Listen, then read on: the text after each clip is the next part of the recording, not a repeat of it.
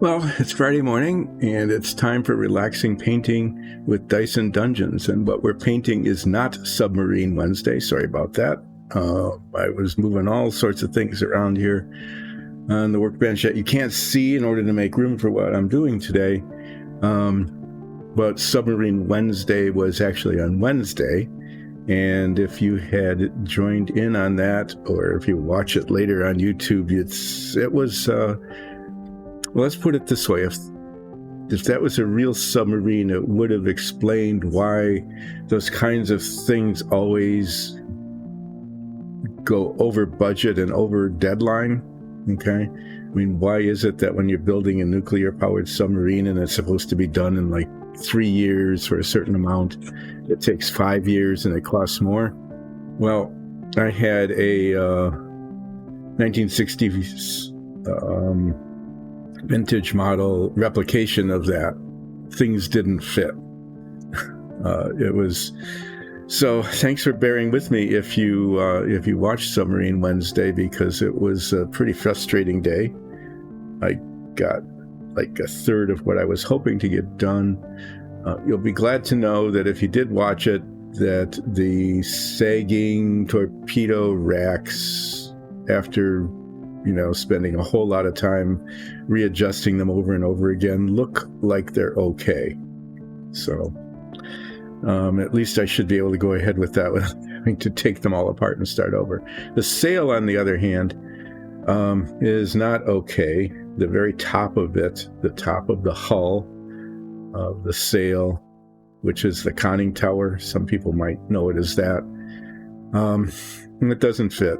And I don't know why it doesn't fit. Put together the parts the way they were supposed to be. So that's going to require a good deal of modification before I can get it to work. But what we're doing today, and what I was going to be putting on, what we're painting, is it was going to say, back to the sewers tiles. And I'm going to be painting sewer walls, putting gray base coat on these guys. There's a lot of them. I'm going to put some on here to show you that there are a lot. And then there's some more floors. I thought we were done with floors, but no.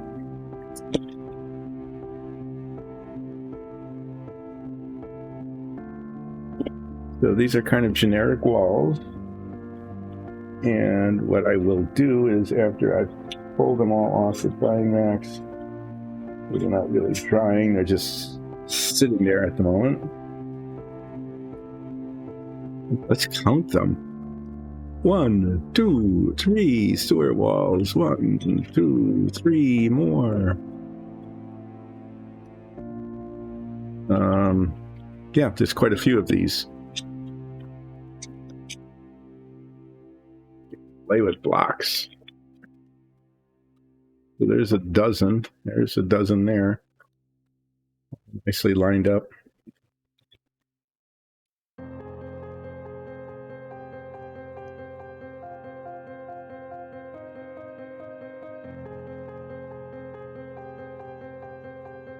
A dozen. There's 28 here. And then there's 1, 2, 3, 4, 5, 6, 7, 8, 9. A bunch more over there. Then we have some corners too. These corners are cool. They're like that. So that you can walk through the sewers and not go in a straight line. You can make turns. Like that.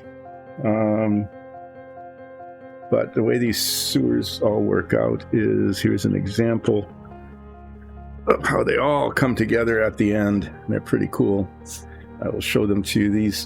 This features many of the features of the sewers. You've got the trough floor, and the trough floor, it's all green and moldy, and then it's brown and black because, that's what runs through the sewers, is kind of brownish, blackish stuff. And then we use a little bit of epoxy here. Can also use realistic water or anything else that's clear that dries this way, just to show the stuff is flowing through it.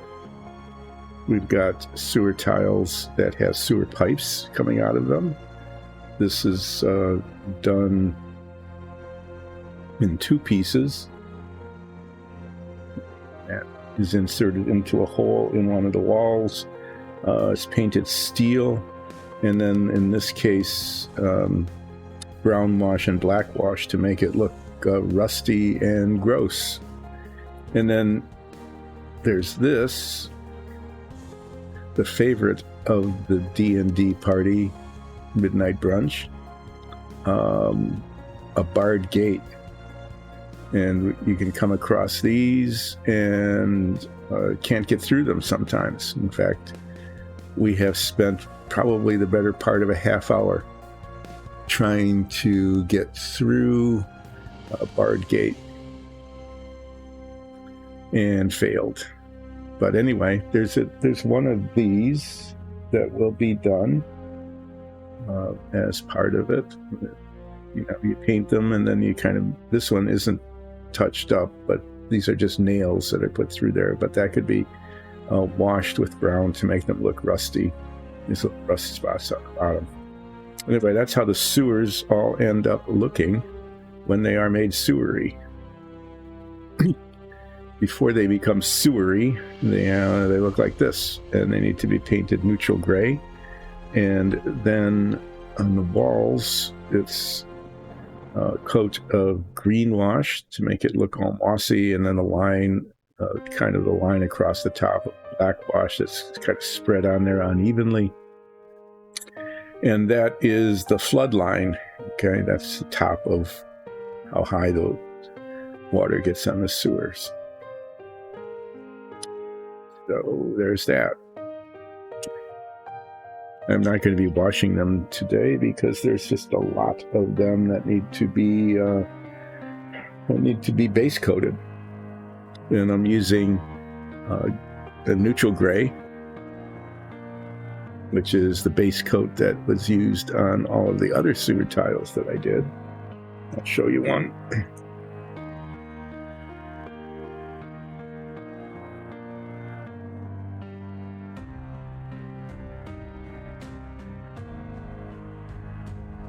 This is one that was base coated and green washed. The additional layers of wash, brown goes on here, and then black in the middle. Okay, those 3 layers haven't been done yet, but that's how these will go. So, time to mix some paint. I'm going to put on some gloves because I actually end up holding the pieces.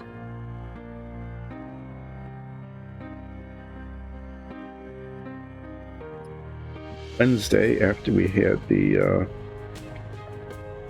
wasn't a disaster, but it was really a frustrating day. That submarine, I just have to say that submarine has been pretty frustrating. I don't remember it being that way when I was a kid, when I did the first one, the original. Probably because I was just slapping paint on and gluing it together and didn't care whether the parts looked right or not. And they sort of fit. But now I'm trying to do it in more detail and be more careful, and it's just going way more slowly than I imagined. So I've got this bottle of paint, which is, I'd say about half empty. I don't know if probably sometime during the stream today I'll be switching out to another bottle. But let's give this a good stir.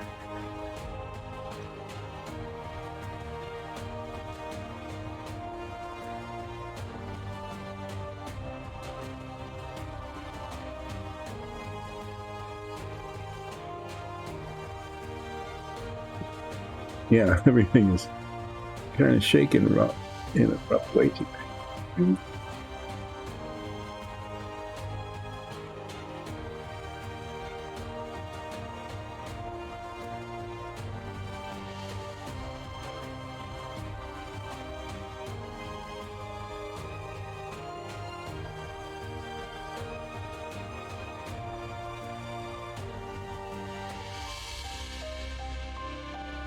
Yeah, that should be good enough.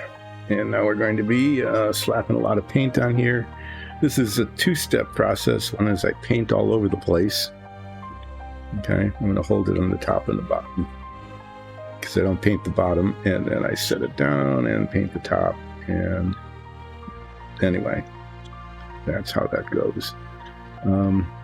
So I get the base coat on like this, and it goes, pretty quickly.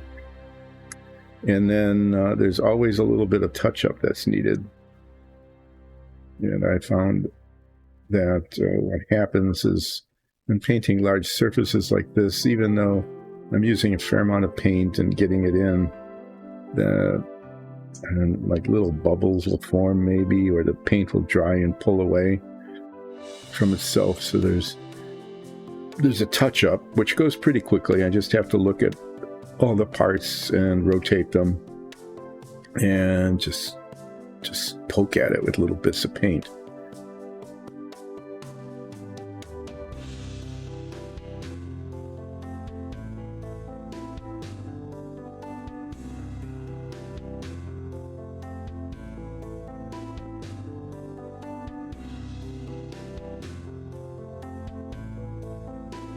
That must have been washed. Yeah, that's the same color.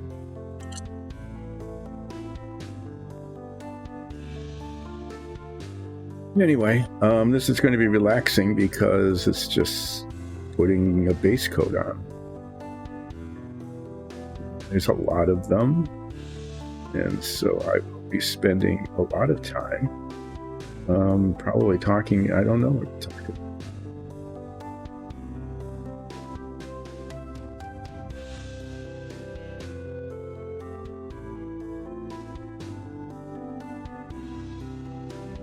Before Submarine Wednesday turned into Cost Overrun Wednesday, because nothing fit, or if it did fit, like I said, the torpedo rack was sagging, and that wouldn't do for a nuclear submarine. You don't want, especially if you're bunking there. If you'd watched it, you can see that there were bunks. There's crew members who actually sleep in the torpedo storage area above the torpedoes. Why not, right? Especially if you're bunking there, you don't want to be, you don't want to have the torpedo racks below you sagging.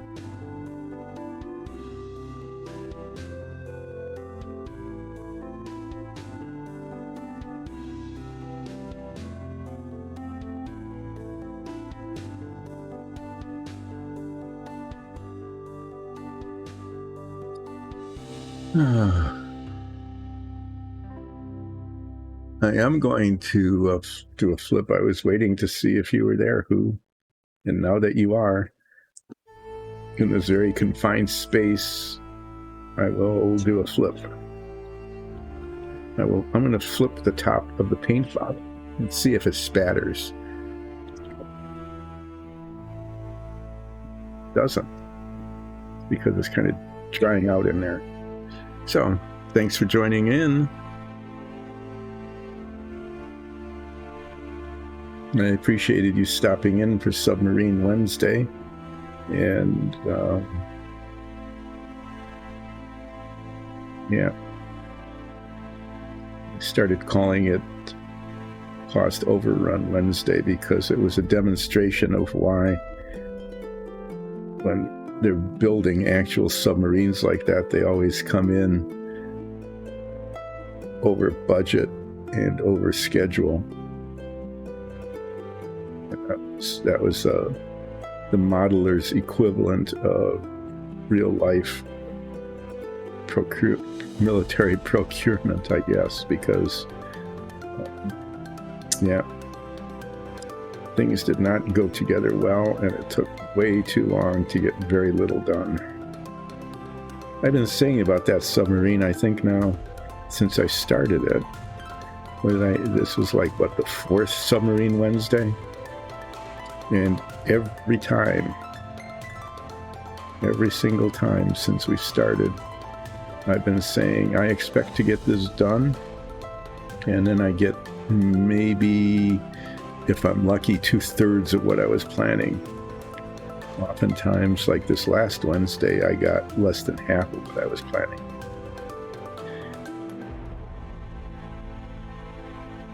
Hoping that, I don't know if it will.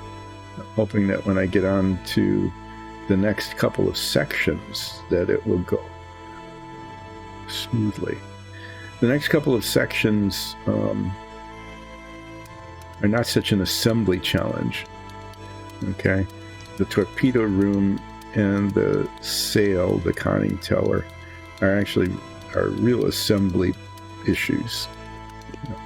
Parts don't fit terribly well. They're like suspended almost. Very small model cement contact area.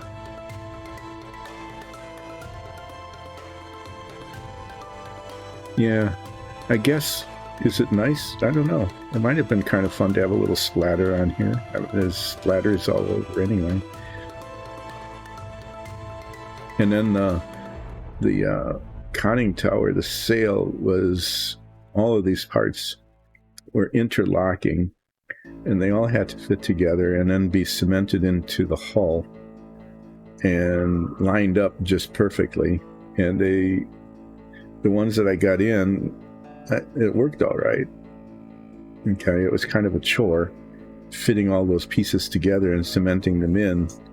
But then the very, very last part, which was the top of the sail, where the hull, basically the top of the conning tower hull, didn't fit at all.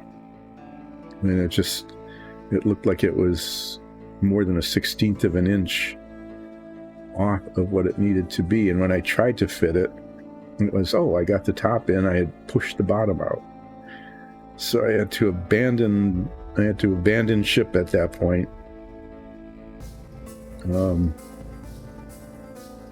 And that particular part is going to require some significant modification before I can cement it on. It's not going to end up showing. I mean, it won't. Nobody will know that it required serious modification once it's done, but it's going to take some time to do it. And I'm not sure that anybody would be really interested in me just sort of filing plastic down or drilling little holes in plastic to try to get it to fit. I'll have to talk with our producers, or maybe who. So do you want to see me spend, the better part of probably a half hour trying to modify a little piece of plastic so that it fits in place? Or should I do that if I have time off stream and then just get it done? Because the next part of Submarine Wednesday is finding dozens of tiny little pieces, little chairs and tables and hams, seriously hams, for the galley, the mess hall, and the bunk room. Itty bitty little chairs and tables and things. So it'll be fun kind of finding those. I'm not sure that they're all there. I might have to dive into one of the backup kits to get all the pieces that I need. And what I know is that those are going to require a fair amount of modification as well, because they have huge mold marks on them. The molding process wasn't very accurate, and so they'll need some trimming and some filing before they can be painted.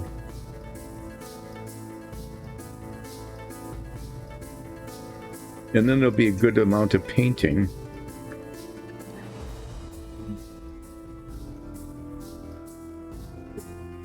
That part of the ship, and some of that will be a real challenge. Like the galley, actually, it has a lot of detail in it, the stoves have little knobs and burners, and the cabinets have cabinet latches and things on them. And so I'm going to try to capture that by painting in the detail with little brushes and pens, and I don't know. We'll see. I have to find the right color for the hams. I don't know if I have ham color paint. And it's not the meat of the ham, it's the outside of the ham. Maybe I'll have to go online and look up ham color.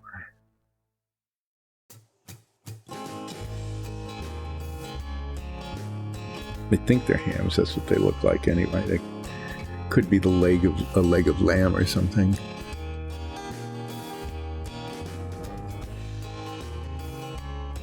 Anyway, the big question is, do I try to modify the top of the sail during the stream so that you can see me spend a huge amount of time just taking tiny bits of plastic off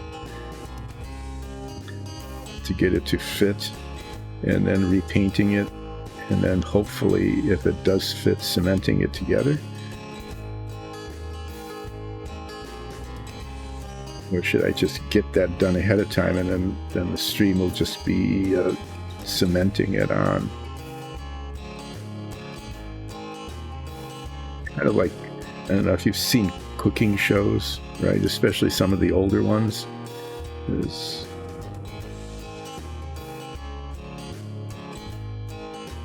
The ingredients are sitting there and already measured out in little cups and bowls and things. So the cooking, they just, toss them in and stir them up. You don't see them going to the spice cabinet and measuring them and spilling some on the floor and then starting over because they spilled it on the floor. That kind of stuff. You miss all of that. So we could do the same thing with the submarine. Or I could subject the viewers of Submarine Wednesday to every excruciating moment of attempting to get this thing to fit together and work.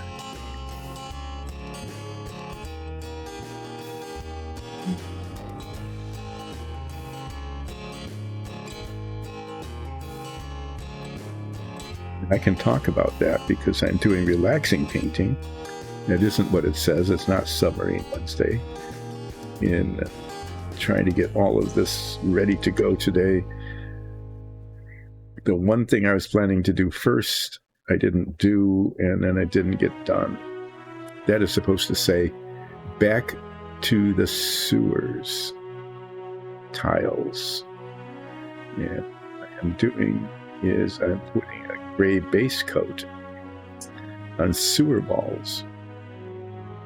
There were 28 of them when I started, and I've got 5 of them done. This would be number 6.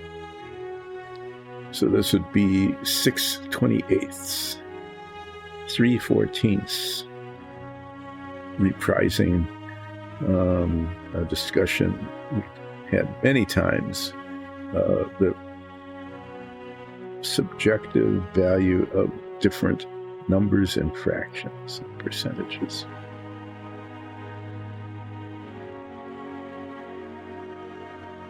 But let's just say that there's many more to go than I have done already.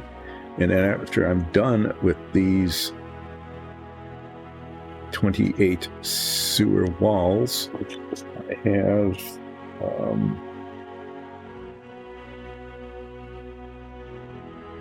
20 corners,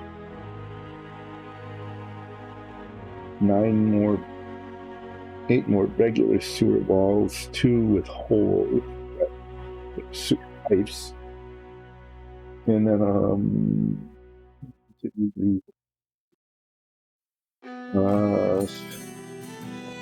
2 dozen floors.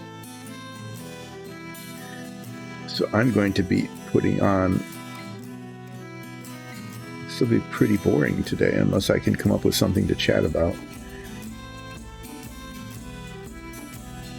Because I can't complain about these parts don't fit together, or they're too small, or I dropped it. The kinds of things that I can do on Submarine Wednesday. so that I don't have to try to think of something to talk about, because what I can do is just, because this is relaxing painting, I can't use some of the words that I'd like to use sometimes when those things happen. So I have to go, just kind of groan and sigh.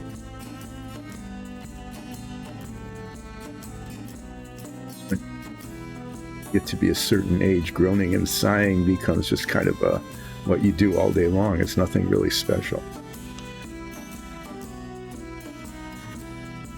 Anyway, let me continue to talk about what Submarine Wednesday was like. Sometimes if you just, if you have a bad day like that, sometimes just going over it again and just get tired of it and you're not upset about it. Yeah, so I have to explain that Submarine Wednesday, which is not today because I forgot to change the little banner, and when I did notice it, the stream had already started. So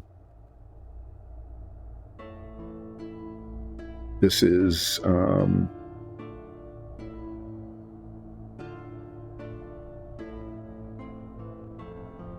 painting sewer tile base coat Friday.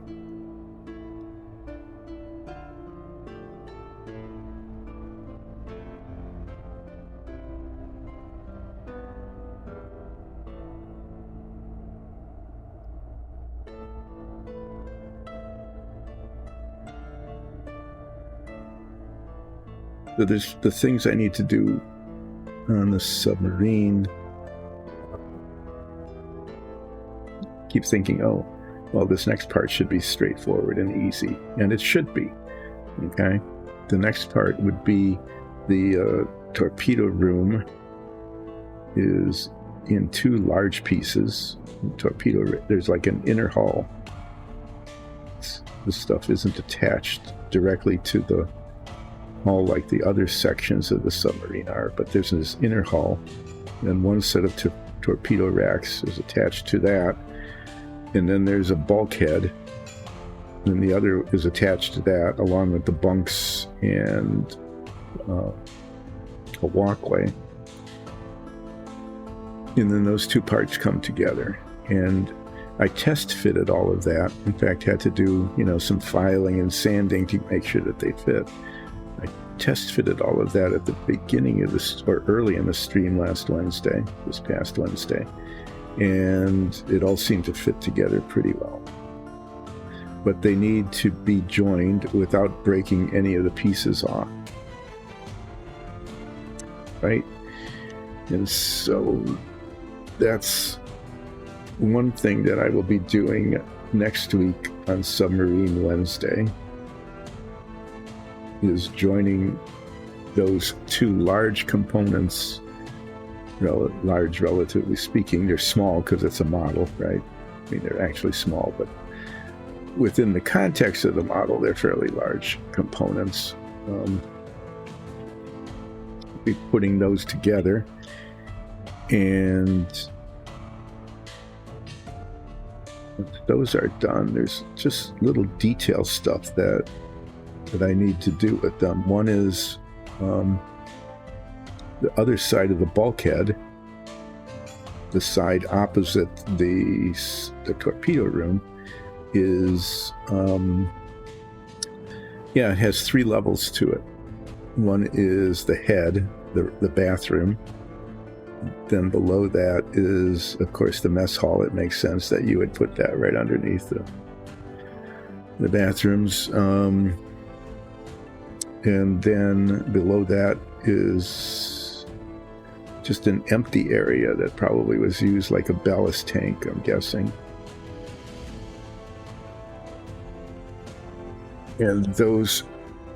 But when all of these other things get cemented onto that bulkhead, there were actually holes that they fit into, like aligning pins, and those show on the back, and that's not realistic. So I'm going to fill those in after I put those two pieces together. I'm going to fill those in with some plastic putty and let that set, and then give it a light sanding. and then paint the 3 levels 3 different colors so that they match up with the walls of the rooms that will be done, that are going to be fitting onto that when the next sections of the submarine is done. Yeah, so actually that, something that might take maybe 3 minutes, put some cement on, hold the pieces together, it'll actually end up taking a good deal of time because there's like many steps that I'm making myself go through to fill in those holes and smooth out the bulkhead.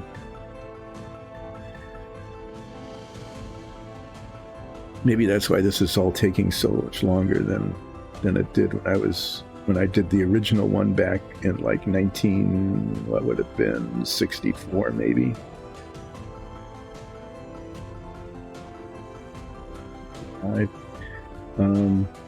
Is because I'm just paying attention to all these little weird details that I didn't even notice existed back then.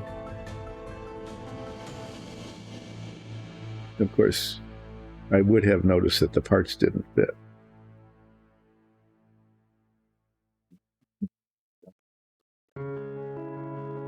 It's to fit.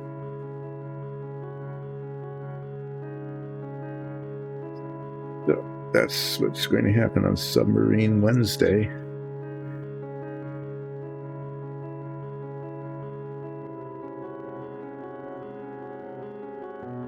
This moves along pretty quickly. It's a little bit dull.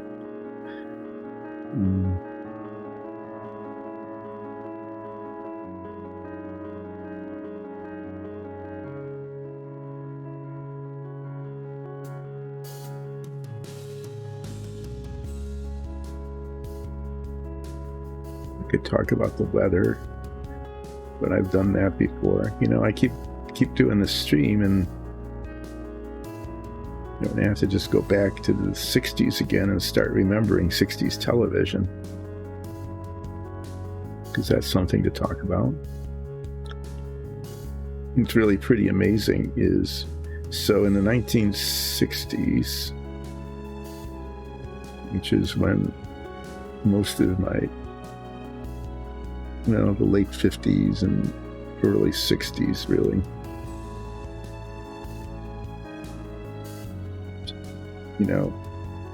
The world had no color then. Everything was black and white. A 12-inch, can you believe that? Okay. There was a time when a 12-inch diagonal television was actually a big TV. I'm not sure that nowadays anybody can even imagine one that small. Put that in the living room, and then you'd sit close enough to sort of see the picture.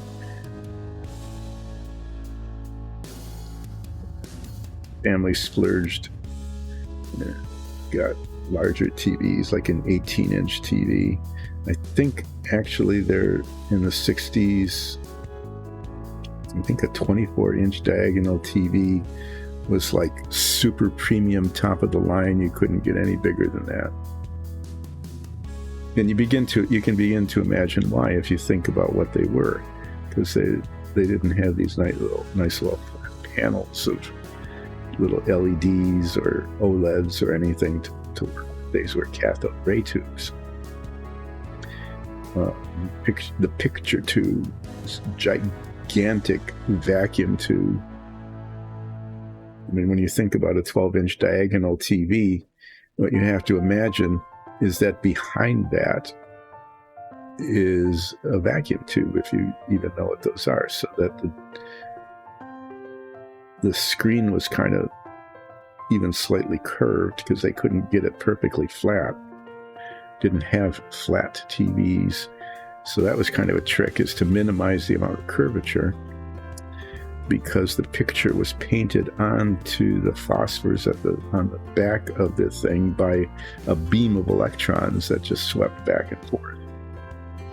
Okay, so the back of the tube had these little electromagnets that swept this beam back and forth, up and down across the tubes, so the tube's surface actually had to be sort of curved.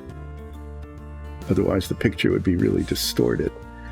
So it was a choice between having a curved screen or having especially the edges of the picture pretty badly distorted, because the distance from the electron gun, electron emitter would be different if the edges of the screen were flat, right? Because you're all coming from this one spot in the back of the tube. The other thing, and this is why old TVs were always so big and heavy, is that, especially the early ones, the length of the tube, and kind of really early ones that had like 5-inch, 6-inch diagonal screens, the tube was in some cases more than a foot long,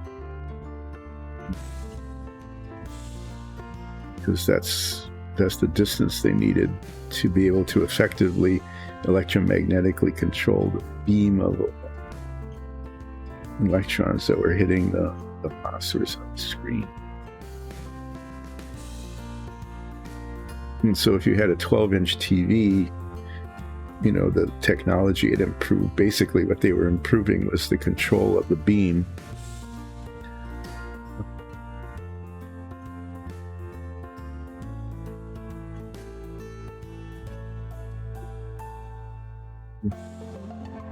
Basically could bend the beam more. You know, that's why they had to have those really long tubes, is they couldn't bend the beam sufficiently to be able to use a shorter distance between the gun at the back of the tube and phosphors on the front. Well, as that improved, even then the 12-inch TV would be like a 12-inch deep. You know, and an 18-inch TV would have to be like 18 inches deep. And these things were made out of really kind of high-strength glass. I mean, it had to be. It was like at the front of the TV, it would get bumped and things like that. So they had to make it a little kind of robust.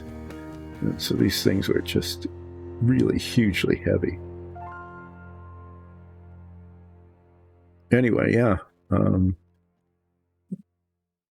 we get to watch some of the first, you know, when the world was still black and white, some of the first TV shows that I remember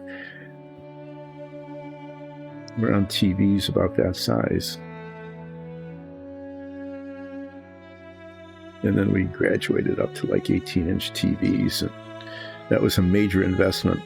I think no matter the income of the family, like I know my grandparents, my dad's parents never bought a car. Just took the streetcar, ran on the electric streetcar, ran on rails, or walked to the places they needed to go. But they had a bigger TV.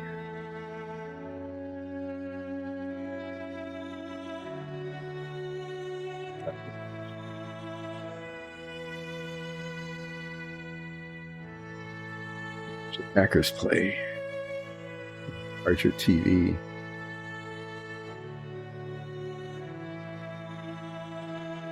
Yep. They even televised those games, I think, definitely in the 60s and even in the 50s. And that was interesting. You know, get so used to how things are now, but there was like one, maybe two cameras for the football game, kind of stationed at the 50-yard line, and it couldn't move around very well, so you had to track the ball yourself and that kind of thing. And everything was fuzzy.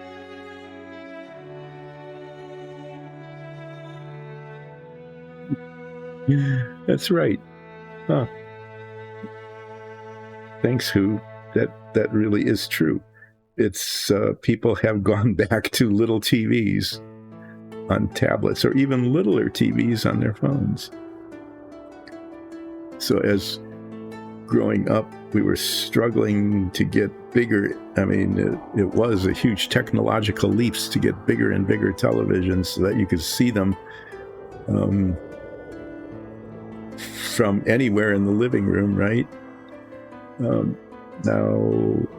they're all getting little again.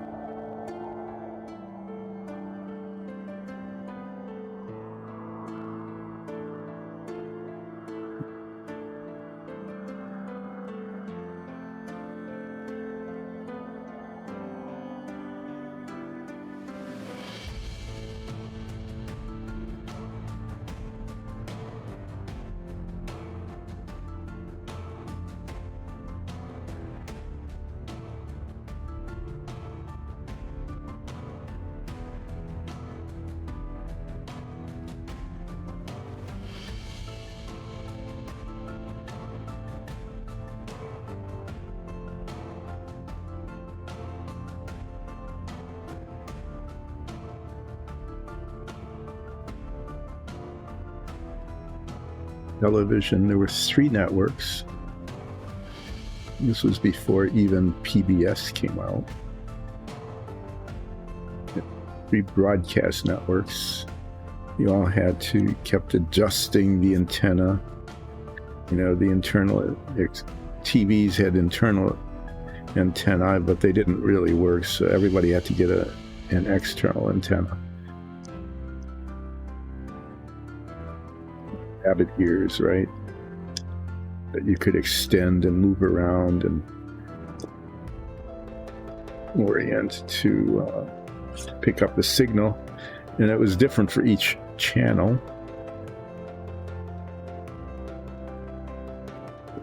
It was actually a ritual in TV watching back then that you kind of had to go through. One is that the TV had to warm up. And that was kind of literally what happened, is that this thing was run by vacuum tubes. And the vacuum tubes had to heat up. They had to get warm before they were working. Televisions put out a lot of heat. So if you wanted to watch something after dinner, you didn't have the TV on before that, or during dinner anyway. It's like, hey, the show's on in 5 minutes, go warm up the TV. So you turn it on and, start out with a little spot in the middle, and then that would eventually grow to the size of the full picture. Then you didn't have to adjust the horizontal very often, okay? But you had to very frequently adjust the vertical. And what that meant was that the TV picture would scroll. There was a vertical hold because it was scanning from top to bottom and left to right. Sometimes it wouldn't stay in sync, and it would roll on the screen, so you just see this picture moving from bottom to top over again and again. So there was this little knob that sometimes was inconveniently placed in the back, but it was always the thing that you paid attention to, is getting the picture to do a vertical hold.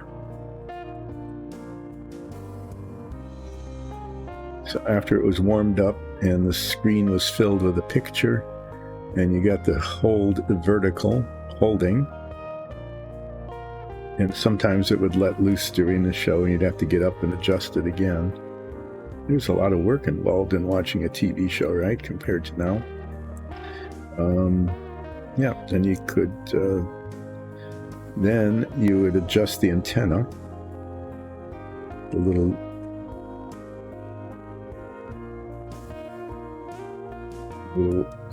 wire things. You'd extend them or contract them and move them around until the picture was as clear as it could be. Sometimes that took two people because the antenna was attached to the back of the TV and set on top of the TV. So as you were moving it around, rotating it and extending and pointing it in different directions, someone else would have to be watching and move it, and they'd say, oh no, go back, and then you do that until finally it was adjusted. If you change channels, sometimes you'd have to readjust it because the transmission towers weren't in the same place, right? So signal would be coming from a different direction. This all got better as time went on, but initially it was, you need to do all of those things in order to get to watch a TV show.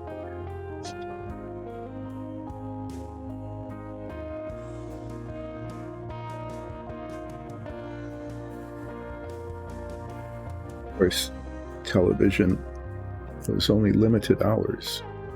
It was, if you got up early, all you got was this thing called a test pattern, which I think still exists. It was a test pattern for the broadcasters. It was made up of different lines and shapes, circles and lines and diagonals and things. They used it to adjust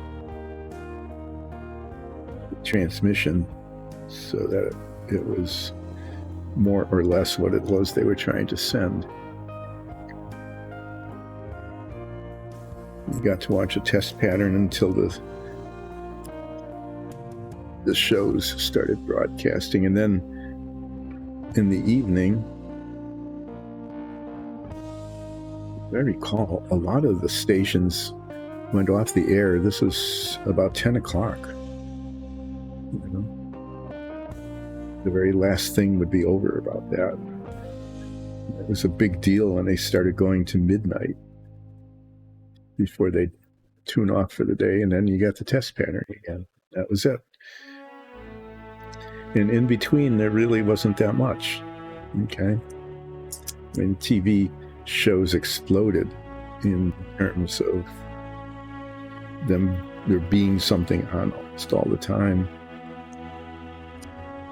during the late 50s and 60s, but before that there weren't that many things to watch, and a lot of them were locally produced. The local TV stations would put them on because the national broadcasting was mainly during what we call prime time now.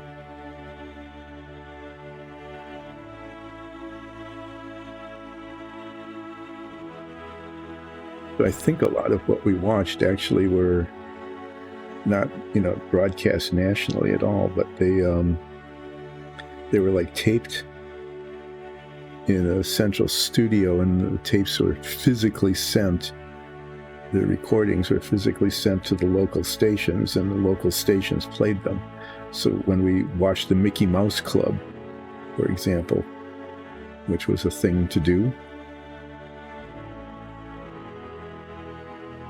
watching was the recorded version of it that was sent physically to the local broadcast station where it was played. And then during parts of the day, especially like after school stuff, that'd be like 3 o'clock or so,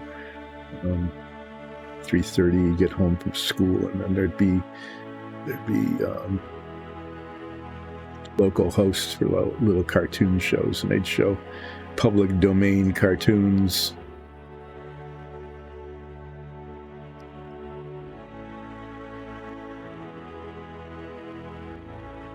Have little contests, throwing ping pong balls. They'd invite local kids in, and you get to hang out with the clown and throw ping pong balls into cups and win a little prize or something. There was just a lot of that.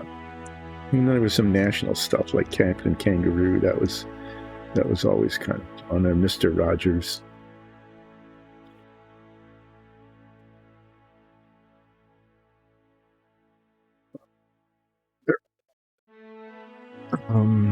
No. 10 more of these to go in this chunk.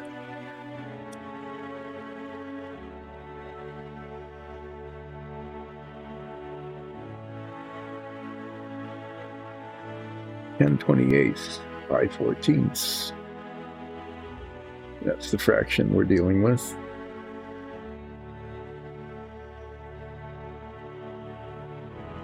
So that means 18 28ths or 9/14ths have been completed. That's more than half. We passed the halfway mark without making a remark about it, because I was talking about ancient TV.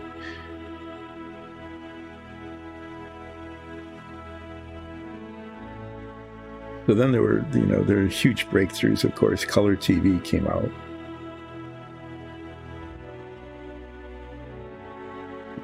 Picture was, say, coarse-grained, okay, because with black and white,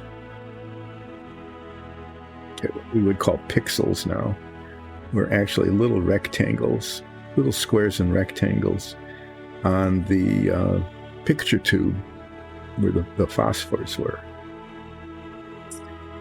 And with black and white, it was just one color. And the brightness, all the way from black, kind of dark gray to very bright, kind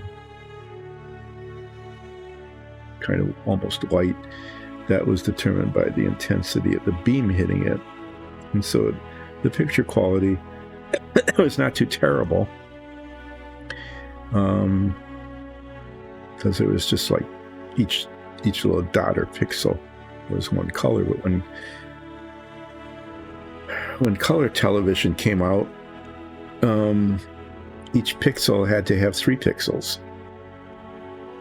Okay, it was red, green, and blue, because those were the 3 light sources that made up all the colors. And so what happened was that they couldn't make them any smaller than they could make them at the time. And it wasn't so much that the little phosphor things, the pixels on the screen, couldn't be made smaller. It's just that, that was part of it, part of the manufacturing, but it was also the accuracy of the electron beam that was shooting at them.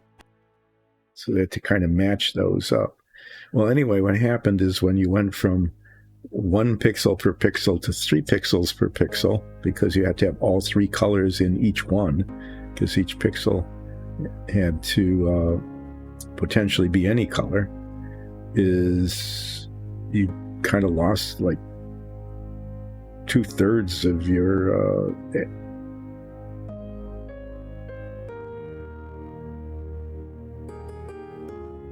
sensitivity was the right word, accuracy,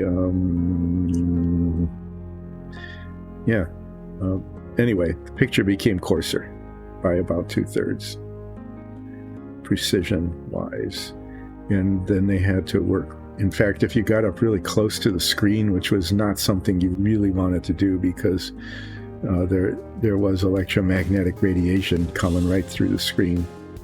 But anyway, if you got up close to the screen, you didn't need a magnifying glass or anything. You could see the 3 pixels. They were that large that you could see them.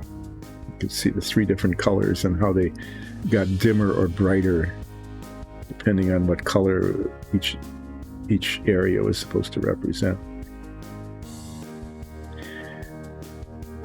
So we got color, but we got fuzzy color. So that was a big breakthrough. And at that time, there weren't really any small color TVs. Part of what it was that, they could make larger tubes, picture tubes, and they could bend the electron beam more accurately at a bigger angle so that the tubes got less deep. They weren't as long, so televisions could be a little more compact. That is to say that they didn't have to be as deep as they were wide. But because they were packing 3 pixels into each pixel, in order to get any kind of picture at all, given the size of the pixels that they could make and the accuracy of the electron beams, and there were 3 beams, one for each color. So you can imagine like that engineering marvel. That was done, there were no computers doing that. It was all analog stuff. Yeah, the screen, color TVs tended to be large out of necessity, because otherwise the picture quality would be so bad that it wouldn't even work. Couldn't get enough pixels on the screen.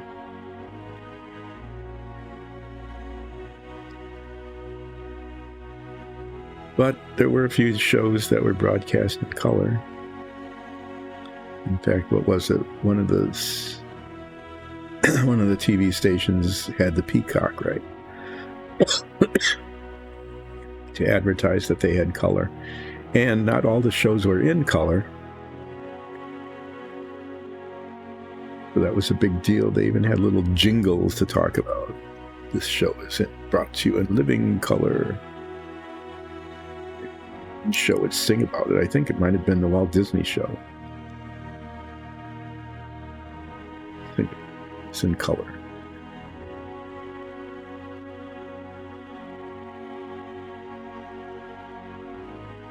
And you see, sometimes they'll show you rebroadcasts, you can look them up on the internet, rebroadcasts of old television shows, and they look all wavy and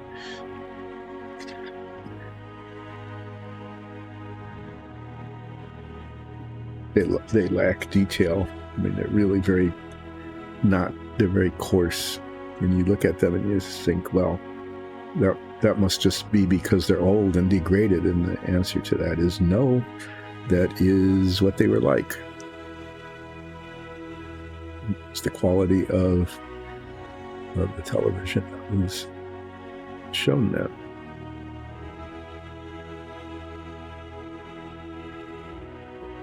So what shows do I remember?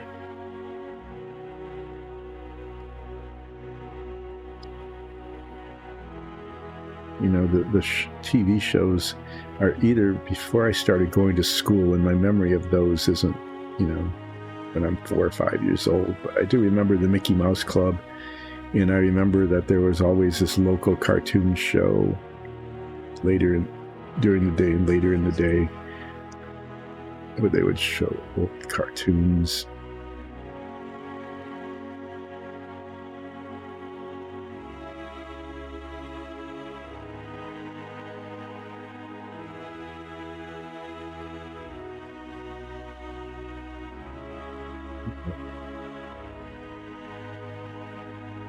We had local broadcasts. It was sort of local news and weather. There really wasn't very much on. On weekends, there was a local bowling show, Bowling with the Champs. And it was local. I mean, it was just right there at one of the bowling lanes in the city. And they'd bring local people on, and we'd watch bowling. That was fun. And football, when that started. I don't recall watching baseball on TV until later. There must have been some sort of deal about whether that could be broadcast or not.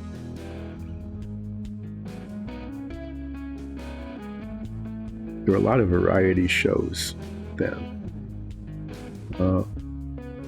I think, in fact, most of the early TV were spin-offs, continuations of old radio shows. Same people in it. You get shows like The Honeymooners, which later became The Flintstones. A lot of kind of comedians had, but I managed to get off screen there because I piled up all these blocks here.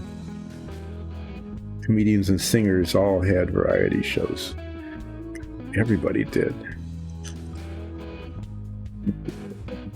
Jackie Gleason had one.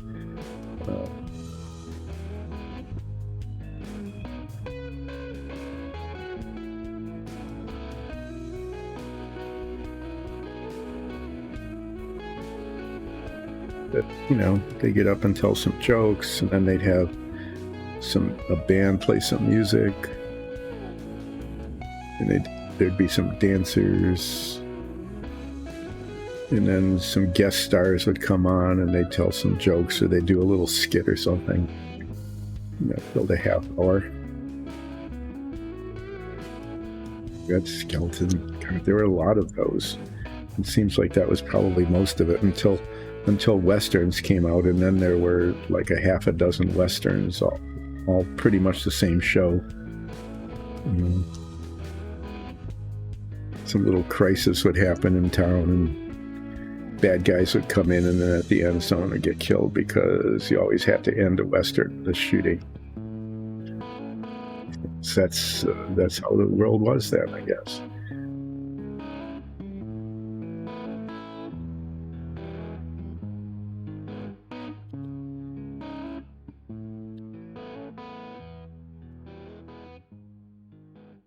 Making room here so I can put more of them down.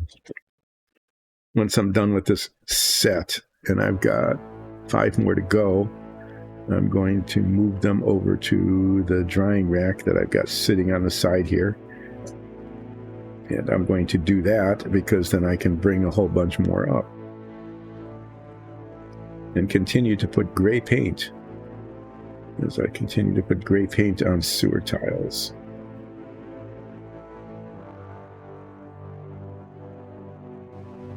Too many people joining chat today, so I hope some people are watching the stream. I hope you didn't all get disillusioned with relaxing painting with Dice and Dungeons because Submarine Wednesday was so difficult.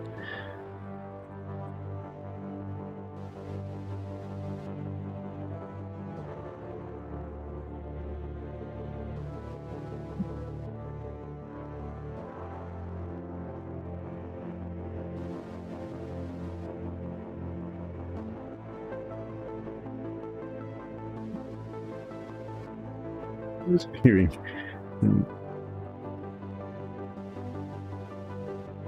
dogs are having apparently a hunt and chase. I was just hearing some people just hearing some voices, real voices. I wasn't just hearing voices, not that that's a terrible thing at all, but I was hearing them yelling to the dog. And sometimes yelling to the dogs is something is going wrong and needs to be addressed, and sometimes it's just they're playing. So I hesitated there a moment as I found out that it was playtime and not something bad had happened.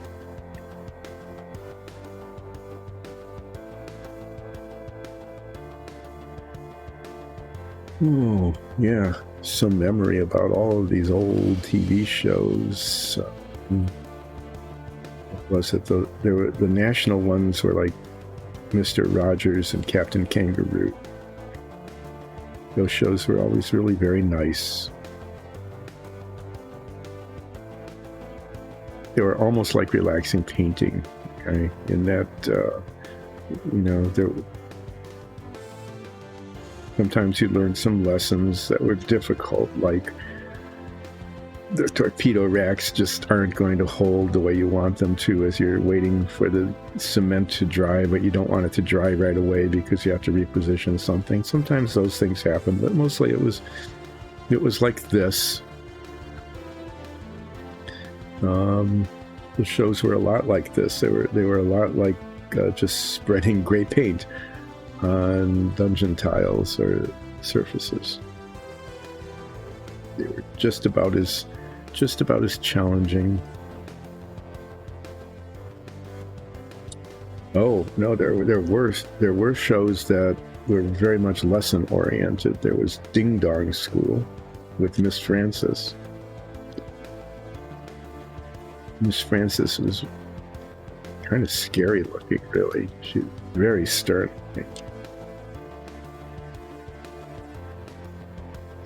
One of the shows, I'm not sure if it was that one or a similar one, had little morality lessons where you had bees. I mean, like bees, pictures of them. And you learned that you should be a doobie. Do be a doobie. Don't be a don't be.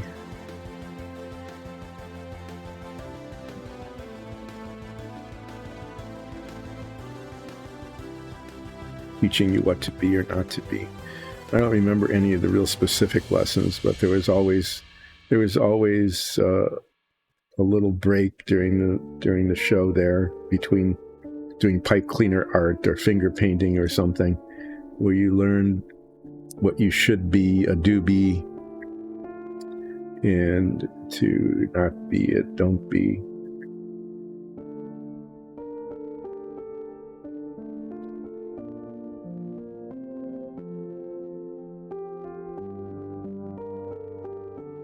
Yeah, one of them,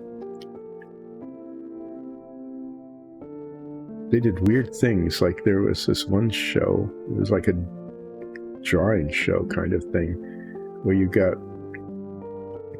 could get weird things through the mail then too. And one of them was you could get these little plastic sheets that through static would cling to the front of the TV screen. And there'd be like the equivalent, I think, of a felt tip pen, maybe. Kind of like a soft crayon. And you'd stick this thing on the TV screen. And then you would draw along. There was like a drawing lesson. They would draw on what to us would appear the TV screen. And you'd pretty much just trace it. Okay.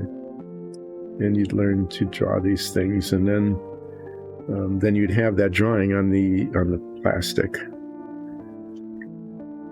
which you were then supposed to erase somehow, like with a rag and soap, I guess, and so that you could reuse it again for the next one. Yeah, I remembered that. That was kind of a cool thing.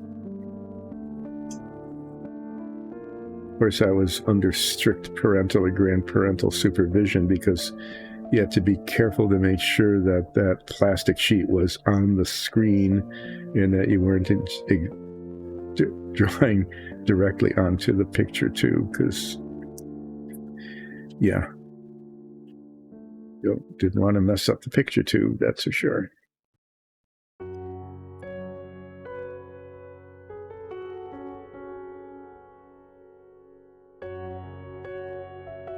So there was, yeah. And of course, there's always a bozo show. I think every locality had their own local bozo.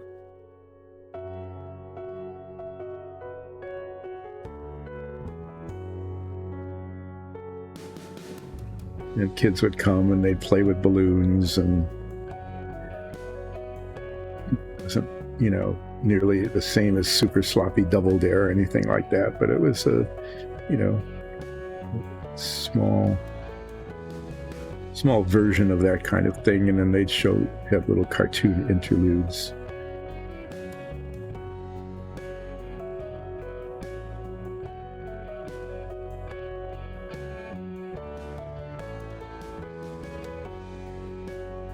And then as we got older, we got much better cartoons, like the Rocky and Bullwinkle show, and Yogi Bear, Hookjaw McGraw, El Kabong, who was in fact Hookjaw McGraw.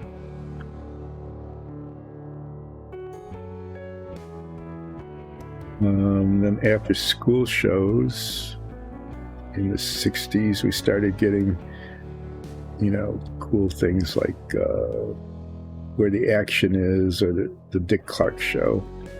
American Bandstand. And at the time, we didn't think we were seeing anything special. You know, they were just bands, but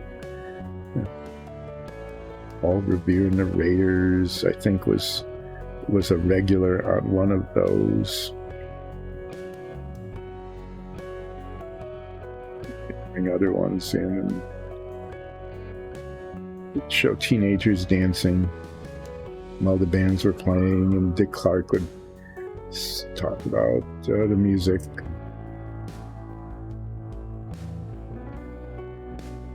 I think I watched that mainly because my mom liked it.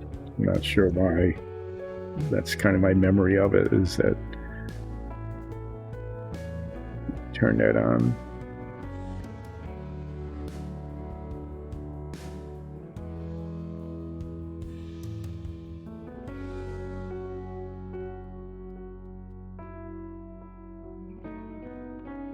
They're having fun playing upstairs. I don't know if you can hear that or not, but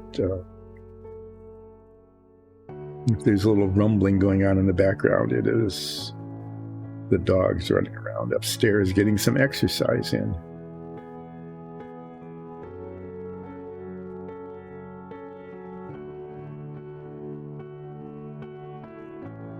Well, there's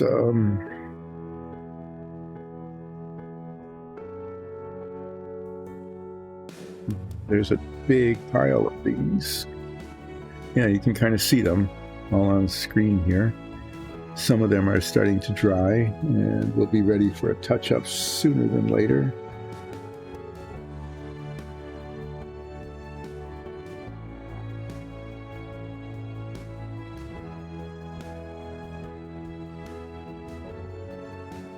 Most of the touch-up looks like it'll be things like getting in between here, where the space, for example, the space between the blocks is really quite large. I mean, it's pretty deep, but it is what I mean.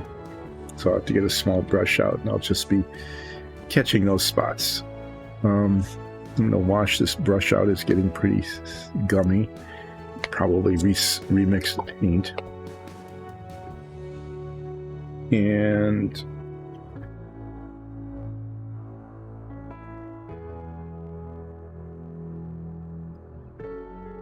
should have left myself more room here.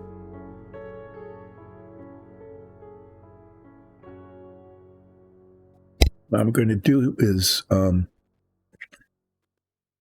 just going to shove stuff aside.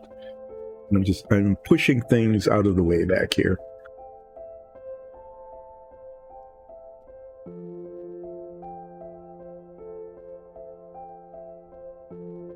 And I want these guys to dry so I can touch them up. Put them on the drying racks. So far away that I won't be able to get to them again easily. So I'm just shoving them all away. What have I got next? I have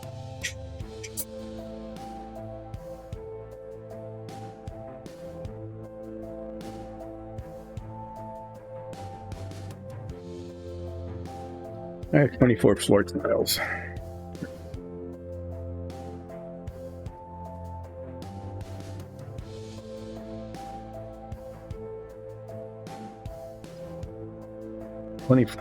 Twenty-four is a good number to work with if you want to go back to doing fractions and decimals. The division too hard. It's not like when you're dealing with a 28 of something, or worse yet, a number like 23, where you can't turn it into, well, you can't reduce the fraction at all.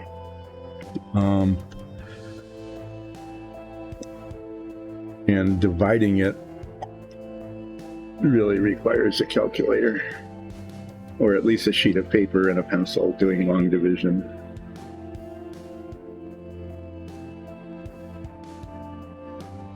Okay, so as you recall, when I'm doing floor tiles, I stick them on here, so that I can get all around the edges, and then I pick them up and touch up you know, sometimes the paint comes off of the corners and I can touch that up later. Anyway,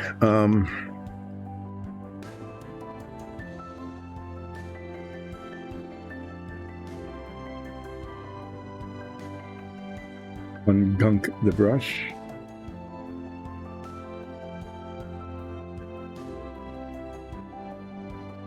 And we'll start with 1/24. This is block 1 of 24.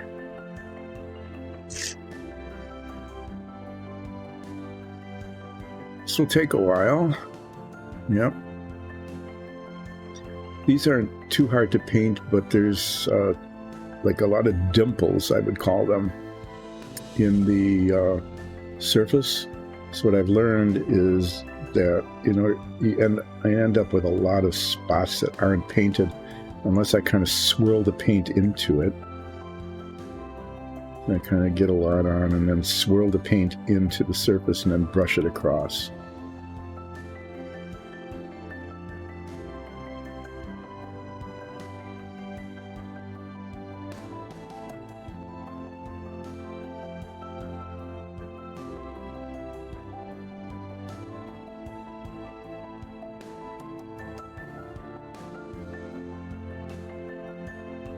There was just, as I was saying,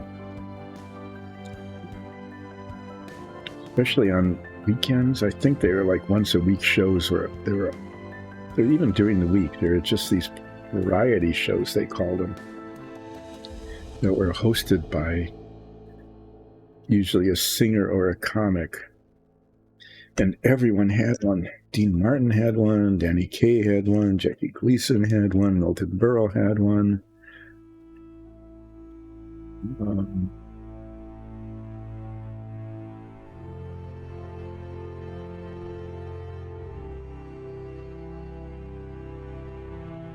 they were always kind of formulaic, you know, you'd have a little comedy routine, you'd have some songs, there would be a dance group, there'd be some guest stars.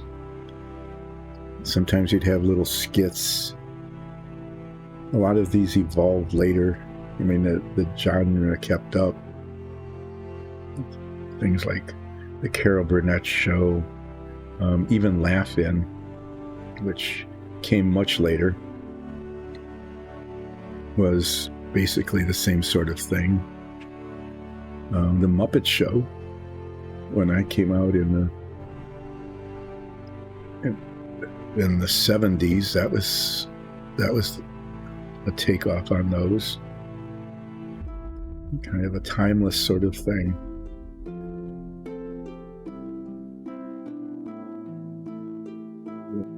Watch television now. I guess we get, you know, it's not quite the same. Things like The Voice and whatever are not quite the same as those shows used to be. But there were a lot of those. Basically all the old radio stars, and they all had radio shows. Jack Benny, you know, that kind of thing. They brought the radio show onto television.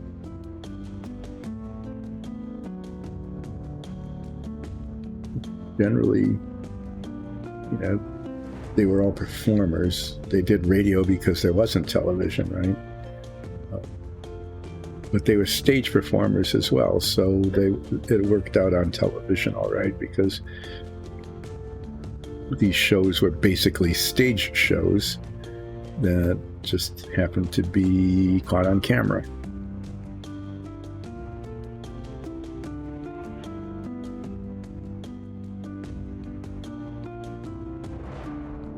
Then there were music shows.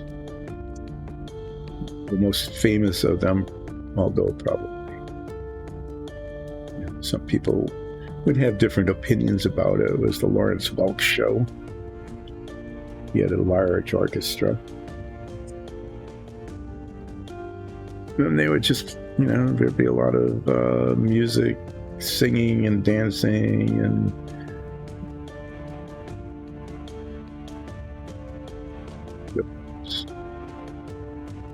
always enjoyed by old people. And those old people were replaced by new old people, and the show just kept going on. It's kind of fun to watch some of the old ones now. I mean, you think of the Lawrence Welk show as like the epitome of 1950s and 60s, especially 50s conservatism, because I mean, it just was.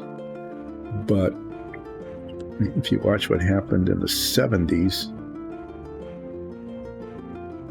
everybody started wearing brightly colored polyester leisure suits, and all of the men's hair got long. Used to that long hair was a terrible thing, but long in the sense of coming down over their ears, covering half of their ears. So that became a fashion even on the Lawrence Welk show, even for the old people, I guess. And like I said, it was always old people. It was, no matter what age you were, the people who were in the audience dancing and so on in the Lawrence Welk show were always older than you were. And they're always older than anybody you knew, even your grandparents.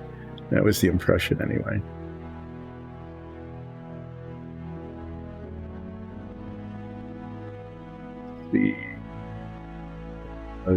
The Mitch Miller show, that was very much the same. Mitch Miller had a band, an orchestra band kind of thing, and played songs.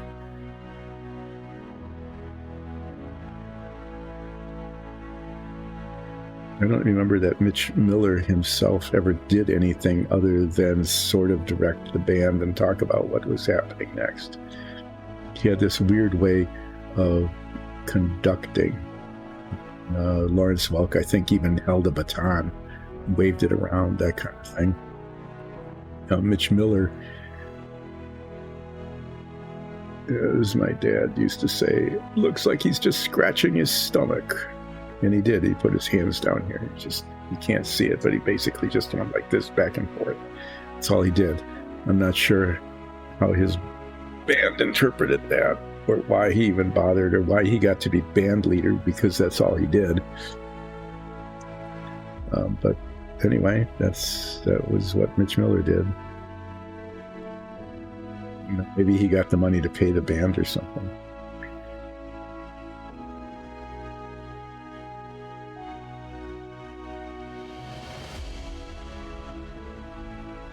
I think on some of these shows they even had some of the old big bands would play, Benny Goodman and things like that, but I don't recall that very much.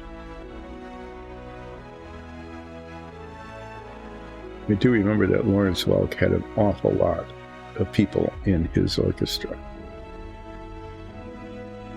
It was huge. It must have been like 20 of all sorts of different instruments. They had like 3 trumpets and trombones. There was always an accordion. Sometimes there'd be a piano, various woodwinds. There'd be a clarinet or two.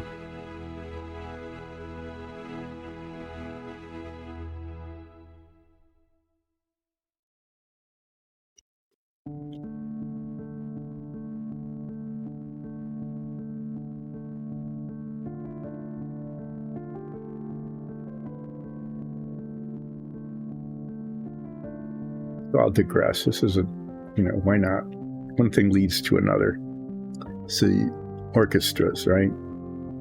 If you go to an orchestra now, in orchestral performance, you'll see that, anywhere from like 25 to maybe 60% of the members of the orchestra are women.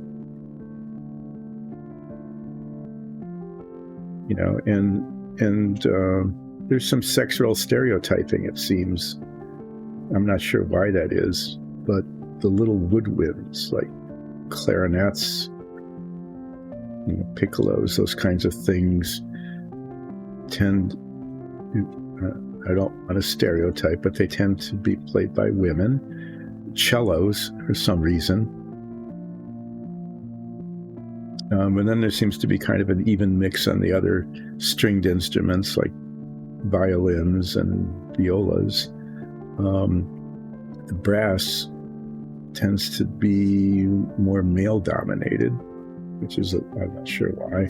And the same thing with the string bass and timpanis, percussion. Anyway,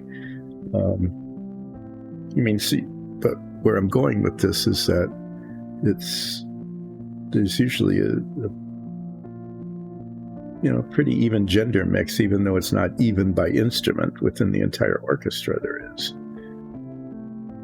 And so if you look at a vintage orchestral performance, some famous ones that were recorded, there are no women playing at all. I saw one. My impression was just there's something, before I even recognized what it was, I noticed right off that something was just really different. This isn't what I'm used to seeing when I'm watching an orchestra play. And my first impression was there are men playing clarinets and small woodwinds. It's just the woodwind section. Then I looked again, and it was like, whoa, there are no women playing this entire orchestra. Like 50 instrumentalists or whatever it was. They were all men, and all these men were playing instruments that are frequently played now by women.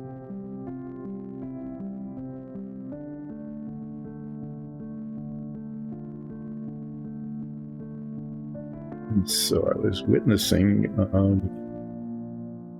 1950s sex discrimination in instrument playing. And the stories are, and these are true, that it wasn't until they forced orchestras to do blind auditions that women were actually hired to play in the top orchestras. Because, apparently women weren't competent at anything.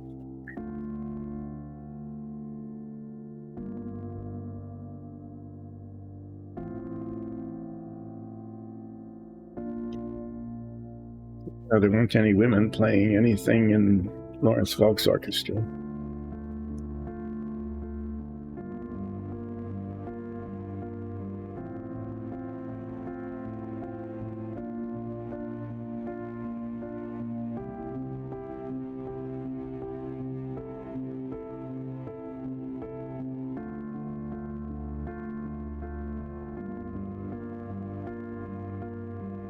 It's kind of weird. Growing up long enough ago to have lived with these things that just seem kind of weird now.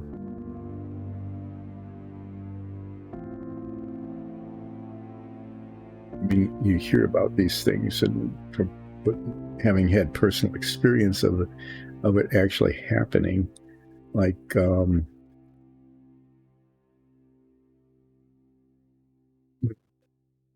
in our early 20s,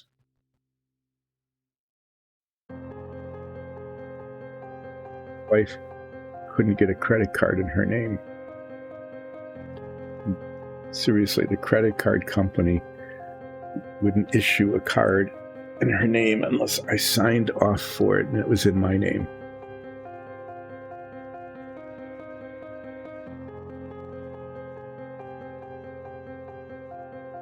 There wasn't any reason for it. It's just, the guy, of course it was a guy on the other end of the phone, trying to explain this, like, well, no, we don't issue credit to women. But if you're not married, can you get credit at all? I'm not sure. I think it must have been incredibly difficult. But if you were married, then you didn't exist anymore as an independent person, I guess, and you had to have your husband sign on that.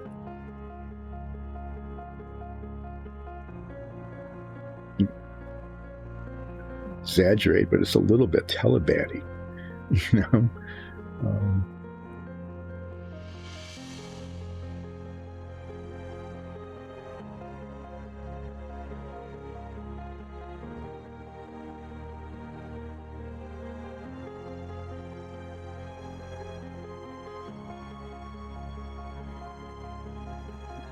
Or anything like that too much, because then this would be controversial and people wouldn't be relaxed. But I just have to say that I mean, noticing those things at the time, you just didn't notice them at the time, but now in retrospect it's kind of weird.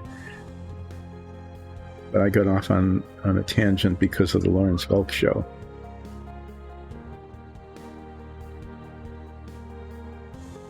Which you can still watch on PBS. They still replay them. And they especially, they don't, I haven't seen the really old ones, that were still in black and white before the men's hair started growing down over the tops of their ears.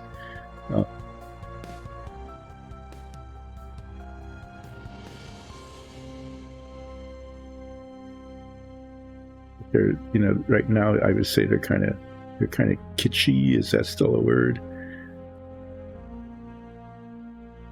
It's kind of fun to watch just for the experience of watching it. But in order to get the real feel for the Lawrence Welk show, you need to get some of the really older ones.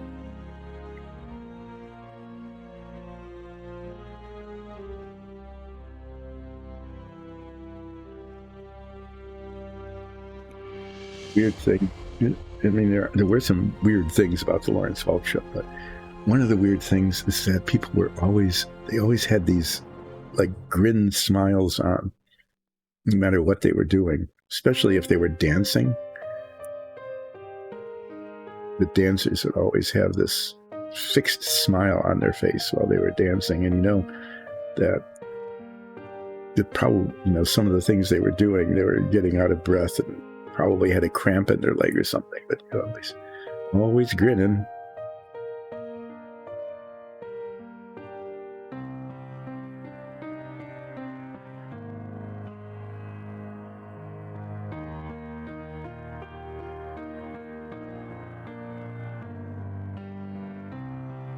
Same thing was kind of true of the musicians when they were playing. I mean, not the ones who were playing wind instruments. They had to be blowing in their horns and stuff, right? So they couldn't be smiling. I suppose they were supposed to smile underneath the blowing into the trumpets or the trombones, but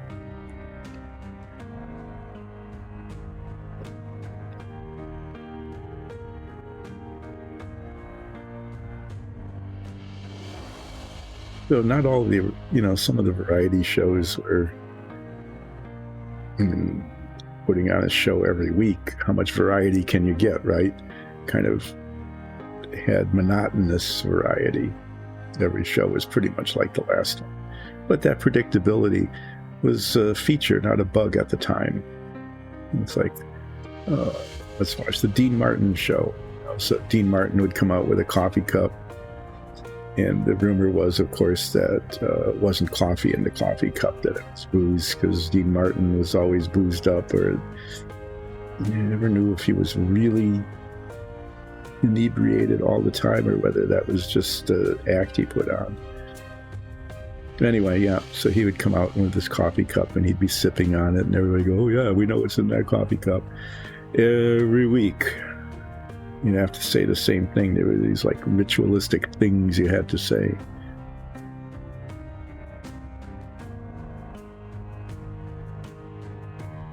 And then he'd tell some jokes, and I don't know, they might have been the same ones, like there might have been maybe 7 jokes or something, and then he'd just like cycle them through, so once a month he'd come back to the first ones again.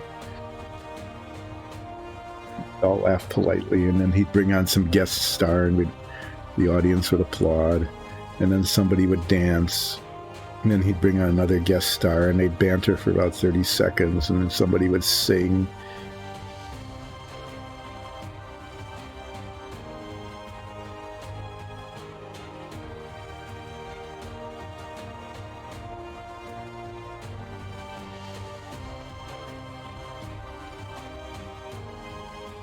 You know, that's what makes them not very memorable, I guess, other than remembering who had them.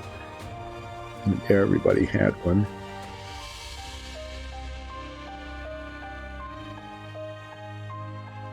Oh, Ed Sullivan. How could I forget? Ed Sullivan was like the epitome of the variety show. Ed Sullivan himself had no talent and didn't pretend to be it. He just emceed the show. And he talked kind of funny.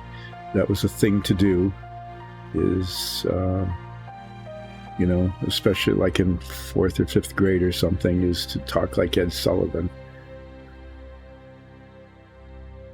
And nobody could really talk like Ed Sullivan, but the kind of a joke about him is he wouldn't say show, he would say shoe, although he didn't really say that. That was the imitation. Tonight we're having a really big shoe. And he just kind of awkwardly talk about what was happening on his show. And he had some really big names, you know. When the Beatles came to the U.S., they appeared on the Ed Sullivan Show, because if you got onto the Ed Sullivan Show, you big name entertainer. So you either had to be one already, or you had to have a really good agent who could get you on the show, and then you would become one.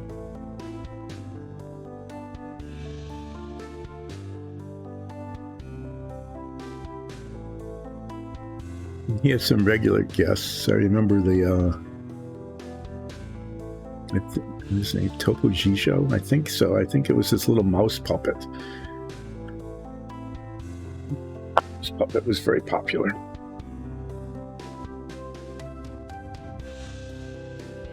Managed to fill the time without talking about numbers. I have now got 8 left.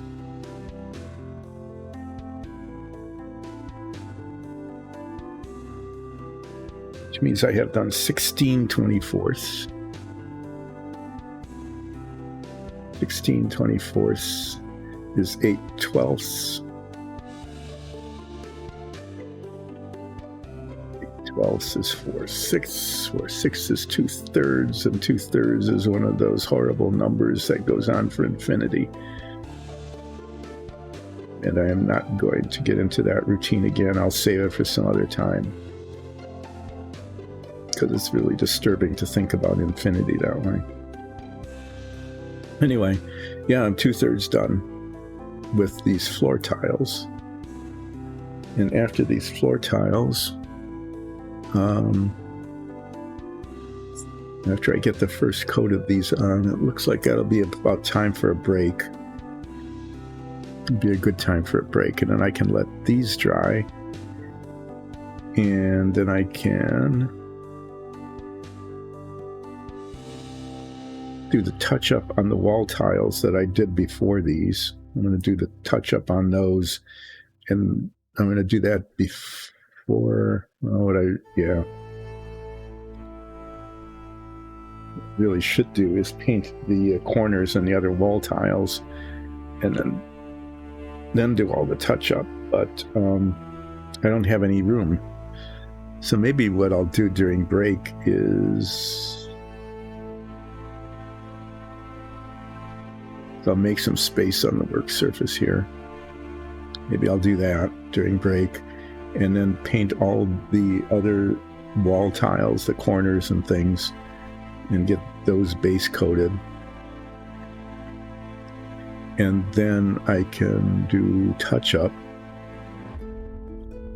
And after I do the touch-up, I can put them back on the drying racks, which will involve me from time to time getting up and moving the drying racks off the bench that is sitting next to me over onto the shelves on the side. So I'll get a little bit of exercise after break after every 24 tiles or so as I put the drying rack up on the shelves.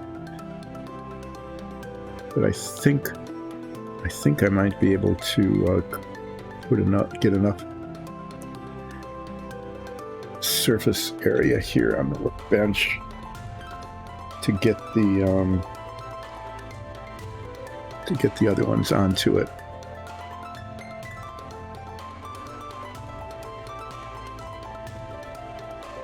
I'd rather do it that way, because after I do the touch-up, I can put them right on the drying rack right away and get them off the workbench, whereas here, if I started doing the touch-up on those, get off sequence, and I guess I have to get a new jar of paint anyway, because this one just might make the last half dozen. I'm on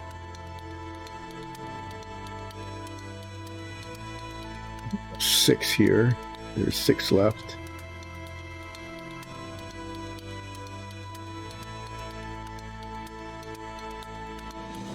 Do a countdown.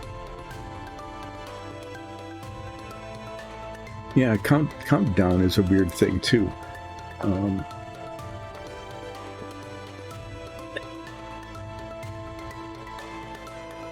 It's like you can't do anything without counting down, right? 3, 2, 1, 0, like Mythbusters and stuff. I mean, you have to do that. And then you have the backward clock for space launches and things, but that was never a science thing at all. It came out of a movie. I think it was an old German movie. Space flight thing, like Voyage to the Moon, maybe. I'm not sure if that was it. Anyway, it was an old movie, and for some reason they counted down to launch time, and then that became the tradition. You can't do it without that. You're counting down to 0.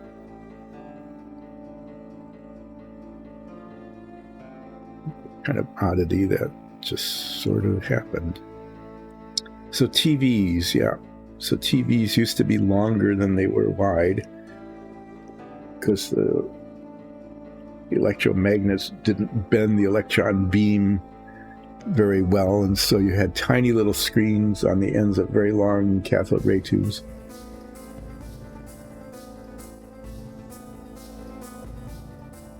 And the big breakthroughs were all incremental. Kind of weird to say a breakthrough is incremental, but they were. The incremental things that made it much more convenient to have a TV and actually allowed you to be able to see it from your sofa instead of having to pull up chairs up to the TV.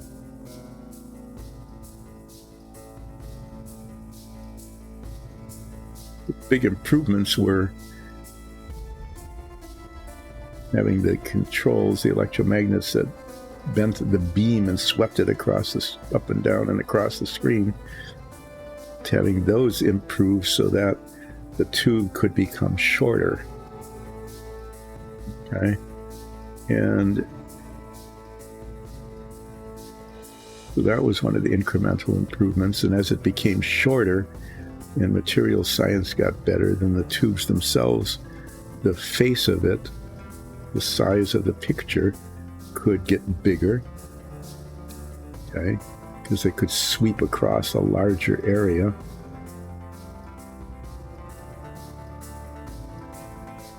And then the size of the pixels got a little smaller,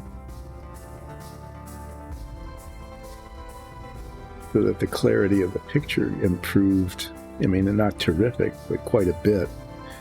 So that the lines, you didn't see the lines on the screen from the sweep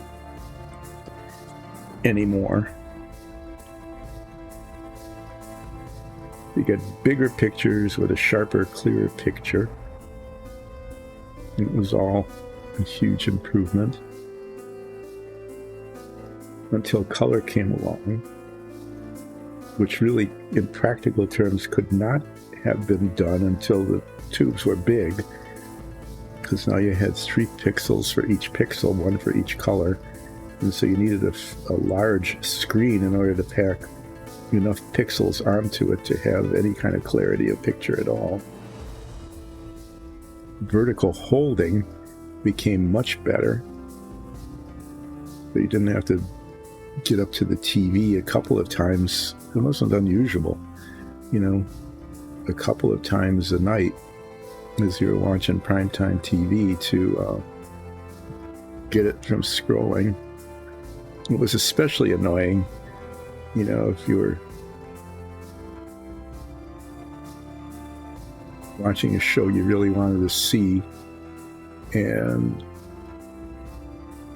suddenly the picture started scrolling on you.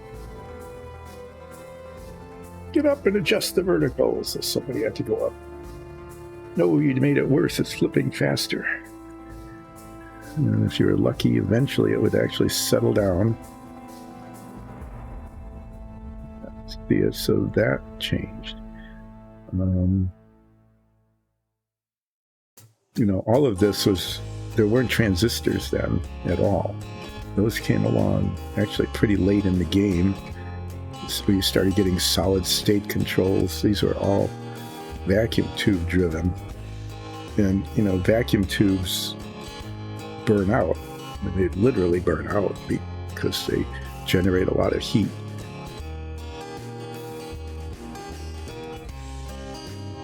So a lot of retail stores, like I remember our drugstore, which was, a variety store as well. Drugstores haven't changed very much. Anyway, inside the entrance, there was a tubes testing station, and behind that a rack of all sorts of different vacuum tubes, because when your TV stopped working, you could either call in a TV repair person, and that was a thing then. Repairing TVs was such a deal.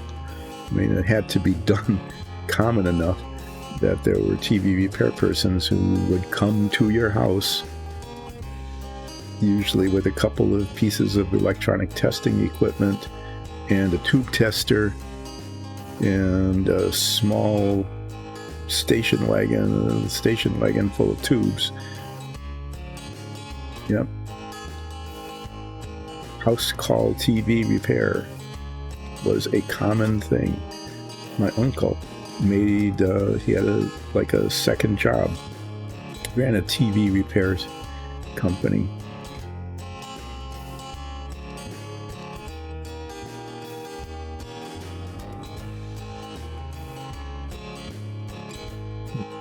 Yeah, I mean, that's the thing to think about. You can't think of that. I mean, can you imagine that now? That if, you had trouble with your TV or your tablet or the monitor, that you would call the TV repair service and somebody would come to the house and unplug it. And, oh yeah, that was always a thing.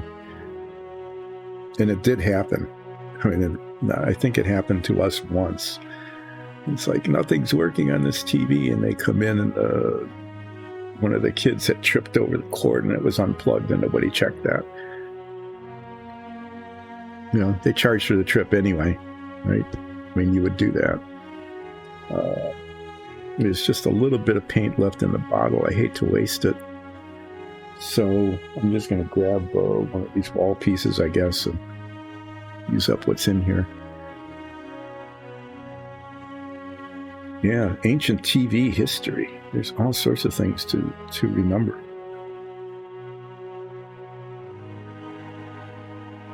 But usually it was just a burned out tube. Sometimes it would require a little more repair. There were a lot of electronic components in these TVs that, people don't even know about much anymore because they're all built into the integrated circuits, but there were standalone capacitors and resistors, and occasionally one of those would fail, and they were attached to circuit boards, and not the kind of circuit boards we think of now. They weren't like integrated circuit boards. These were pieces of plastic with metal strips and stuff on them, and you would, with lots of little holes. Resistors and capacitors came with little wires that would go through the holes and be soldered on. So sometimes one of those components would fail, and if the TV repair person was good at their job and was honest, they would identify what little bit, and they were pretty tiny, what little bit of a resistor or a capacitor had failed, and they'd pull out a soldering gun and replace it. And then your TV would work again. But most often, it would be a burned out tube. And they would look at it and just replace the tube. Then, as people became more sophisticated, it's kind of like full-service gas stations gave way to self-service. Replacing tubes became such a common repair thing that that's why you got self-serve tube testing stations in drugstores. No doubt putting, TV repair service people, that probably was a terrible thing for them when you think about it. It's like working in an auto factory and being replaced by a robot.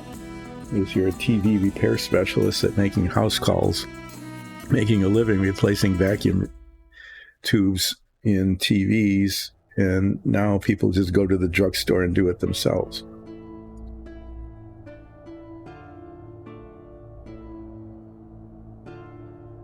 Thinking about it, though, that probably... The inside of a TV was filled with all sorts of high voltage stuff, not the least of which were these capacitors. And so it was, before removing the cover of your TV, which in itself used to be a thing only repair people could do, is removing the cover so that you could get at the guts of it, to make sure it was unplugged. And even then, the capacitors would hold a charge, and you could potentially get quite a nasty shock. I wouldn't doubt that there were people who were injured attempting to replace their vacuum tubes. Well, as people became more sophisticated, because not maybe sophisticated, they just got used to it because they were with it all the time. People got used to tubes. People who had radios probably were the same sort of thing. I haven't talked about that, but radios were all tube-based as well. And then TVs came along. But as people became more independent in their replacement of vacuum tubes, you began to look at, you look at the inside of these TVs as they were warming up, and all of the tubes, because they were emitting, they're all emitters in a sense, they would glow orange. So it'd have this orange glowy spot on it. And you could frequently tell which one wasn't working because it didn't glow. So you couldn't be absolutely sure, but you would suspect which of the tubes wasn't working, and those would be the ones that you would unplug. Hopefully remembering where you took them, because sometimes you take more than one, and you'd go to the drugstore and plug them into the tube tester, which would tell you whether it was good or not. It was that simple, kind of, good, bad, little green, and I think they actually literally were. They had these little dials with green and red on them, and the little pointer would show either good or bad, and then if it was bad, then you'd buy one just like it if you could find it. Then you'd go in and you'd plug it in, and usually you could do that because each tube had a different set of prongs on it. Okay, what I'm doing here is I finished this bottle of paint, and the little mixing ball is on the bottom of that. And I've used up all the mixing balls, so I'm going to retrieve this one out of this bottle and put it in the new bottle. You can see definitely this is new. The solvent is floating nicely on the top of the pigment. None of it's been mixed together at all. Is extracted and deposited. And then this bottle is going to get a huge stirring. Do a little bit of that now, and then again after the break. A good time to break.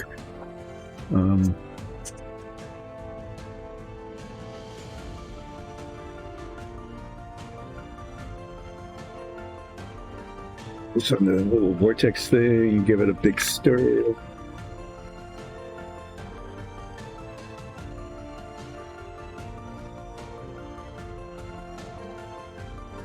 And then I'll take a break. And during break, I'm going to move these aside into a space that I will find. And I will paint, then I'll put the last bits up here, base coat those. And then I'm going to do the touch-up. And I probably can get all of that done by about 2 o'clock.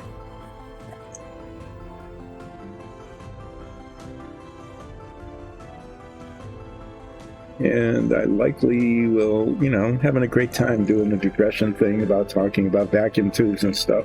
So I'm hoping that you find that kind of entertaining, maybe a little weird or something, but then, it's relaxing painting with dice and dungeons. You never know what could happen. And what's happened here is it's been kind of alternating conversation, monologue about old TV shows and old TVs. I haven't even gotten onto PBS and even more importantly, UHF. Yeah, VHF and UHF. Very high frequency and ultra high frequency, and what that did to TV viewing when that came out. I haven't talked about the increasing cost and sophistication of on-your television antennas. Okay. Back in the day, you had to have an antenna that would grab the signal out of the air. They even advertised antennas. They advertised TV antennas on TV, of course, and how, or especially in the newspapers. Newspaper ads about television antennas were a thing.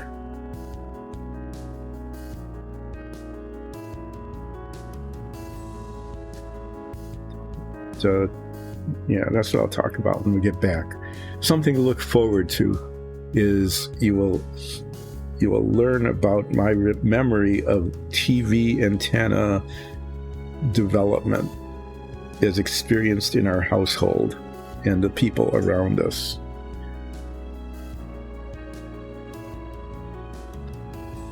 But for now, I am going to take a break, and I will be back, I hope no later than 12:30, and we'll have another pile of things here to paint gray. And when I'm done with those, I will get a small brush out and paint little bits of gray where the gray paint didn't cover.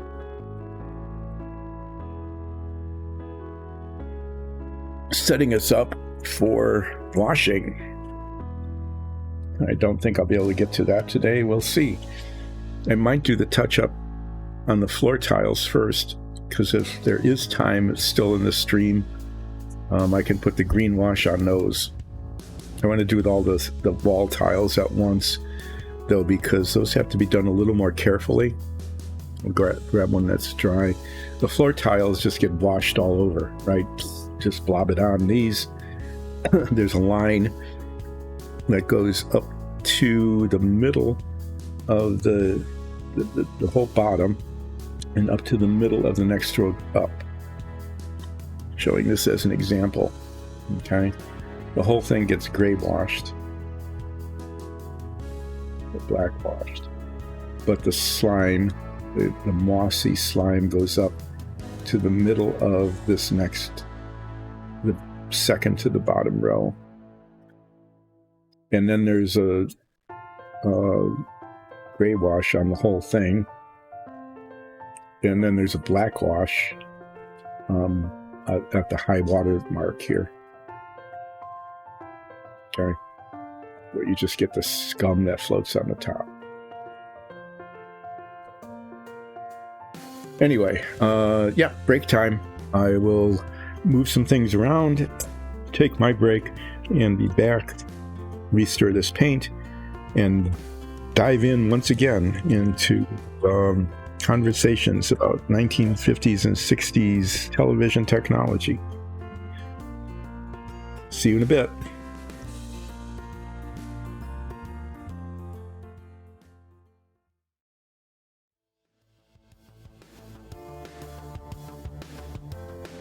So, break's over. There's this thing on. Okay, hold on.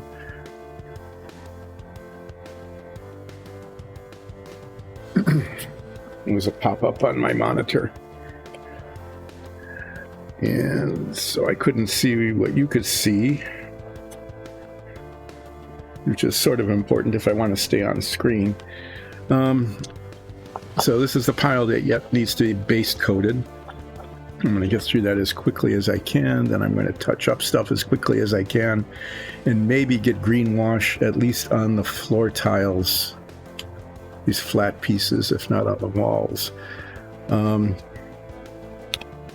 So let me get to it. This is a new bottle of paint. I want to make sure it's thoroughly stirred.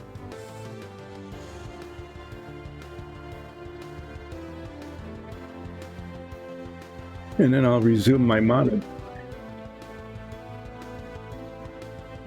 monologue about not the earliest days of television, because that goes way back to the 30s. I don't go back quite that far, but I can go back to when television was still fairly primitive. And that's kind of fun to talk about. Right, this is a new bottle, and it needs to be thoroughly mixed. I got some good wavy action going on there. Yeah, so we'll get going here. I'm going to start with this. This is a very large piece.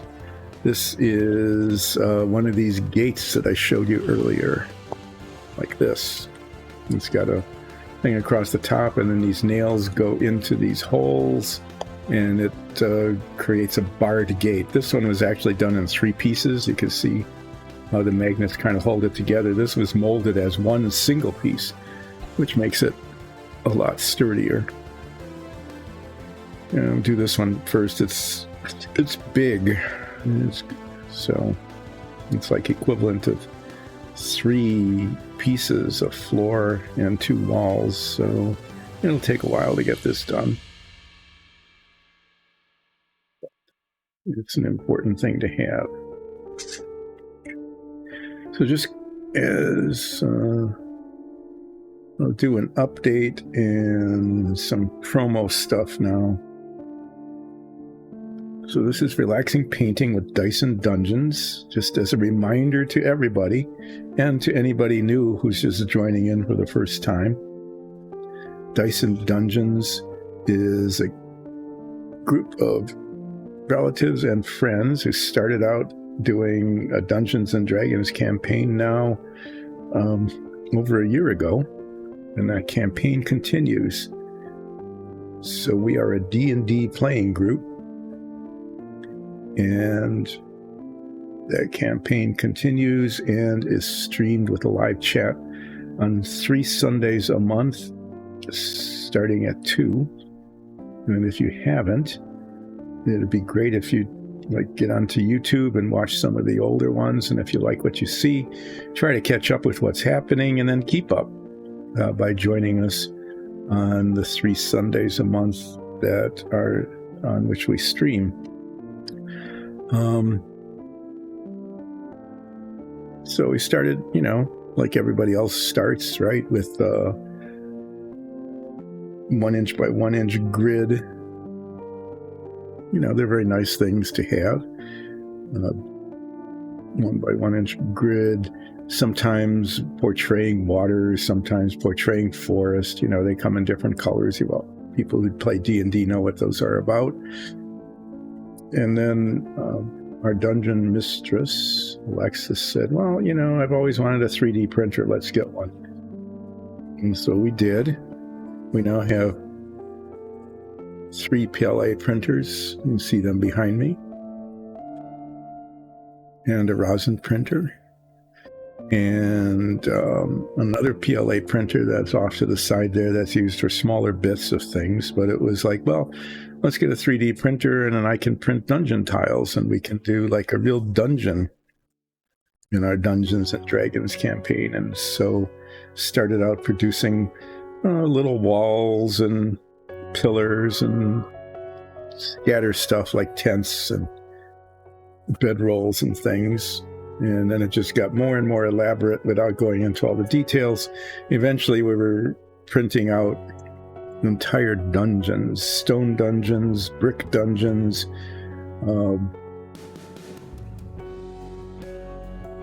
houses,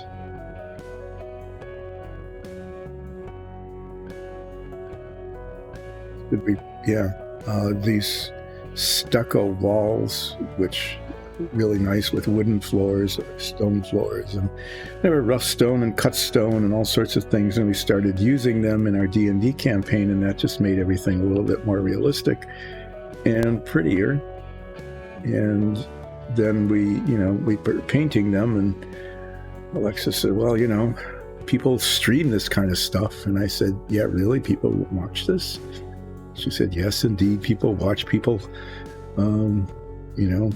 painting things like dungeon tiles and minifigs and whatever. And so we started, in addition to the D&D campaign, doing relaxing painting with Dice and Dungeons.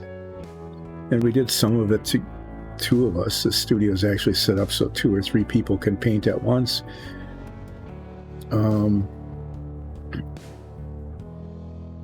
And we're painting dungeon tiles like I am now, and minifigs like I was last week, and will continue to do sometime in the future. So that's the origin of Dice and Dungeons relaxing painting. And what I'm producing now is a gigantic sewer dungeon.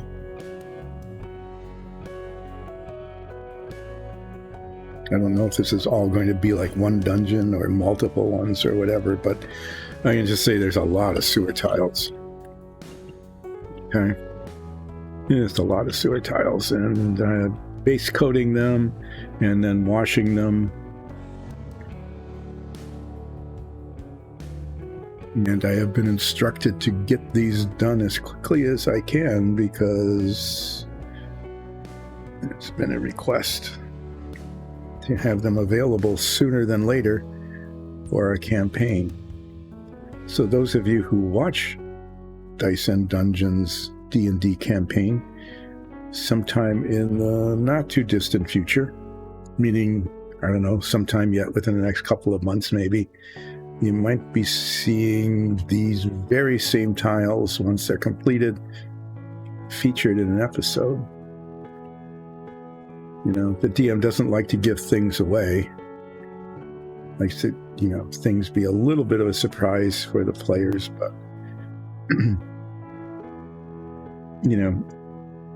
let's just say that it's likely that we will end up in a sewer because there's a lot of sewer tiles.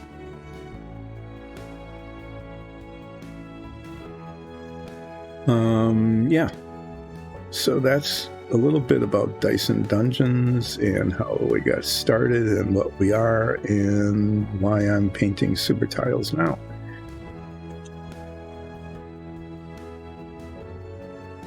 Relaxing Painting streams on Twitch on Mondays, Wednesdays, and Fridays from 10 until 2 Eastern Time. That's why I'm doing this now, because it is a Friday, and it is between 10 and 2 Eastern Time. There will be an exception, a couple of exceptions next week. Sometimes things change. I am going to be away on Monday, because sometimes there are other things that need to be done, and they need to be done on the days that this would ordinarily be streaming. So we will not be streaming next week Monday. We will be streaming. I say we because I am representing Dice and Dungeons. I'll be streaming on Wednesday and Friday of next week at the usual time, between 10 and 2.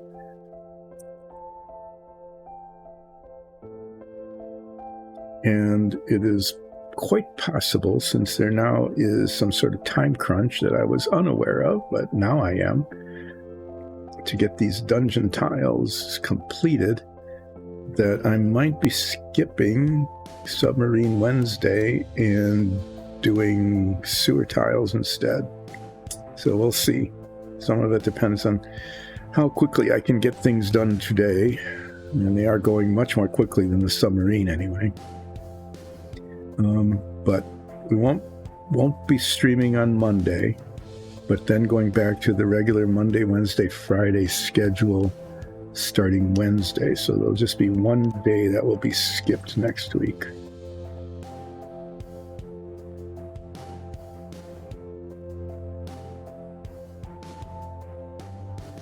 And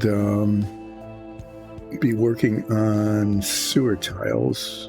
So what I'm hoping to do today, and it's moving along pretty quickly, is I want to, what I really want to finish, and maybe I'll either go long or just do it off stream. Maybe I'll probably just keep the stream going. You can always stop watching. But the target for today is to get all of these tiles touched up, and there's always a little bit of touch up, particularly getting paint into these grooves between the blocks, because they're quite deep here, and sometimes even though I brush into them, the paint doesn't get in. Is touching up all of these blocks and getting the green wash onto the 24 floor tiles, the flat floor that I had done just before break. I'm not sure I'll be able to get the time to, even if I go long, to get much further in terms of getting the green wash onto the walls, although that would be a good thing to do if I could. So since I'm going to be gone Monday, I might just, if nobody really minds, right? And I don't mind. I don't have anything else to do today except a to-do list of about 8 different things on my desk. They're not things to do on my desk. Well, yes, one of the things on my to-do list is on my desk. That is, it needs to be cleaned up.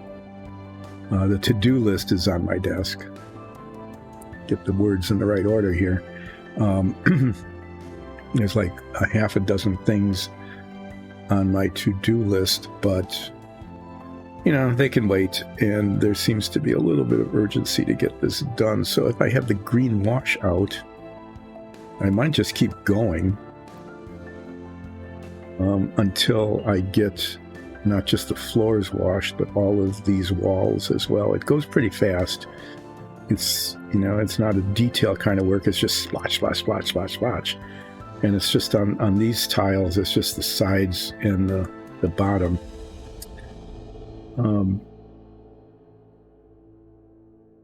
So I know that the other members of Dice and Dungeons, if they want the stream to end, they can always come down to the studio or get on chat and say, stop the stream, just keep painting anyway. But I might give you a bonus today and keep going for who knows how long until I get the green washing done. Greenwash. Yeah, that's actually a phrase that's being used now, isn't it? Greenwashing things. Which is to say that phrase, just it's always important to digress depending on what one is said, right? So greenwashing is a thing now that is especially true, I think, of corporations, where they make it sound like whatever they're doing is environmentally sound. It's not contributing to global warming and that sort of thing, even if it does. So it's like, it used to be like you whitewash things to make them look like they were legitimate when they weren't. No. Now the thing to do is to greenwash things to make it look environmentally protective when it might not be.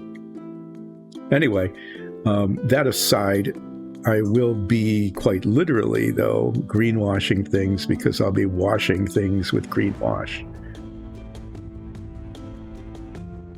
which is not at all the same as greenwashing in a metaphoric sense.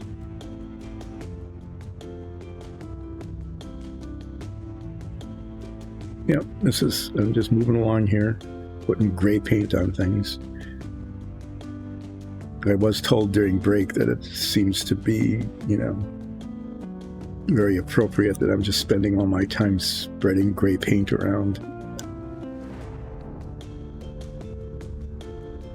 I think that wasn't really meant as a compliment.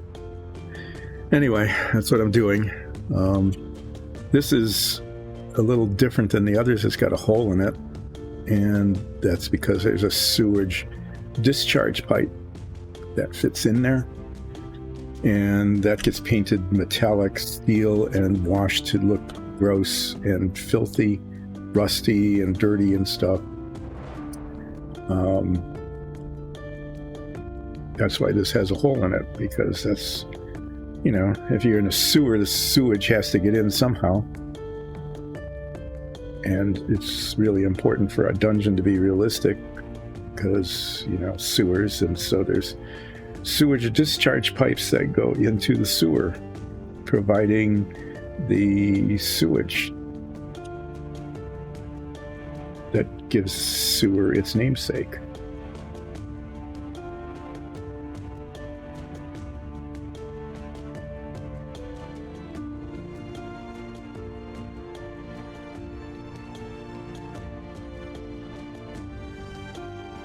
This moves along, as you can see, pretty quickly. There isn't any care, there isn't any detail. It's mainly just working the paint into all of the little crevices between the blocks. Those the texture ends up showing when we put the wash on these later. I know some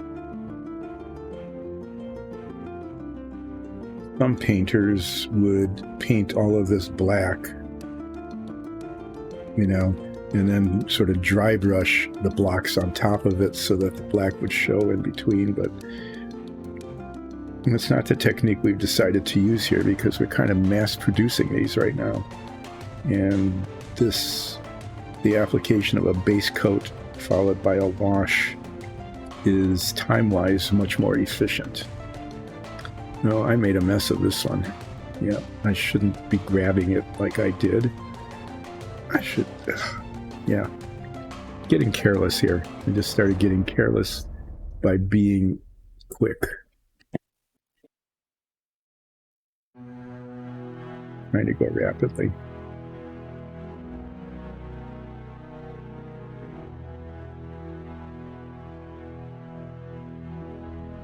After I'm done with all of these wall tiles, and there's a lot of, I think there's like a dozen corner tiles that you can see these things inside corners. Then I'm going to touch up all of them in the same order in which I originally painted them. I'm going to do the floor tiles first and touch up, and then all these wall tiles and scattered all over the workbench.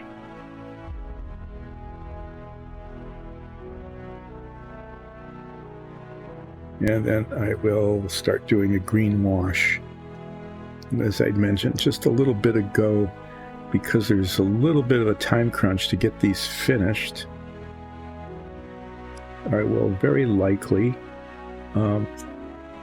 just keep painting today. I'll keep the stream going until unless they tell me to stop it.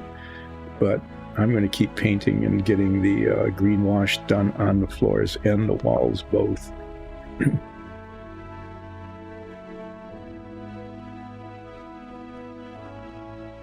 So I won't be around on Monday. And the walls and the culvert tiles, there's a bunch of these like this that are rounded where the sewage goes through. These have 2 additional layers of wash on them, a brown wash and a black wash. So those add additional time to do. And these walls have 2 layers. There's a green wash that goes up to about there. And then, well, actually quite a lot. The whole thing needs to be gray washed. All of it. And then green washed. And then brown washed. And then black washed.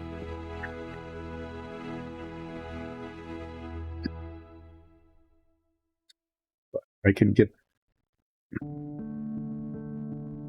At least I can get the green on.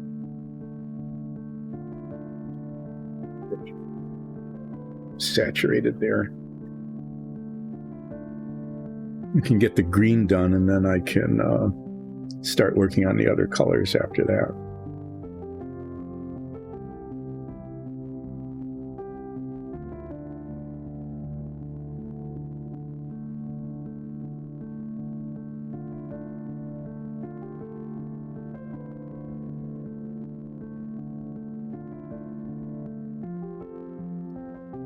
Unlike the submarine, where there was plenty to talk about,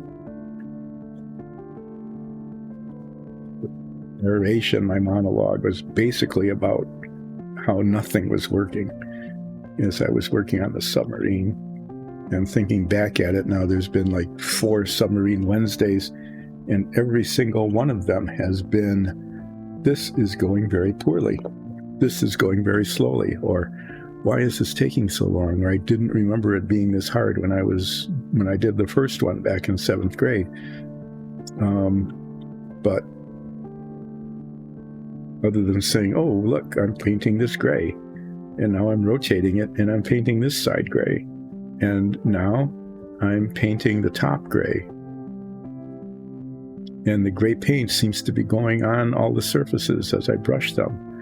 You know, that doesn't make for a very interesting monologue. It might be relaxing, but it's, well, because it's boring. But because of that, I've been talking about relatively early 1950s and 60s television. And that includes not just what was on the television shows, but the televisions themselves and some of the evolution that I managed to witness growing up.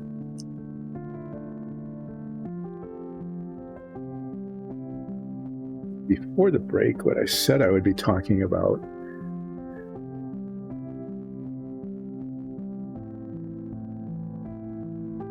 yep, more tiles. There's lots of tiles.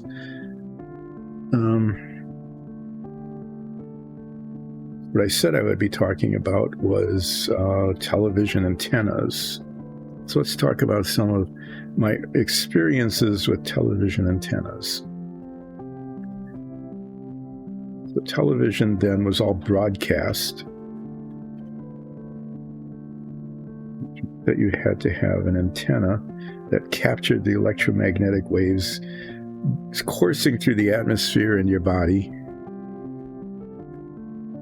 People had those going on for many decades before with radio waves, but now they were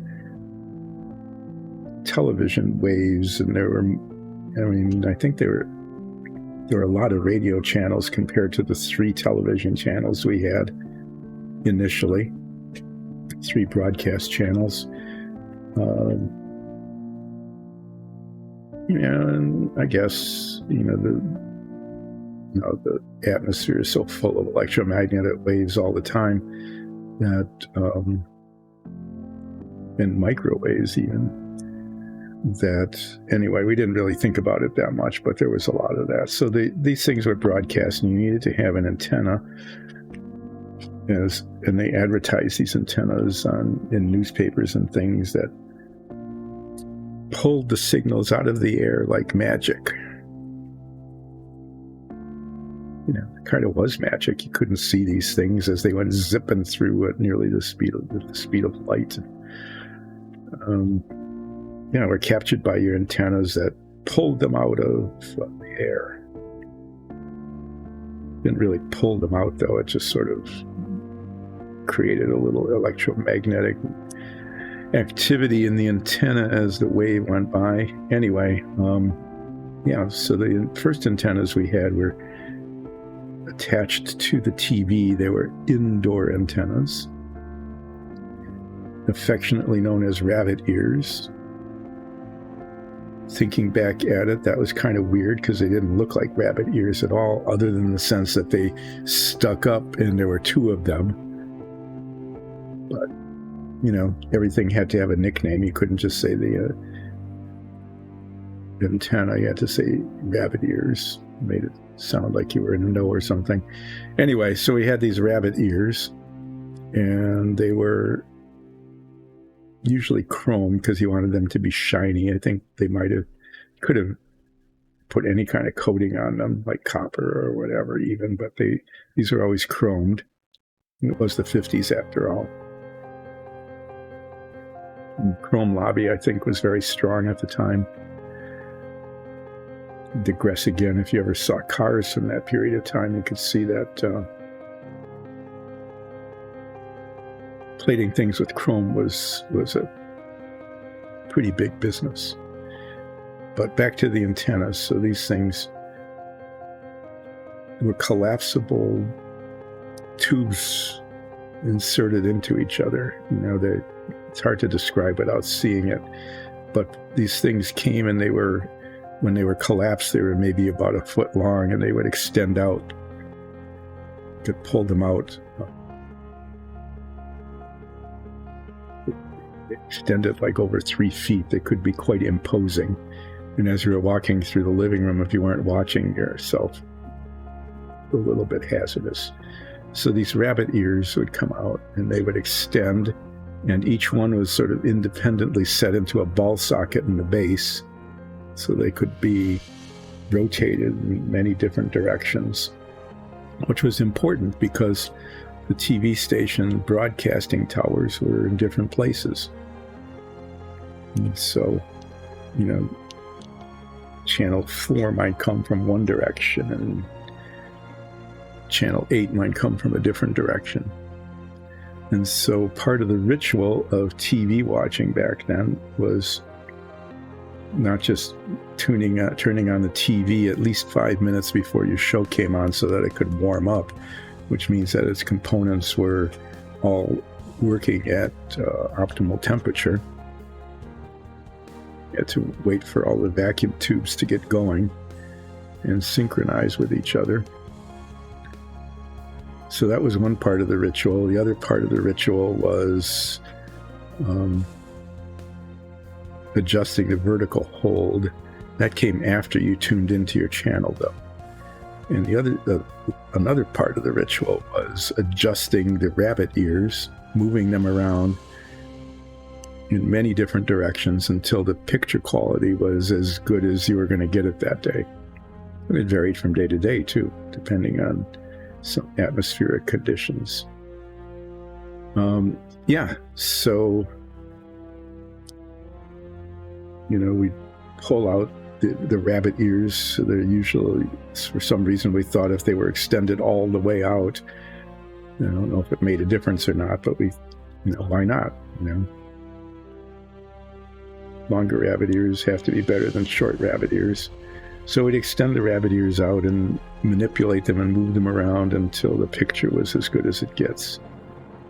So one person would move the rabbit ears around. They were attached to the TV, usually in the back by a couple of wires, and somebody else would be watching the picture and giving helpful hints about, no, go the other way. What do you mean other way? Not the way you're going, a different way. Or It was better before. Go back to where you were, back to where I was when. Just go back to where you were.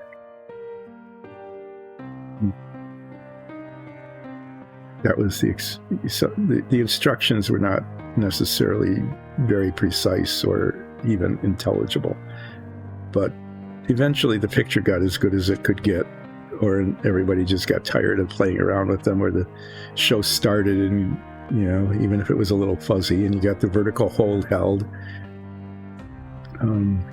So that was what you did with the rabbit ears. And then, you know, about the same time, there was a proliferation of, well, wouldn't it even work better if the antenna were outside of the house and bigger?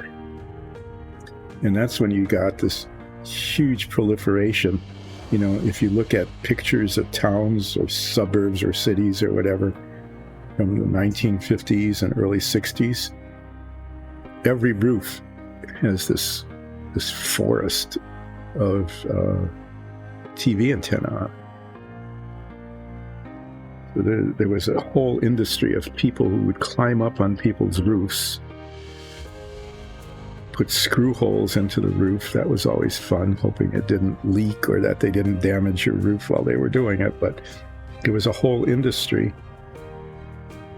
And another one of those things that has come and gone. You know, people, dozens, hundreds, maybe thousands of people making a living installing TV antennas on people's roofs. And those jobs have all disappeared. Okay? So, you know, we see jobs disappear, and you think of them as, you know, the auto plant shuts down and you're replaced by robots, or artificial intelligence means you don't need a lawyer to write your will anymore. You can just ask AI to do it, and, you know, the AI gives all of your money to Bill Gates or somebody because, you know, that's what happens. I didn't really mean that. That was satire. That was satire, so it was protected speech. You know, keep that in mind. Anyway, yeah, so you think of people losing their jobs that way. But just as I'm talking about the evolution of television back when I was growing up, there are already two entire categories of employment. In television repair person, kinds of, they made house calls and came in and changed your tubes and reminded you to plug it in first, and sometimes soldered in a new capacitor or a resistor that was highly sophisticated, or worse yet said, "I'm sorry to tell you this, it's the picture tube." And the picture, you know, when a repair person said it's the picture tube, it was this pall of despair was just cast over the entire household, because that meant a picture tube would cost like more than half as much as an entire new TV. And, you know, a TV was a big investment back then. I mean, a huge investment. Nowadays, you don't think of it that way, but we were probably looking at the equivalent of thousands of dollars for a 20-inch diagonal in today's money, because of inflation and all, thousands of dollars for a 20-inch diagonal black and white television. But I digress. I do that. That's the point of this, is to digress into all sorts of different things. But yes, an entire category, an entire industry of employment, installation of rooftop television antennas, eventually disappeared. But at the time it was big, because, you know, like I said, if you've seen pictures of cities or suburbs, every single roof, every single one, millions and millions of roofs sprouted a television antenna. And each one was like this little forest of these chrome tube metals. That's another thing. All the people who made these things, the factories that made television antennas, all the suppliers of the metal that went into them, the transportation, all of that, all of those jobs, all of that employment eventually just disappeared. And we don't think of having lost all of that, but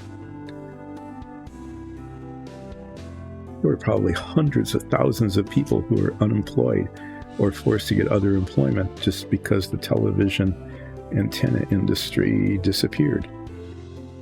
And they weren't all replaced by satellite dishes, because not everybody has a satellite dish, because they have other ways of getting their, cable or whatever. But back then, it was you had to have an antenna. And if you really wanted decent reception, you gave up on the rabbit ears and you put an antenna on your roof. There was probably, side employment as a consequence of that for roof repair people who climbed up on the roof and fixed the leak that was caused by the people who put up their antenna, because, everybody was putting up antennas. It was a pretty good gig for a while when that all started and everybody had to have one. So we had forests of metal antennas put on roofs, and then cables.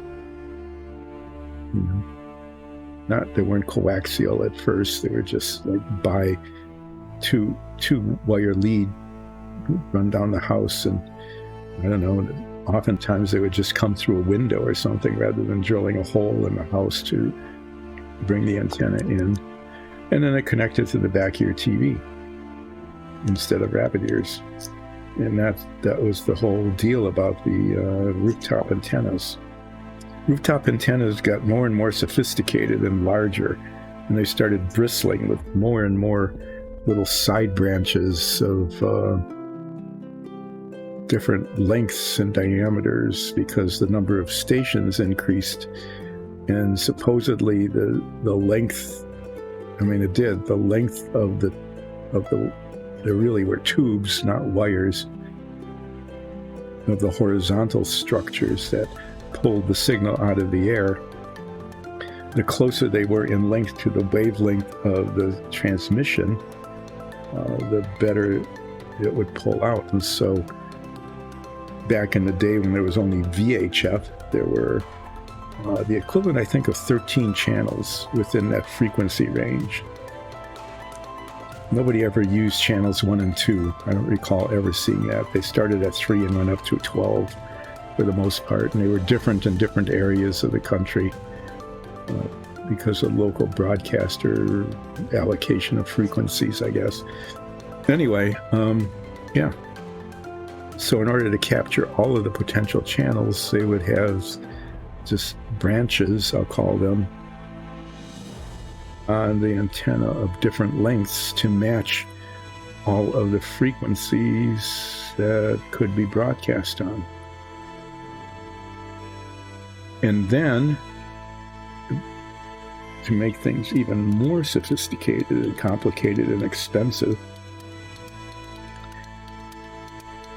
because the broadcast towers were in different locations for different channels, we got motorized antennas. So not only did you have this bristle of different lengths of branches to capture the signal, but it was put on a motor so that it could rotate. And there was a little controller that was set on your TV.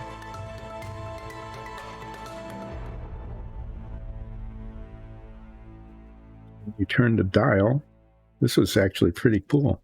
When you turned the dial on the controller, it rotated the antenna, so it would point in different directions.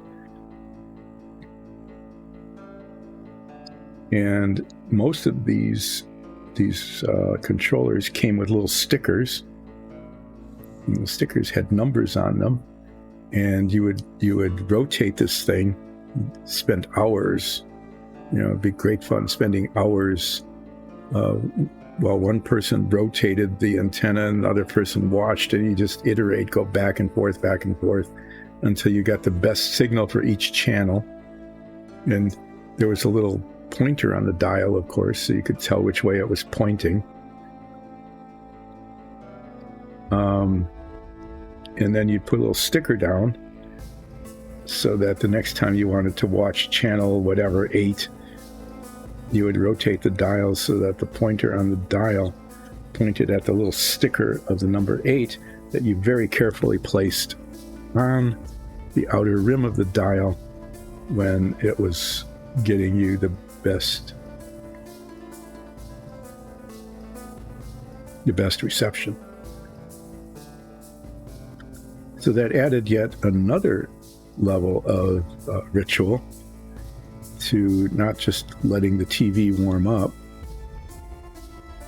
and not just setting the vertical hold and not just selecting the channel, but somebody got to rotate the antenna to the desired direction of the channel you were watching. And all of those things needed to be done in order to get adequate, what we would consider to be now really terrible picture quality on your TV. Adding to the complication, though, was the introduction of UHF, not just very high frequency, but ultra high frequency. The proliferation of names like ultra and super and all of that other sort of stuff goes back quite a while. It's not just a modern invention. So we had ultra high frequency, and those signals were not very well picked up by rabbit ears, nor were they picked up by the horizontal branches on your rooftop antenna.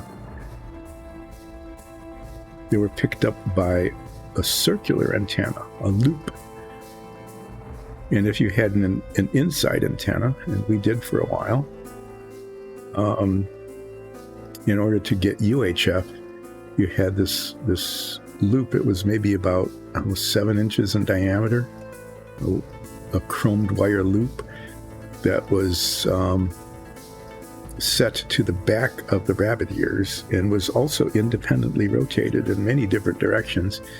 And so when you tuned into a UHF channel, initially there was just one in our area. Later there were like 3 of them. Had to manipulate the this loop by rotating it and bending it over and different orientations until the channel came in clearly. The reception was clear. Well, the other thing this did was that it was not only just that the rabbit ears didn't work. Okay, you had to have this loop as opposed to these straight antenna to effectively pick it up. But, you had this rooftop antenna that was set up to be different lengths of the branches so that it could pick up any one of the 13 frequencies of VHF. But now you had to either get an adapter kit to add UHF reception to it. So somebody had to bring that in and climb up on your roof and attach it and orient it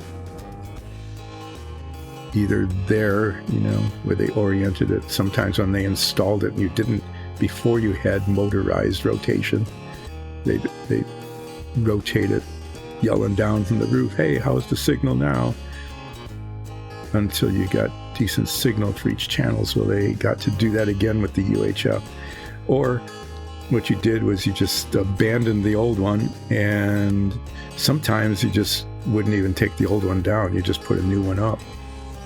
So you'd have like 2 antennae on your roof. That was much easier for them. It was just a lot easier to climb up and stick some more holes in your roof and bolt on a new antenna than it was to bring the old one down.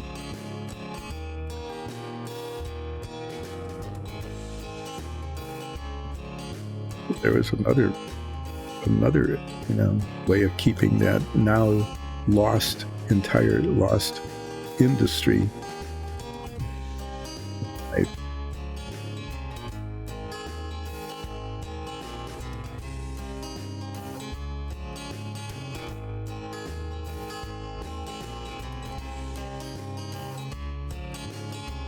then, then cable came along, and people started, just having any antennas. And they usually just stayed up there because people don't like climbing up on roofs just to do it until the next time a new roof was put on. So then it became part of re-roofing, when every 20 years or so, when you have to put a new roof on, new shingles on your roof.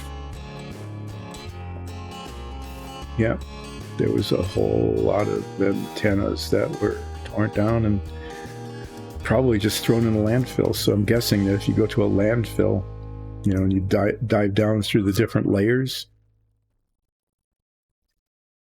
Hi.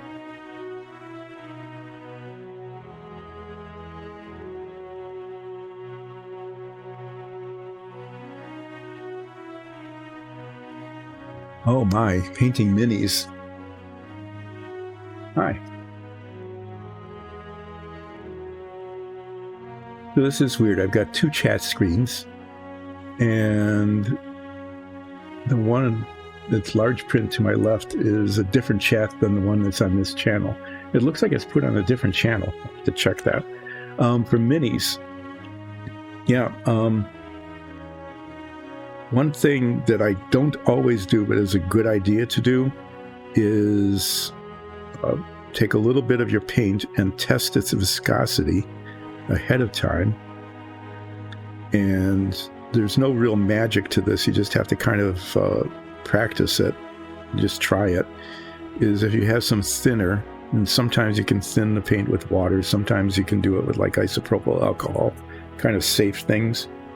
Is test the viscosity of the paint, and if it's really thick like that, and some paints do come out that way, they come out of the bottle really thick, is just get an eyedropper, literally, and add a drop of thinner of whatever solvent you use, and mix it up really thoroughly, and try it again, not on the mini, but like even just on a piece of cardboard or something. On your mini, what kind of paint is it? Is it an acrylic paint? Like a water-based acrylic? Most paints nowadays are.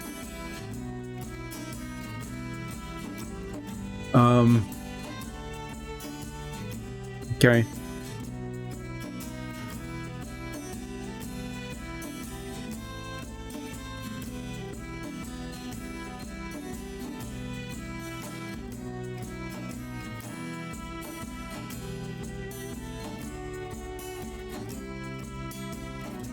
Thanks for joining in, though, Kessler.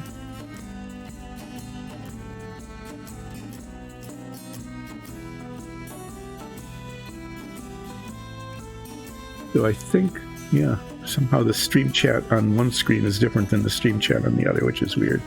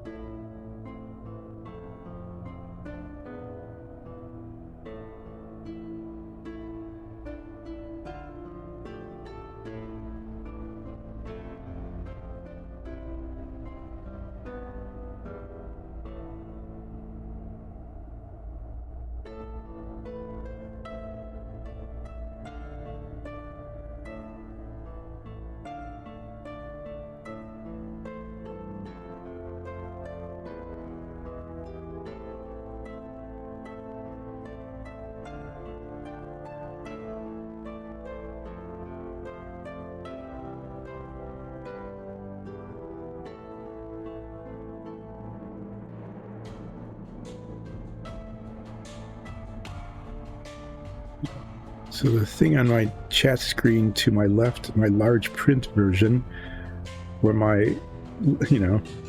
I'm old, right? So there's always a large print version, is definitely tuned to some other channel. Citadel? Yeah, those are acrylics. I think most of them.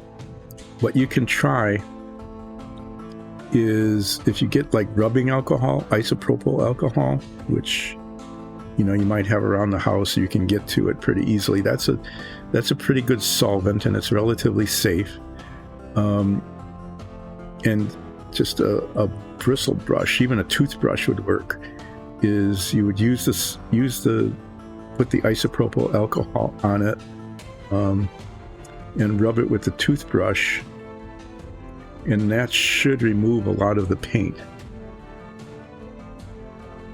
Yeah, I've used Citadels before. Those are actually pretty good paints. They have a lot of different colors. In fact, some of the very first mini painting I ever did was a million years ago when Warhammer first came out, which dates me. I use Citadel paints quite a bit. But yeah, if you can try that, try isopropyl alcohol in a toothbrush. And isopropyl alcohol also is water soluble. And so you can, as it's dissolving the paint, and it should, and you want to wash the paint away, you can just wash it off with water. And I can't guarantee it, but that's the first thing I would try, is doing that, using isopropyl alcohol and a toothbrush and running water.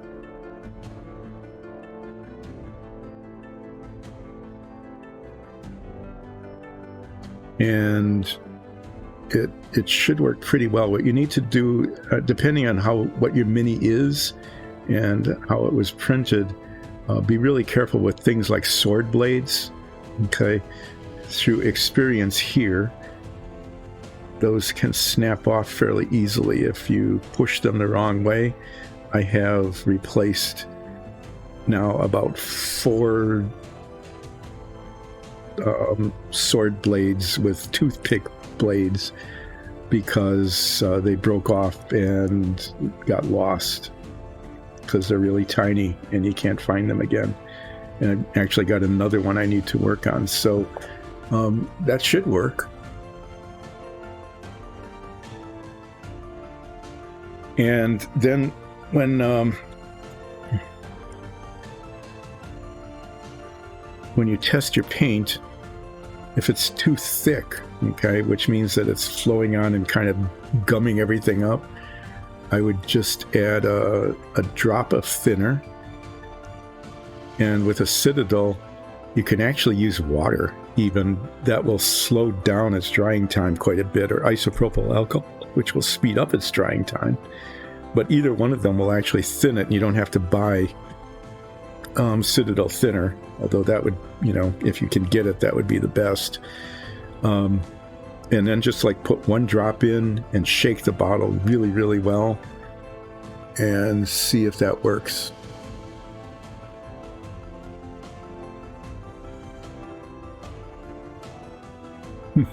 That's pretty fun.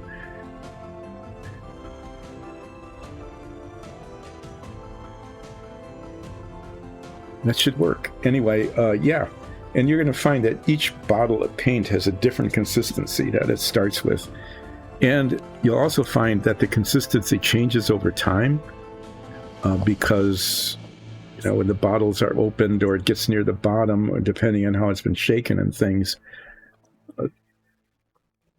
it will usually get thicker, more viscous as you get near the bottom of the bottle because some of the solvent will have evaporated.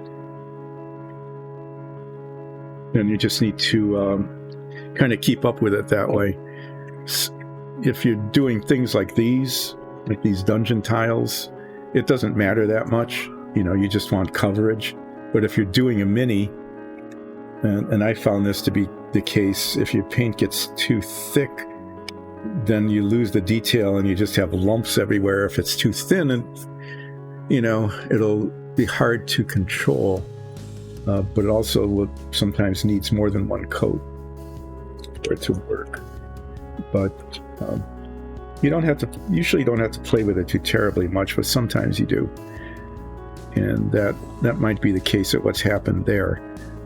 But it'll be different for each color in each bottle. You'll just find that to be the case, and you'll have to work it out with each one. What I'm doing now is I'm doing the floor tiles, because these are the ones I want to wash first. I'm just giving them a real quick look. I'm using a smaller brush, and I'm touching up the spots where I rub the paint off when I touch them. Checking to see if they're all covered, and then I am putting them in a place where there just isn't any room. I'm touching these up first because they'll be the first ones I want to put the wash on. Putting green wash on the surfaces of these tiles to make them look all covered in algae and muck.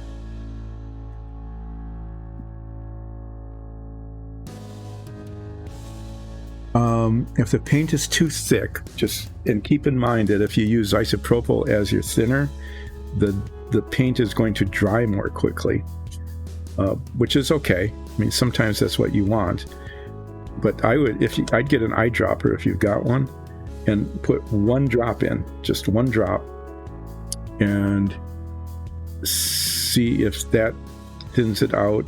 And if you need to make it thinner in order for it to compromise between coverage and covering up the detail, then just do it one drop at a time until you get it to the consistency that feels comfortable for you.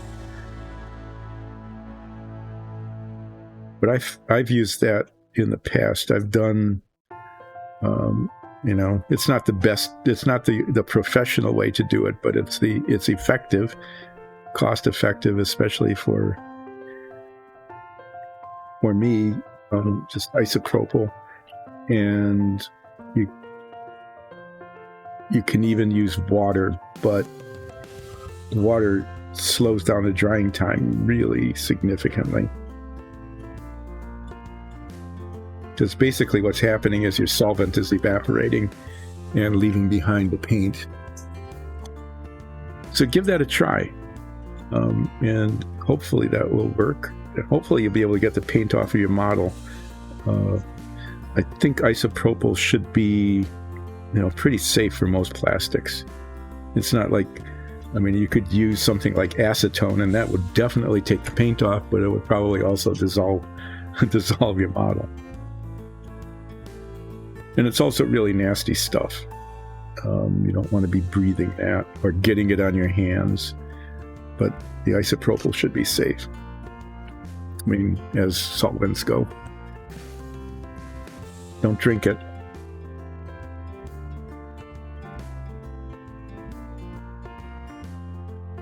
So thanks for joining in. The disclaimer for relaxing painting with Dice and Dungeons is that I am not a how-to show. In fact, you'll find if you watch this for any number of episodes that this is sometimes a how not to show. Inadvertently, I will sometimes demonstrate things not to do while you're painting. Things like sticking your fingers into freshly painted surfaces and then touching another spot so that you spread the wrong color onto your model. I've done that more than once. Sometimes knocking over a jar of paint and spilling it. One time,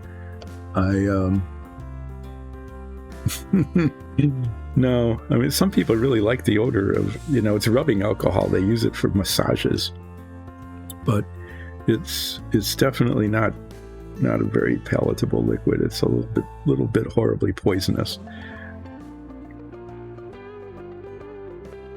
So what you'll see sometimes here is a how not to show. But one can learn just as much from learning how not to do something as learning how to do it, right?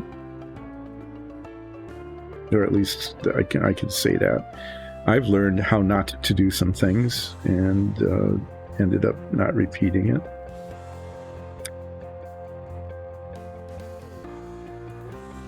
except for one thing. One thing I haven't completely learned not to do is sticking my finger in wet paint and then touching another surface so that I get that color onto the other surface. I would say probably, a minimum of once every 2 weeks. I'll manage to do that somehow. Sometimes it's like, seems physically impossible. It was not physically possible to get my finger on that spot to touch that paint, and it was similarly impossible to touch that paint-covered finger to this other surface. Apparently been able to violate the laws of paint physics to some extent by demonstrating what not to do. But lately I've been working on, when I'm doing these dungeon tiles, the consistency of the paint is not that critical because I'm just spreading it over large surfaces.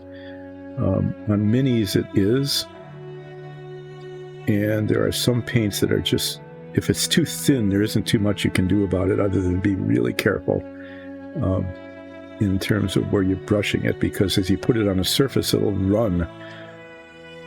So you need to be careful to not get very much paint on your brush, and then be really cautious about where you apply it.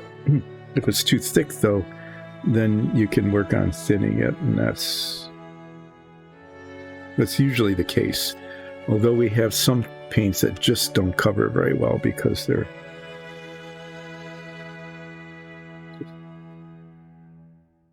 consistency is wrong. We have some really nice ones, some metallics that are designed for use in an airbrush. And so airbrush paint needs to be really thin because it's just flowing through these little nozzles. It flows and covers the surface really well, but it is quite thin. And so sometimes if you're painting a tiny little detail like a belt buckle or something, it will go in places where it was unintended. And that's happened. Lately I've been working on a submarine model from the 60s. Submarine, that's why it says Submarine Wednesday, because I didn't change it from this last submarine, 1960s vintage Renwall cutaway submarine. And there's a lot of tiny little detail on it. Some of the paints that I was very successfully using on like dungeon tiles just were way too thick and had the same problem you just had. Is basically they just gum up on my brush and cover up the detail.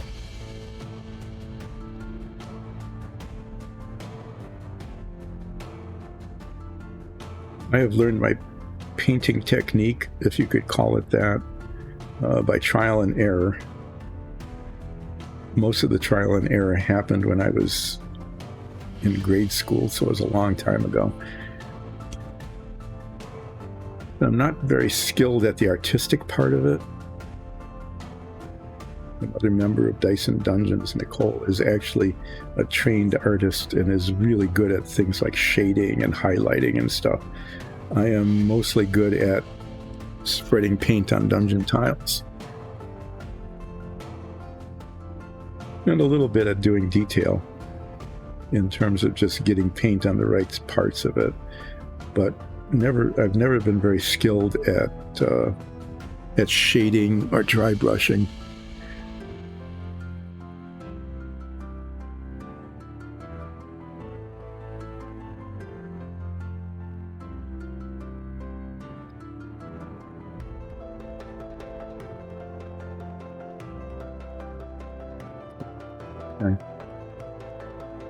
Just touching these up because, well, there's two, with these floor tiles, basically it's where I picked it up by the corners in order to move it or set it down.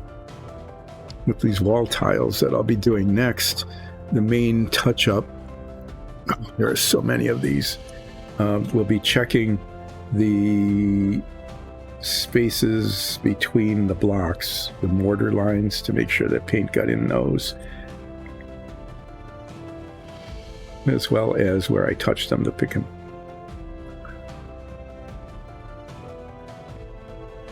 Okay, I'm just trying to decide. Those need to be done. Those are done. And this takes a little while, but it's kind of worthwhile, because even after putting the wash on them, if the primer was a lighter color, and if it shows through, it'll just be really obvious and not look good.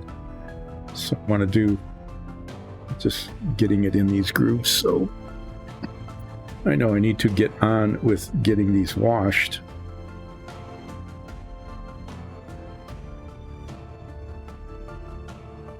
Because we need them. We need to have them apparently for our D&D campaign.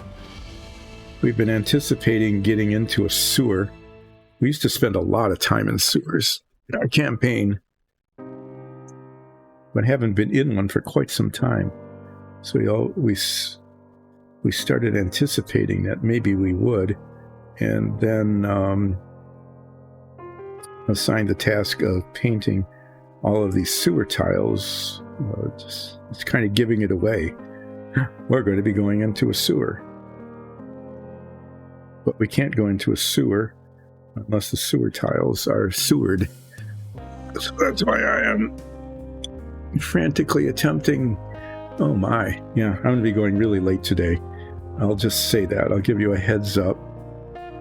Because there is this sense of time crunch to get these sewer tiles done, I'm probably going to go on until I get the green wash done on all of them. Because I won't be here on Monday, and probably will be doing sewer tile detail washing on Wednesday. We might not have Submarine Wednesday next week, but we need to have sewer tiles done. And all I'm going to get done today before 2, which is the usual finishing time, is I will be getting the base coat on. But the washing doesn't take that long. I can probably get that done in another hour. So I'm not sure if the stream will be cut off at 2 or not, or whether you get an extended version. I'm not sure how this will work, but my work, and this is more, I mean, this really is work to get this done.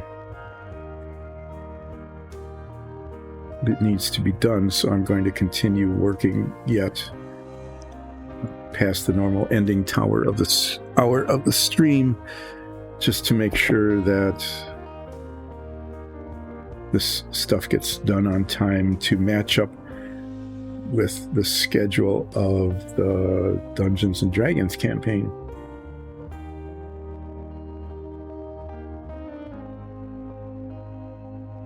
It's amazing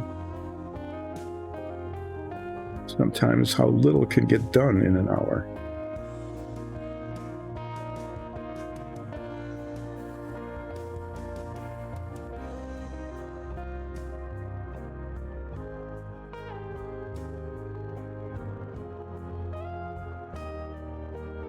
For those of you who have joined in, thank you so much for sharing this time of relaxation and listening in to a monologue about 1950s television, not only television shows, but television itself, and television antenna.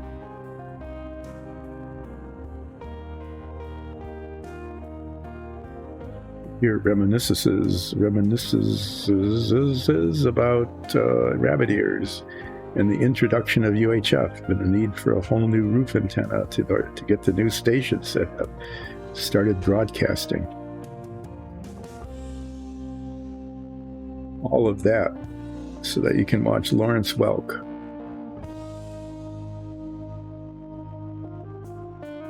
And whoever was singing and dancing on their show that evening. Okay. So quite a few of these didn't require any touch-up at all, and now I'm getting some that really require quite a bit. Weird. Even though I was painting them the same way.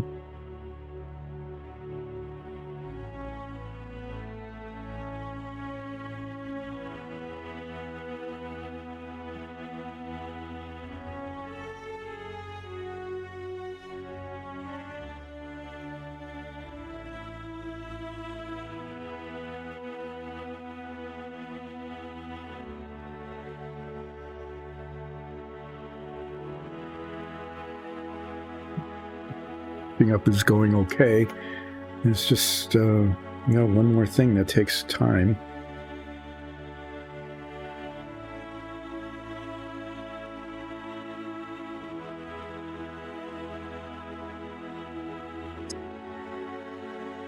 So waxing painting will officially be ending in about 20 minutes, but it will be unofficially continuing for an indeterminate amount of time, because this is not just about streaming, but actually the production of dungeon tiles that we need to have produced for the D&D campaign. And so, some of what is done, actually a fair amount of what's done on Relaxing Painting with Dice and Dungeons, is just the painting of tiles that will be used in the stream.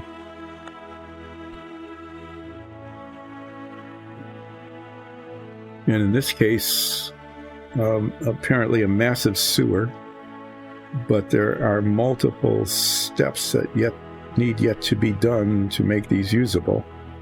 One of which is applying green wash to the floors and to the walls of the base of the walls.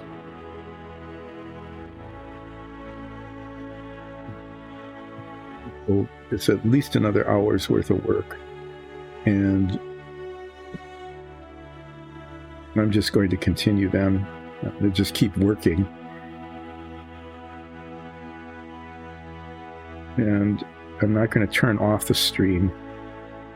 So I guess it might be possible, for you to continue watching it if you're watching it on Twitch. If this goes onto YouTube later, I don't know how long it can be and be posted or recorded. This might pose a problem for the editors before it's posted, but if it needs to be turned off for YouTube, then it will be. But I'm going to just keep working in order to get the work done.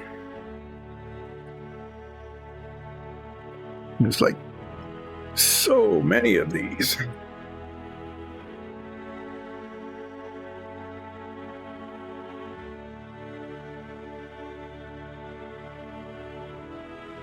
Just touching up. Mostly there's some corners, where I touched it and I picked them up. The paint got on the glove, when I set them down because I had to move them aside. And some of the spaces between the blocks where the paint might not have gotten in. Okay.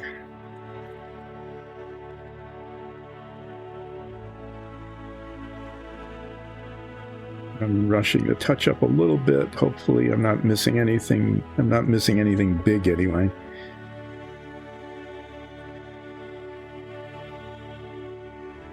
Well, it looks like I'll probably not even finish the touch-up before our 2 o'clock time.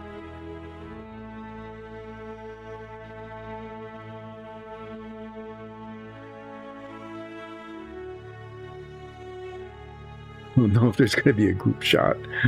Maybe at some point after there's all done, we could put them in one place and like get up on the roof or something and get them all in a shot. It's going to cover quite an expanse.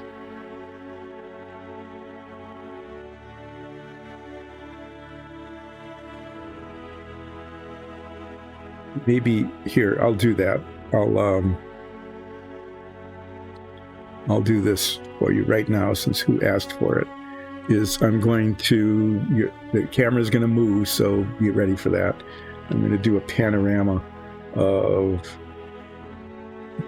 the tiles. See, all of these got base coated today. And the floor tiles and those up there have been touched up, and the smaller ones through the middle have not been touched up. So that's an example of the work that yet needs to be done on these dungeon tiles. No, I didn't count them. I think there's like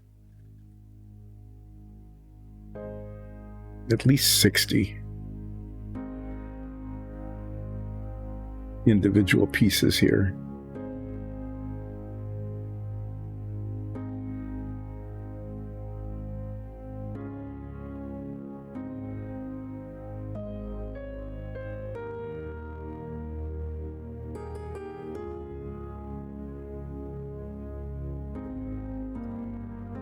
Just to recap, this has been Relaxing Painting with Dice and Dungeons. Today it has not been Submarine Wednesday like it says up on the screen because I didn't change it before I started streaming today. I fully intended to, but then got distracted with setup. So I've been working on base coating, touching up, and soon doing greenwashing, representing moss and mold and muck sewer tiles. And I will be away on Monday, so there probably won't be a stream, but I'll be back on Wednesday. And because there is some time pressure to get these sewer tiles done, I'll probably be skipping Submarine Wednesday and doing this instead. We'll see how that goes, but that's likely what will happen, is we'll be seeing continuing work on sewer tiles on Wednesday. Those of you who watched Submarine Wednesday this week probably that'll be just as soon, because it did not go well this last Wednesday. The parts didn't fit. They needed to be modified. They didn't stay in place after they were cemented. It was just not relaxing. I probably did a lot of complaining, but I kept my language, G-rated, as I always do. I think there was a lot of sighing and groaning and oh-knowing and oh-mying on Wednesday. I got that kind of under control. The parts that were sagging as the cement was setting seemed to have set okay, and as long as they're adhering, I was very careful and didn't test that. I should be able to keep going with the forward torpedo room, but the sail or the conning tower needs a lot of work. One of the parts doesn't come close to fitting, and it's going to have to be significantly modified and repainted before I can proceed. And I'm going to try to do that off camera so that you don't watch me spend the better part of a half hour trying to file down or sand down a 1/16 of an inch of plastic so that it fits where it should. Try to spare you that experience. If you like what you see on Relaxing Painting with Dice and Dungeons, you are very much welcome to become a follower and a subscriber. That would be most appreciated. Let your friends and relatives know. Have them all become followers and subscribers. And you don't even have to wait for Submarine Wednesday to subscribe. You can do that at any time. If you'd like to support Dice and Dungeons, you can do that by going to patreon.com/diceanddungeons and becoming a patron. And that would be super appreciated. Thank you for considering that.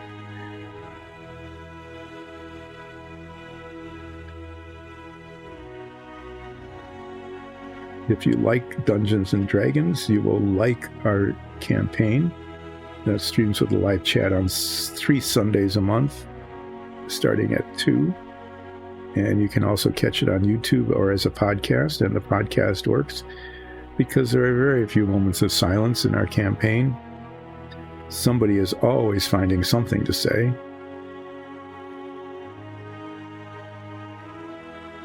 Even if it's just a description of what's going on. That is something that you're very much invited to do.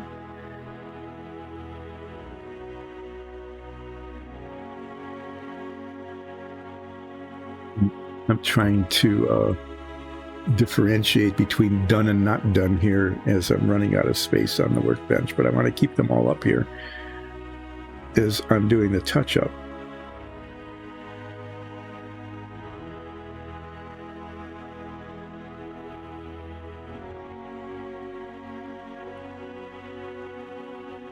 So this is base coating.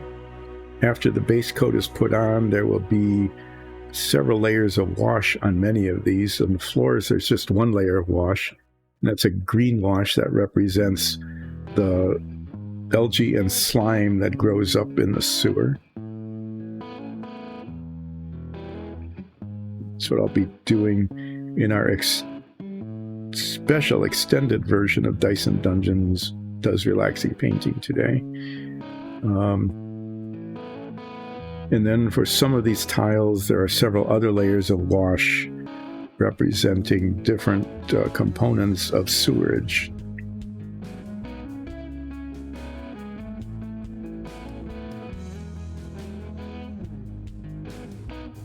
This will be applied next week.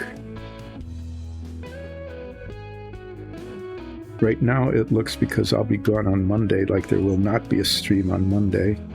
And we'll be picking up on Wednesday at the usual time of 10-ish, more or less. It's pretty much on time the last couple of sessions. Next Wednesday will probably, because we want to get these tiles done, be a continuation of sewer tiles rather than Submarine Wednesday. That will be decided shortly before Wednesday, and when you join us, you'll find out which one it will be. Either me continuing to mutter and complain and whine about how this submarine model is a whole lot harder to put together and do right than I remember when I was in 7th grade. So it'll either be that, or it will be putting different layers of wash on these sewer tiles and pushing these over to the side so that as I touch them up, I can move them over to the left, my left, and I know which ones I've done.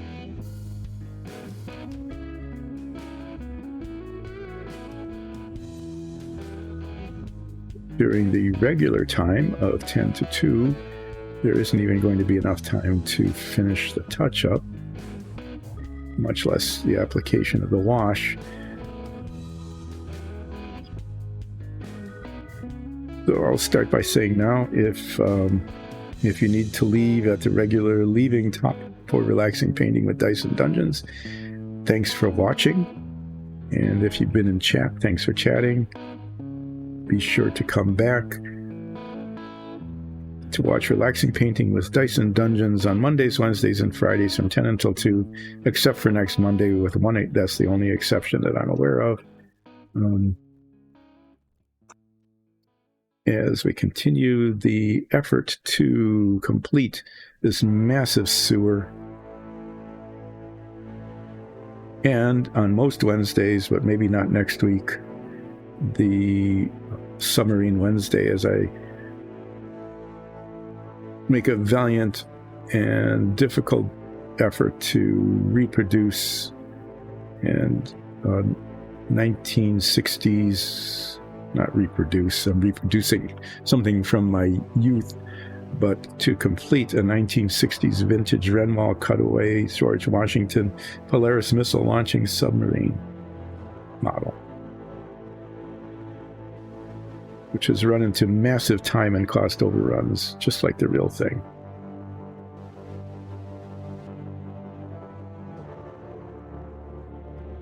Thanks again, and I will be continuing with an extended, I don't know if this will be streaming or not. To be honest, I don't know.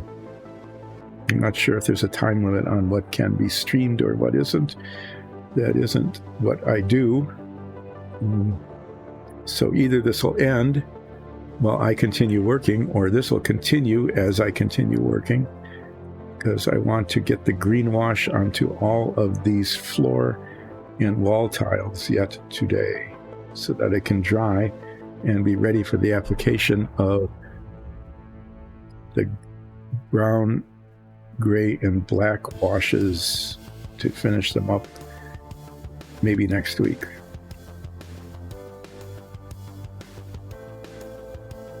Depending on the time crunch, we might have to go back to an original thing when we first started relaxing painting with Dyson Dungeons. There were two of us doing this. If you go way, way back to the very first streams, both Nicole and I sat side by side here doing these, and we got twice as much done because there were two of us. We might have to do that once or twice if we need to get these done. We'll see. The studio is set up to be able to still do that if necessary. We stopped doing that.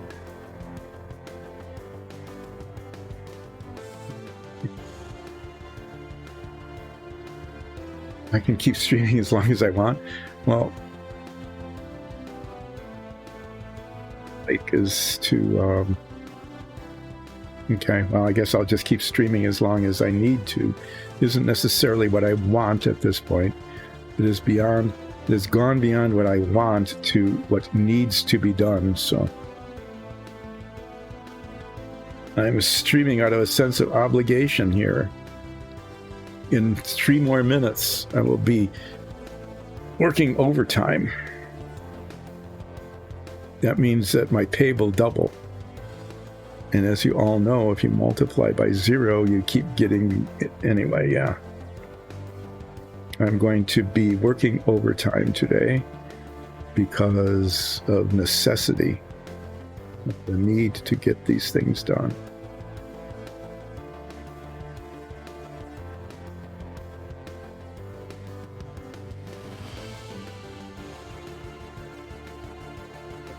Sure what I'll talk about. I mean, there is a lot to be said yet about 1950s and 60s television, both television shows and television itself. Since I'll be working overtime, bosses will be forced to pay me double time, or time and a half. I guess it's time and a half. That's all I get. Paid 150% of my going rate of nothing. Appreciation. So that's what will happen. Instead of saying thank you for the stream, it will be thank you, because it can't be a full second thank you. That would be double time. If they said thank you for the stream, then that would be being paid double time, not time and a half. So it's probably going to be like thank you for the stream, in recognition of the extra time I'm putting in getting these things painted and washed.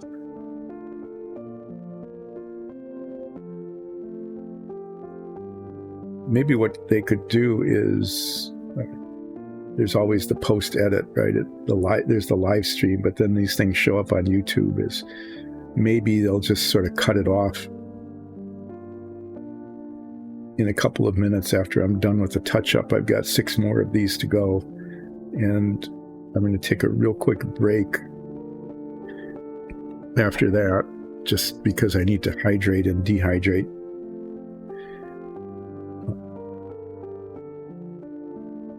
Maybe this will replace Monday. Just kind of an extra stream.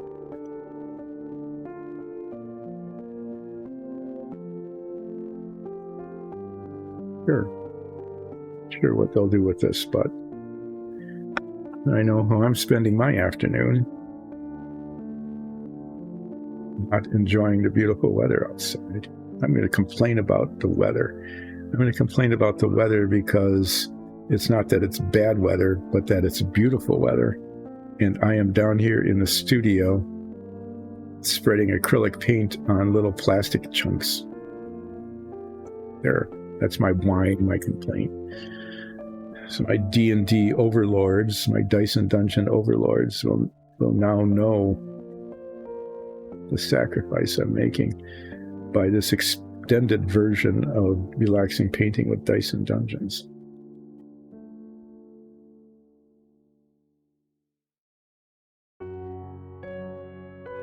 These have required a relatively little touch-up. That's pretty good.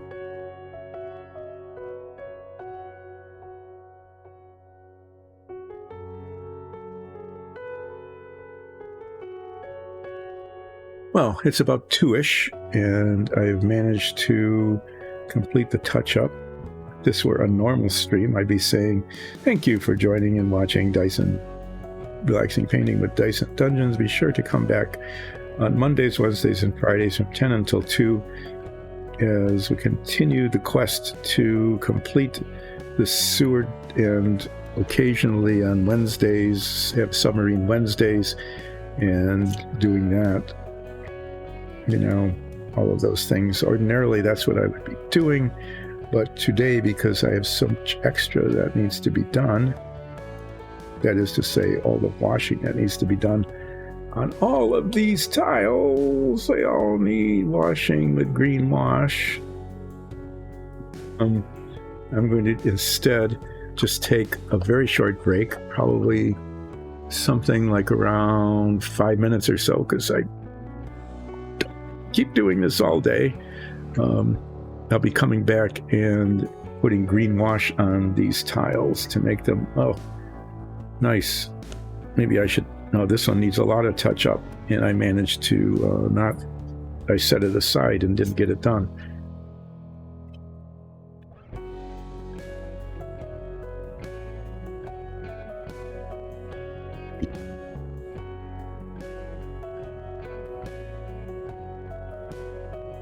For some reason, I'm not sure, because of the size of it or just the orientation of moving it around.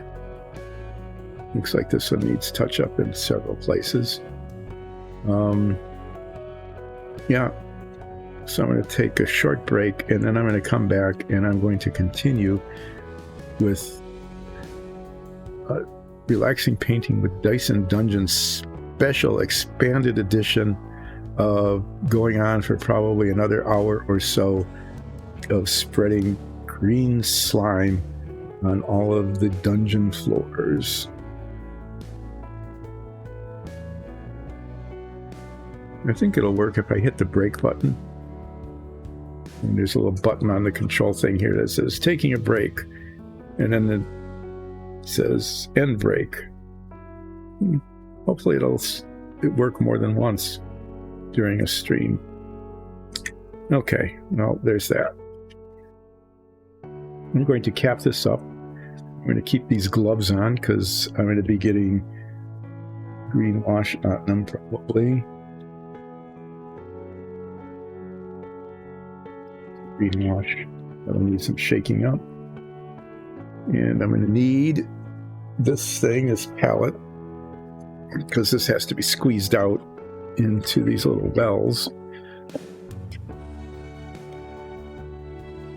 There. Be putting green wash in there and splishing it around. I am going to be back in just a few minutes with the extended Friday version of Relaxing Painting with Dyson Dungeons, so that I can get this important stuff done. Anyway, yeah, break. Be back in a bit.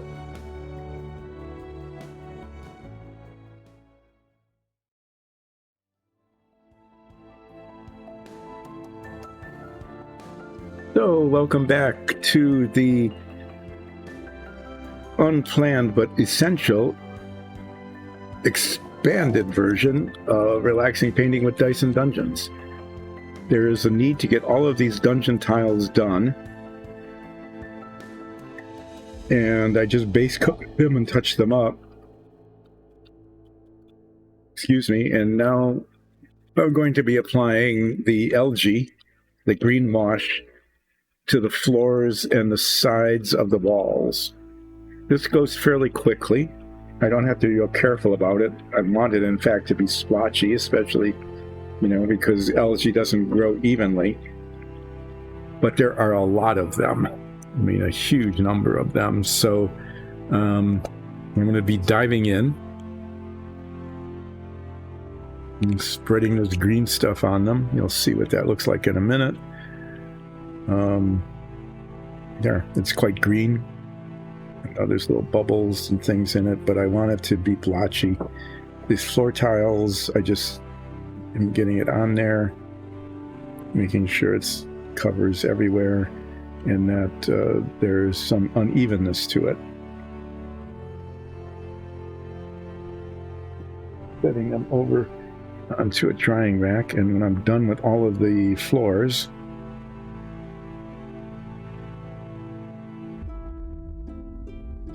see, it can go really quickly, but even though it's going really quickly, there's 24 of them. This is going to take a little while, and then there's a lot of walls, and those will be going fairly quickly too, but again, there's a lot of them. And the reason I'm doing this, if you hadn't been with us earlier, and I'm not sure why you joined now, because this is after the time we normally end, but if you're sticking with this, I'm doing this because we need these.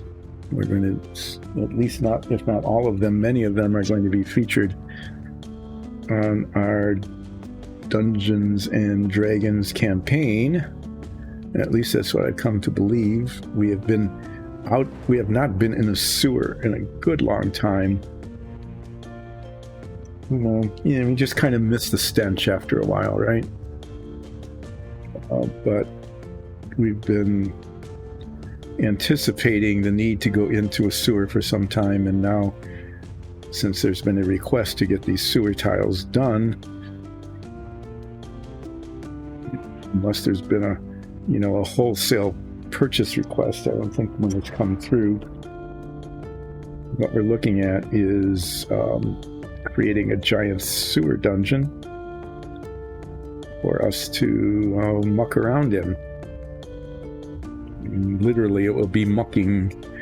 We will be in the muck. So these floors are quick, and they're finished once the green is on them. The walls and the troughs, these troughs here, where the sewage flows through, that's a multi-step process, because as you can see, what happens is they're green, and then they're brown, and then they're black, and then there's a rivulet of wet sewerage. In this case, it's epoxy. It could be realistic water. It could be anything else. Those will take a while. The walls are also a multi-step. There's the green, which I'll be doing today, but then the whole thing needs to be washed in gray, and then there's a line of black, which is the high water mark here at the top of the sewerage line. We can do it is overtime. I can do an overtime flip. I will flip this little piece of paper, okay, and so that you can tell which is which end. There's one side has an X on it. Which one did I use here?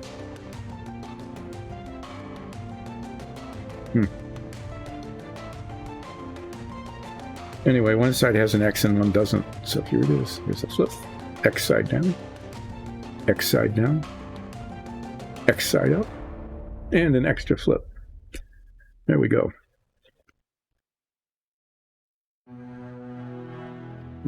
do believe this bottle is like more than half empty. I think I got an extra one up there. I hope so, anyway. Anyway, we're going to keep going until either I finish getting the green algae onto these floors and walls, or I run out of wash, whichever happens first. But I do think I have another bottle of this somewhere. Purchased in anticipation of doing a lot of sewers.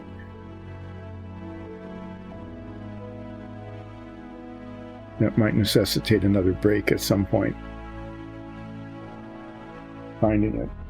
We'll see. We'll see how far this goes. A little bit goes a long way. As you can see, it spreads, pretty well. And I'm just leaving the bubbles because, it's sewerage. It bubbles. It floods. It is uneven. It's,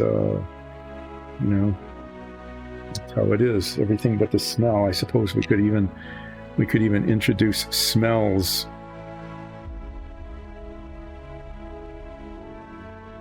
into our sewers, or what we could do is, since the cat litter boxes are kind of nearby, we could just leave the door to the litter box open and have that add to our sewerage experience. So I don't know how long overtime is going to go. I could repeat.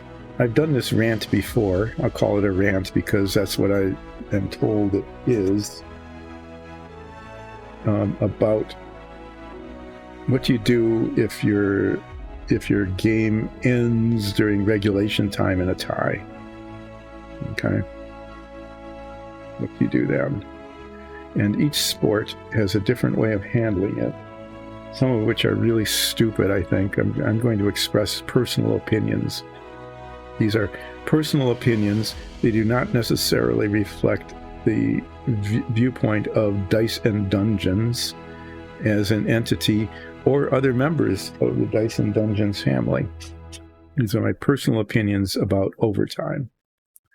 And not the kind of overtime I'm doing here where I'm getting paid time and a half for the extra time I'm putting in, which means I get an extra half of a thank you for the stream when I'm done. So let's talk about how different sports handle this. If you're doing AYSO soccer, okay, youth league soccer,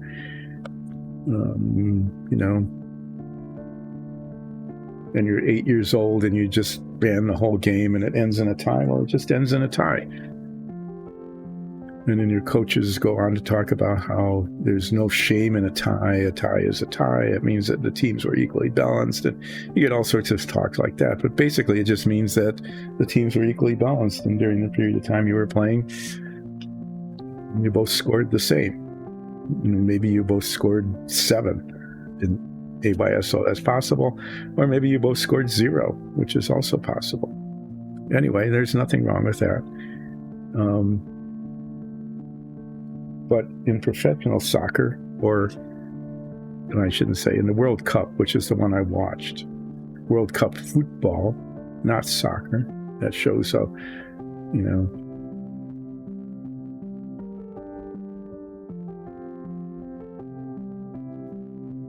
World Cup football. So they play, an entire game. What's that, 90 minutes? 90 minutes of running around, faking injuries and things like that. Again, personal opinion. Wasting time on substitutions, delaying tactics, sorts of things to give them an advantage in the game. So after doing that for 90 minutes and it ends in a tie, we play another 30 minutes of real playing, running around trying to score, trying to keep the other people from scoring, kicking the ball away, passing it back and forth endlessly like a certain team from a certain part of Europe does as their style of play, is you just stand there at midfield and pass it back and forth, completing a record of 10,000 passes, or it feels like it, in a game when nothing happens other than that. and the other team is afraid to attack the ball and steal it.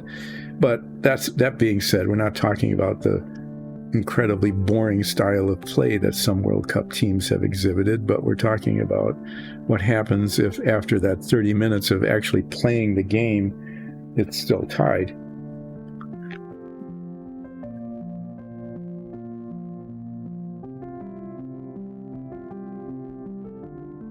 Thanks for becoming a follower, Kessler.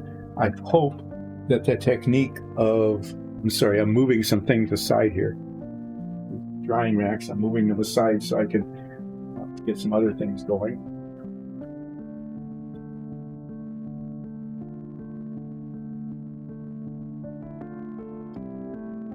Hope the technique of using isopropyl alcohol and a toothbrush works for you and you're able to salvage your minifig. I think it should work. So for these pieces, I'm just looking at this as an example. The green goes up about midway of the second row of blocks from the bottom. And looking at it, it goes around the sides, but not on the back, which is fine because there isn't any sewerage in the back, right? But there certainly is on the front. And if the sides show. So again, I want it to be uneven, but I need to get it into the crevices between the blocks. So I hope that technique works and that you're able to salvage your model. So when these are done, the whole thing needs to be done in dark gray so that the stones come alive, and then would use black wash and paint the high tide mark, and that would be just blotching it on. Okay, so I'm putting these aside on the drying rack. We'll see. I can get a lot of them on here because the footprint is fairly small. But I hope that technique works for you and that you're able to get the consistency of your paint right so it works for you as well. Thank you for becoming a follower. So I'm going to be painting probably, it looks like there's just so many of these. I'm going to just say it's going to go on for about an hour yet, past the normal closing time, because I want to get these ready for use. Restream.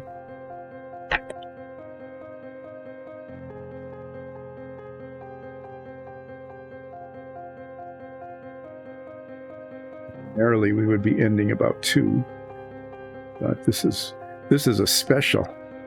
This is a overtime special today on Friday. Dungeons and Dice and Dungeons, relaxing painting, special overtime. Yeah, I've been muttering now for 4 hours. It feels like it's been 4 hours.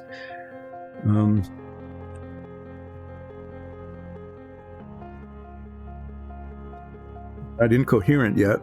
That's something that can occasionally happen, and not necessarily during the stream, but just, hey, you're becoming incoherent. Oh yeah, well, that's because, I have an excuse. Let it go. Pay attention to what I think I'm trying to say, not to what I actually say. Will that work for you?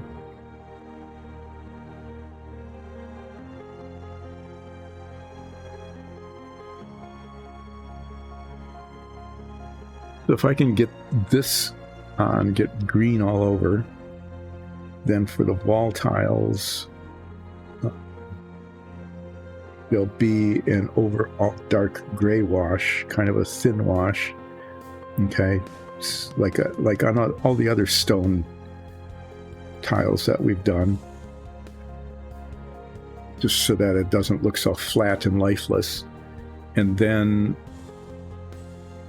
once that's dried, or even before it's dried, because it's okay if the colors run a little bit, you kind of want that, be doing a line of black, much darker color, at the high water mark, right about there. So the dark gray color will go down, will be all around front and back and sides and everything down to about the middle. And then there'll be a black wash splotched on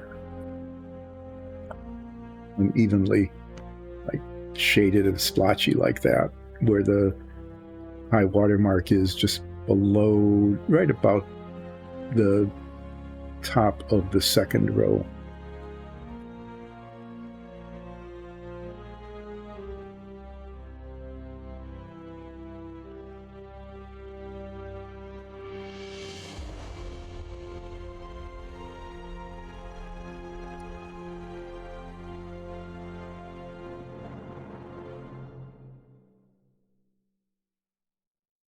Anyway, I'm doing overtime today because we need these to be done for our D&D campaign. Yay!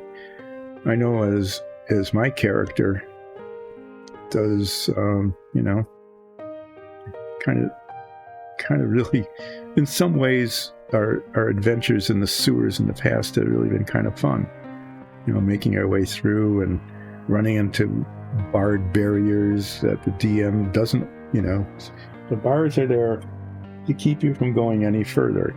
So why are you spending 25 minutes of gameplay trying to get through this barrier that I, as the DM, set up to keep you from going in that direction? That's, kind of metagaming what the situation was. And it was like deception check or perception check or whatever it is to see if the DM is actually telling the truth, because we have actually spent 25 minutes trying to get through these bars onto the other side where there's really nothing to see, but there's bars blocking a passageway. How could you as a D&D party not want to get to the other side? Of course you would. What else? The bars aren't there anyway. So yeah, that's happened like more than once, oftentimes in sewers. Until finally the DM on one occasion broke character completely, got real metagamey and said, "You are not going to get through no matter what you do. I, the DM, since I have godlike powers over everything that happens to you here, have put those bars there to keep you from going that way. There are 3 other directions you could go in. Choose one, move it along."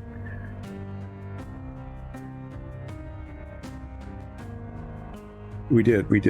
Of course we did a deception check to find out if that was real or not. Come on. You don't put bars up and expect the party to just not spend all of their time and energy using all of their equipment in their inventory, trying to do other things to get through to the other side. You would put like a wall there or something, so it'd be clear that there wasn't anything there. But if there's bars, you can see through, and there's another side, so you have to go there. Anyway, yeah, that's something we did in sewers. Maybe we'll do that again. Maybe the DM will have learned their lesson and not put barred passages up that are impassable. Anyway, yeah, I'm doing the overtime today because we need to have these done.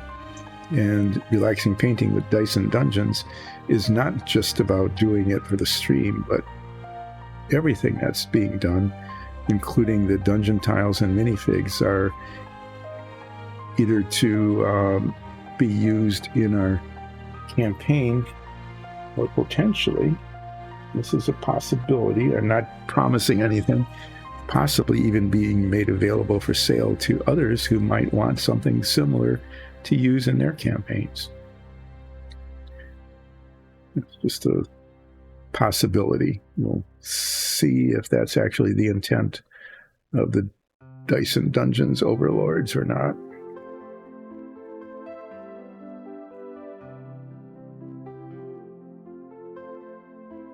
So I now have finished 12th one, I'm going to get a little bit paranoid and compare it to the prototype. Yeah, this wasn't painted on the base. There was a time when we actually painted these and then attached the bases later. You can even see the epoxy there. But now the bases are actually an integral part of the print. Yeah. So looking at these, it's coming along okay. The shading on the prototype that I just showed you was a good deal more sophisticated than I don't know. I'm not sure if I can pull that off or not. We might have to recruit Nicole to do some of the final shading just to make sure that it's done well. She's kind of retired from relaxing painting with Dice and Dungeons, but maybe we'll do like a side-by-side or something, just to get these things done. And I can do the parts that I can do, and she can do the parts that I can't do. It's not that I mean, it really is I can't. I don't have the skill to pull it off. I can do this. I can do blotchy application of green slime. I can paint whole swaths of tiles in a monochrome way.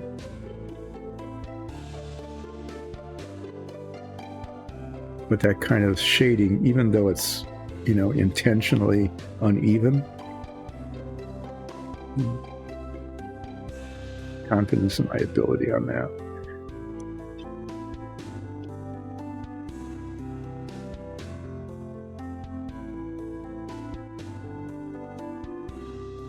This is moving along okay. What time is it? I spent a half hour. It'll probably be, an extra hour, maybe a little longer. Not because these take a lot of time, but because there's so many of them to get done. I should be able to get the green algae slime look on these.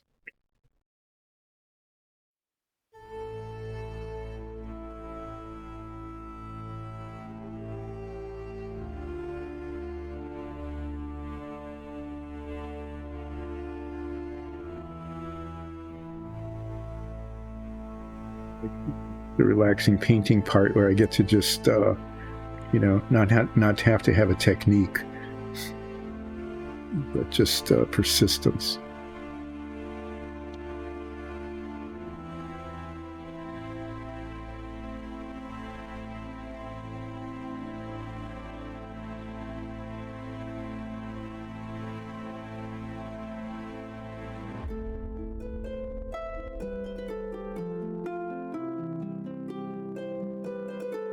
What I was saying, since I'm talking about overtime, since I'm in an overtime situation here today, is how do different sports handle tie games when they go into, in many cases, overtime?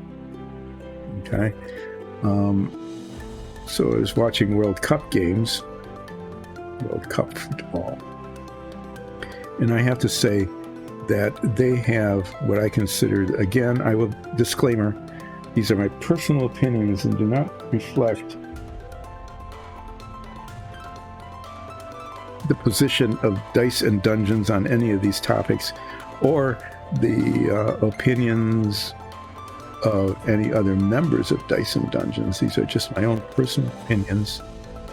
I'm allowed to have those, right? As long as I don't slander anybody or tell an untruth, I can have an opinion about something.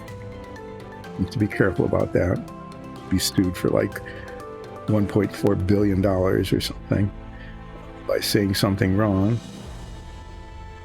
or even a nickel, or like anything at all.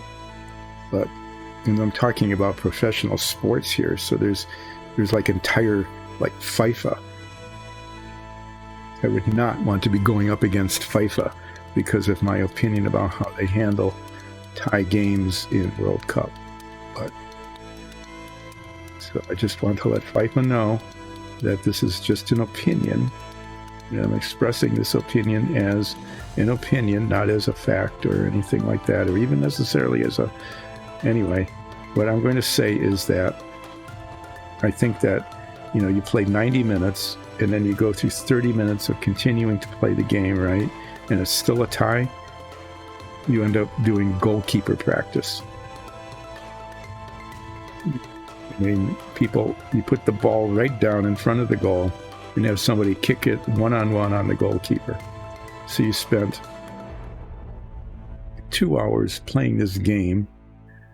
It's exciting and stuff has been happening or not happening, and goals have been scored or not scored or missed or just missed, or even worse yet, you do an own goal or something and everybody groans and starts booing and being rowdy and whatever. So you do that for all of that time, and then you just one-on-one with the goalkeeper. It's back when I used to watch AYSO with my young kids. It was like that's what we did in practice. That was goalkeeper practice or goal scoring practice. And that's how they decide these games, to decide who's world champion. That's my opinion. I think that's like the worst way of dealing with a tie game. So on the other hand, you've got like hockey, at least as the NFL does it, and they just play some extra time, and they play the game, and if it ends up in a tie, there's a tie. And I think that's fine. In basketball, their way of dealing with a tie is actually pretty decent. It's like you just keep playing the game by adding some extra time on, and you play during that time period, and if it's still a tie, then you play another time period, and if it's still a tie, you do it again. And you do it until at the end of that fixed amount of time, and everybody knows how much time there is, so you can, speed up your game or slow it down in order to if you're ahead, you try to slow it down so the other team doesn't get the ball, or you commit fouls or whatever. Your strategy and tactics follow the amount of time, how much time it is, and you keep playing until at the end of one of these periods, the one team is ahead of the other. And I think that's okay. Baseball, like, used to be the same sort of way, is that you had innings where both teams had an equal chance to score, right? So you just kept playing extra innings until after the end of an inning, when both teams have had their shot at it, one team is ahead of the other. That seemed fair, and it wasn't any weirdness or contrived. But they've recently messed that up. It was like, I can't believe they really did this. It's not like games would go on forever anyway. It was unusual to have a game go on past maybe 11 innings, which is only 2 extra. Occasionally you'd have like these record-breaking games that would go on for 21 innings or whatever, but that was very rare. And so weird that it was actually kind of cool. But now, in order to supposedly move the game along, when you get into extra innings, they start with a player on second base. So they basically give you a free double, putting a runner in scoring position at the start of each inning. At least both teams start equally. They both start their inning with someone on second base. But I'm not sure that accomplishes much. It gives them an equal chance of scoring, and then you might end up with both teams scoring a run. And what difference is that than if both teams scored 0 runs? I don't know. So I thought that was kind of gimmicky and a little bit sad that baseball would resort to that. They put in a time clock now for pitching, so that the pitchers and hitters have to move the game along.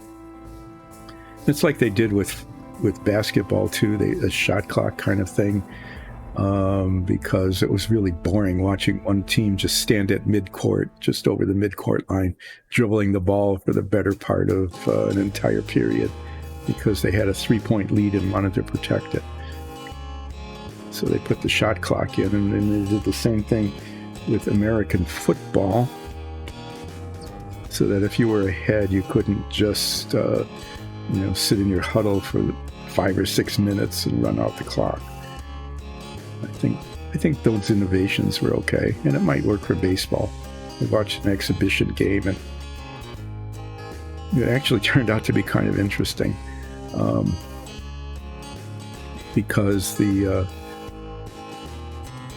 it's like 20 seconds or 15 seconds between pitches, and that doesn't seem like much, but it was enough time for this one pitcher to get into get on the mound and get ready to pitch, and the batter had to be ready in a certain amount of time too, so that the batter couldn't delay the game, but there was time left on the shot clock, or the pitch clock in this case.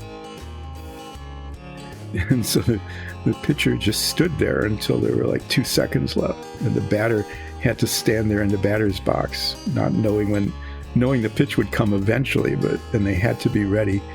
And it actually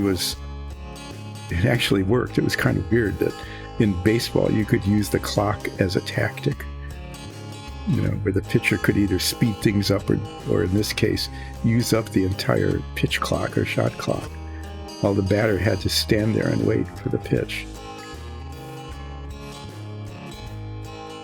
People are playing with this new rule, so I think the shot clock in all of these sports, kind of helped keep it from being stupid, where somebody could get ahead and just like run out the clock. Kind of like in football, the team standing at midfield, passing the ball back and forth 1,250 times.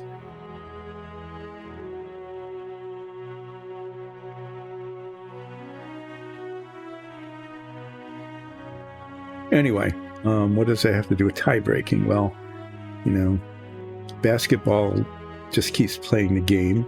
Hockey just plays the game. It's okay in a sport like hockey to have a tie. It just happens. Sometimes everything's evenly matched and you end up with a tie.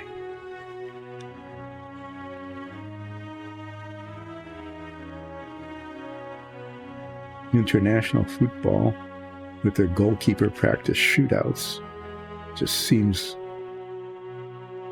to just almost ridicule the game. That the whole game could come down to like somebody kicking the ball at the goalie one-on-one.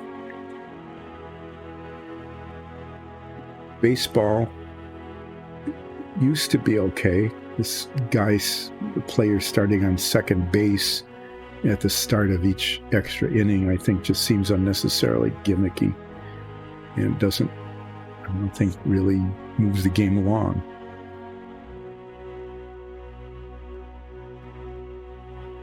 It's gone on now long enough. You could probably do a study to see whether it actually has reduced the number of extra innings before a game is finished or not. American football used to just say a tie was a tie. You'd play your 4 15-minute quarters, and if it ended in a tie, it ended in a tie. And you were playing for standings within your division, and except for a playoff game where somebody had to win, okay, I think during the regular season that was perfectly fine, but then there had to be a way of, if you were like in a playoff for the championship, and it didn't always have playoffs. There used to be like one division. There were just enough teams in that to fill one division, and whoever had the best record was the champion.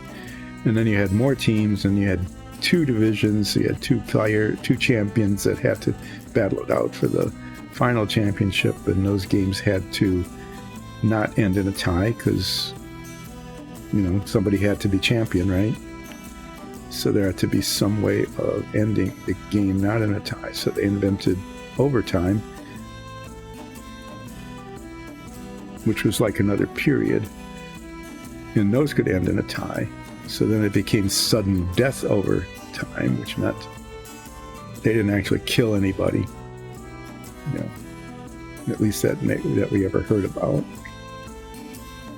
It was the NFL, I suppose. I suppose they could have kept it a secret, but you would have noticed if a player disappeared. So I doubt that it was just a way of saying that whoever scored first won the game.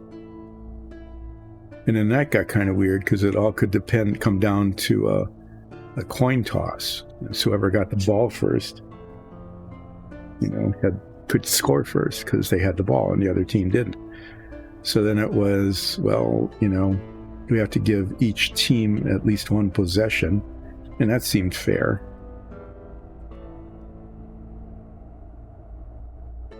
But then sometimes that ended up in a tie, so they had to come up with when you start doing that, you start coming up with more and more different rules to just say, you just alternate possessions until somebody scores in theirs and the other team doesn't, like extra innings in baseball. But it's like, okay, everybody goes first. If one team scores a touchdown, then they win. If they just get a field goal, you get a chance. And if you both score a field goal, then the next score wins. And just keep it simple. So American football, I think, in terms of dealing with overtime, got kind of weird. See what else? There's golf, where you have a tournament and there has to be a winner at the end. What they do is they just say, well, we're just going to keep playing extra holes until somebody beats the other person on that particular hole. Kind of like extra innings used to be in baseball, right? So if you score a 4 and I score a 3 on this particular hole, then I win. It just ends there. It's not like you play a certain number of holes, although I think there are some tournaments actually where if it ends in a tie, they play a whole nother 18, or at least that was the case at one. Vaguely that happened. That actually seemed kind of cool, but it took an entire extra day to do that. So the sudden death kind of overtime thing, where you play a hole, and if you tie that, then you go on to the next one, and if you tie that, you go on to the next one until somebody gets a birdie and the other person doesn't, or somebody gets a par and the other one gets a birdie. And that's not too bad. At least it's an even chance, and it's not weirdly manipulating the game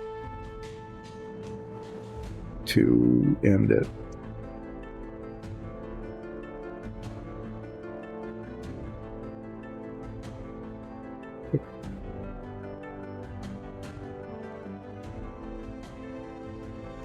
They haven't kept up with hockey. They haven't done anything weird like, yeah, they do, don't they? They'll do shootouts as well.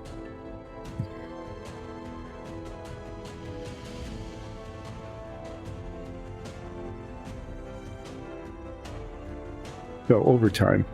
For me, overtime just means that I get to keep talking about something to fill the space here.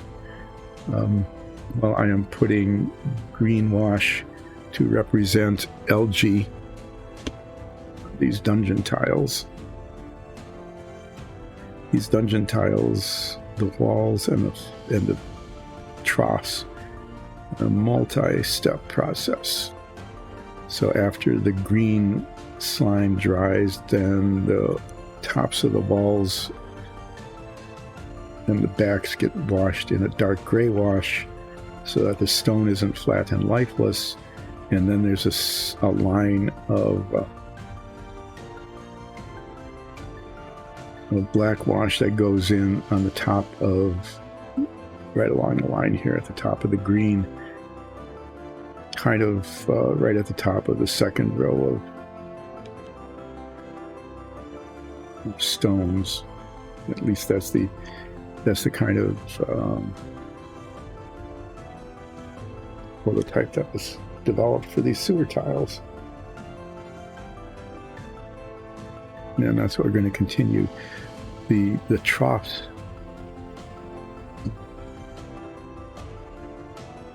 done in green, but in the center there is a line of brown, and in the center of that is a line of black to represent different layers of different type of sewer content.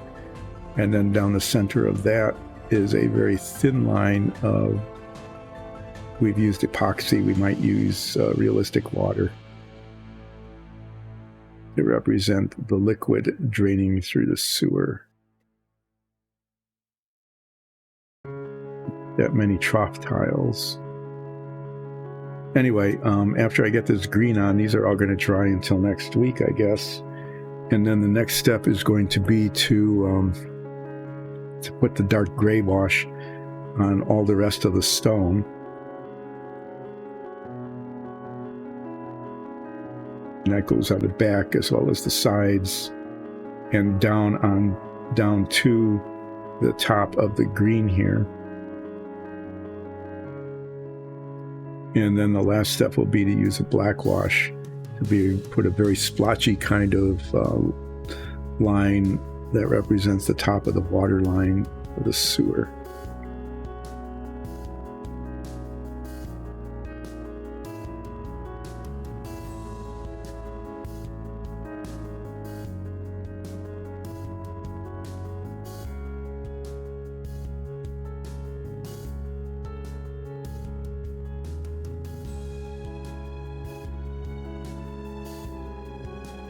The hole is where the sewage inlet goes. There's a pipe.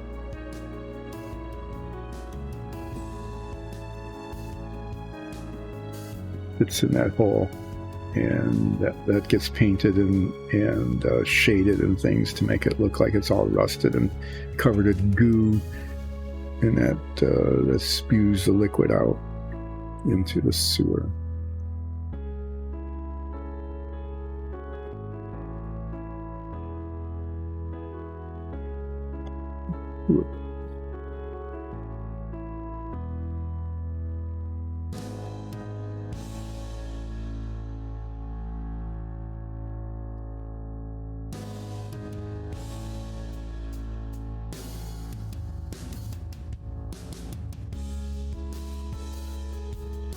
Next week I will be gone on Monday.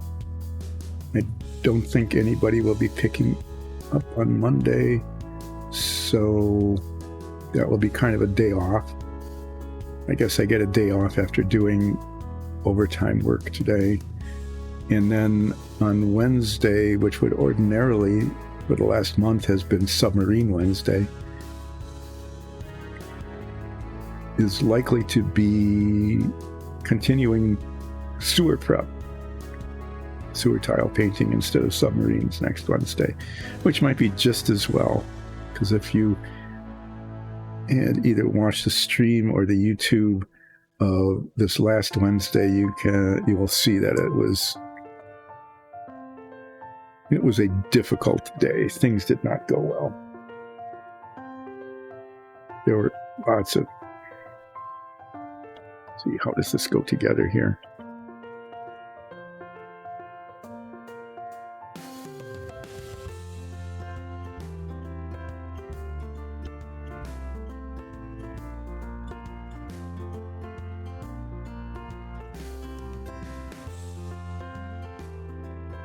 I guess I'll paint the sides too. I'm not sure if they'll show.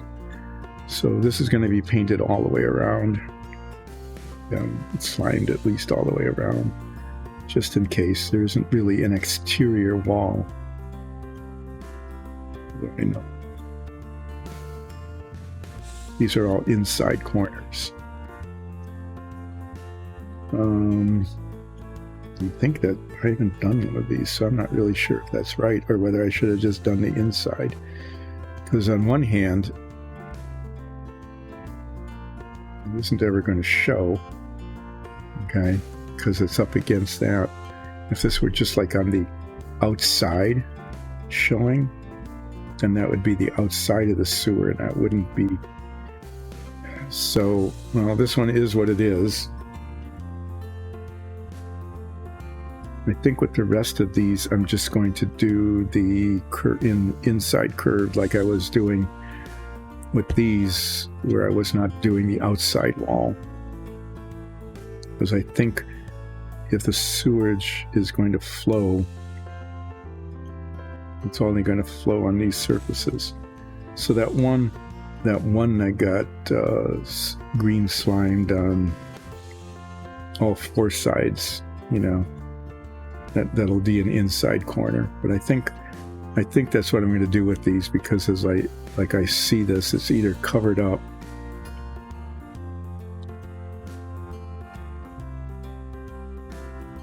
no, it has to be, because these were done on the outside too. So if this was like the end of the sewer, yeah, just do it all.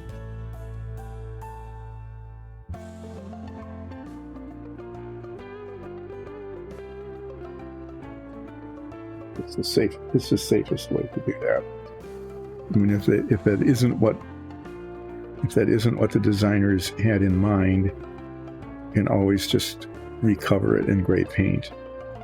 I mean, that would be a waste of time, I guess, but I think this makes it consistent with having slimed the outside wall of the other wall tiles. What wasn't slimed was the back, which is definitely not in the sewer. But this might be, if it shows on the outside. You know, it's just covered up by another wall. And it's just covered up by another wall, so it doesn't matter.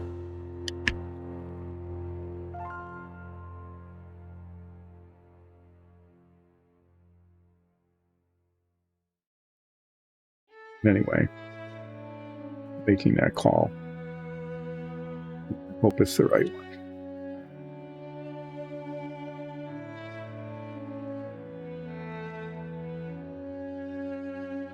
So right now,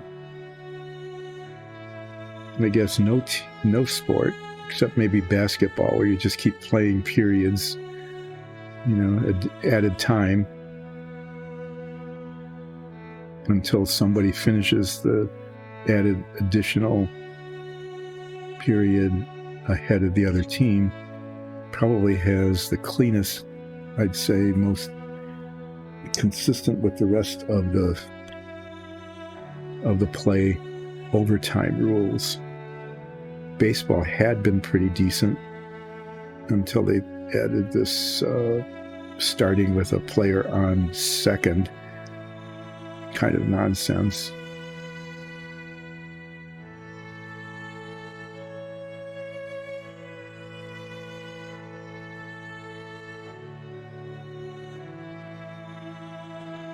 Football with the shootout, I think, is just not right.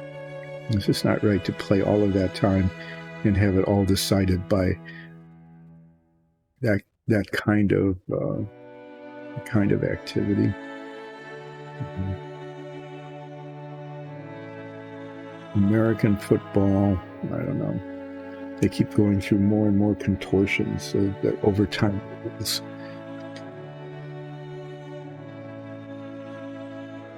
I'd say, you know, it's what they really should do, and I think maybe the original that started out that way is you just add another, you don't have to add a whole nother 15-minute period to the game. You could just add like a 10-minute one, and just add extra innings, you know, just add like they do in basketball. Just go into overtime 1, overtime 2, and you just keep playing until somebody is ahead at the end of overtime. They couldn't do that. I guess because of television, they didn't want games going on forever.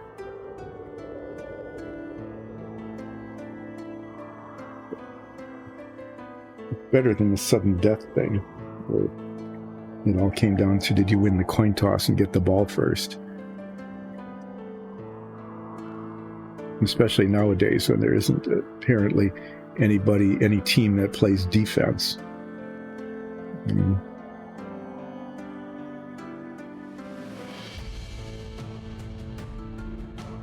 Yeah. Those are my personal opinions, not reflecting any particular position on the part of Dice or Dungeons or any other member of Dice or Dungeons or anybody on Twitch or YouTube or anything else who listened to my opinion about overtime in sports.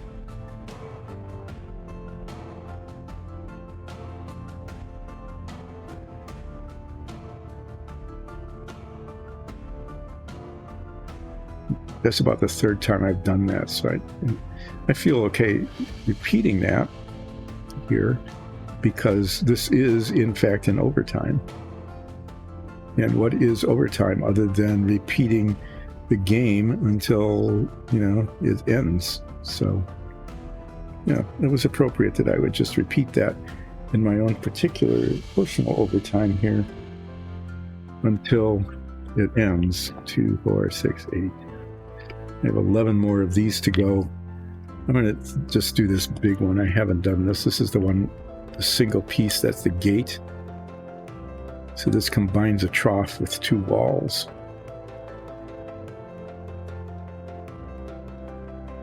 And these holes are where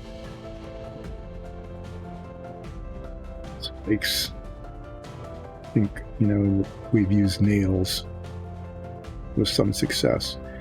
And that creates a barred entry, much like the kind that our D&D party spent 25 minutes trying to get through when the DM put it there as an intentional barrier that one could not get through. Did we pay attention to that? No. It's like you put a barrier there. That means there's something on the other side. That something on the other side is something we want to get to. It could be like a super powerful magical item. How would we know that it wasn't? Right? Because the DM shouldn't metagame, so wasn't supposed to tell us, but finally got so frustrated. And she said, you can't get through, just stop trying. I put it there as a barrier that you couldn't get through, just stop trying. So we tried a couple more times, but then we didn't want anyone to, be like kicked out of the game or have the DM quit on us or something. So we moved on and went through some open passages instead because they were open because we were meant to go through them.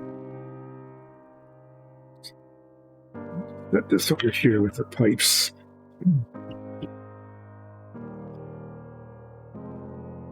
Okay. What else? 3. Yeah, it's not too bad. It's going to be like an hour and 15 minutes of overtime.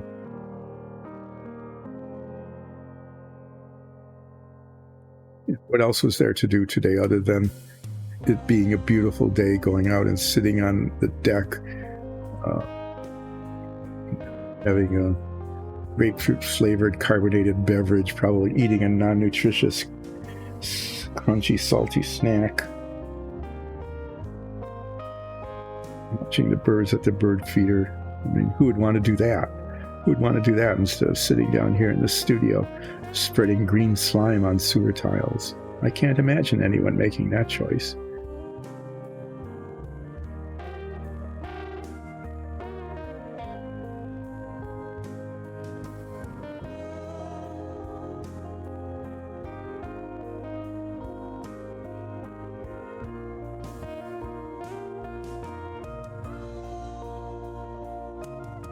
On the other hand, they didn't really have anything to eat during break, and so, probably getting a little lightheaded here.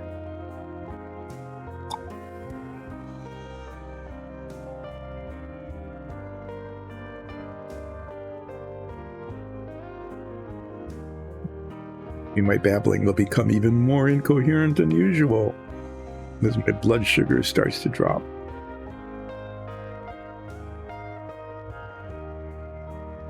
Brain said, yeah, I think maybe I might have made the choice to sit out on the deck having a cool carbonated beverage while I was eating crunchy, salty snacks.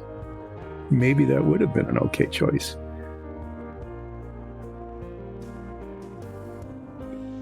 Okay. It's going to be one of those things where I'm putting these down on the drying rack here so I can move them aside later. is that I'm probably going to be like short of space for maybe 2 of these back. Squeeze some things together, put them precariously on the edge.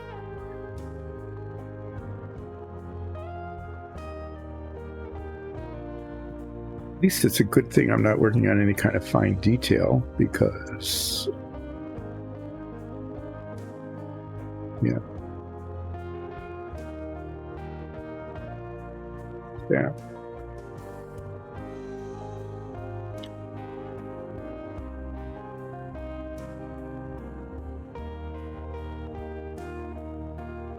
On the upside, this will be done, and will make up for my not being here on Monday.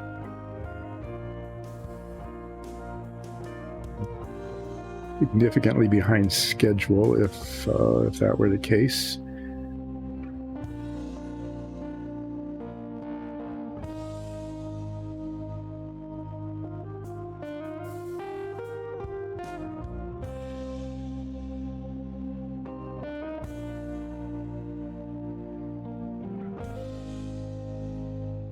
One more after these. We can start a countdown. You want to do that?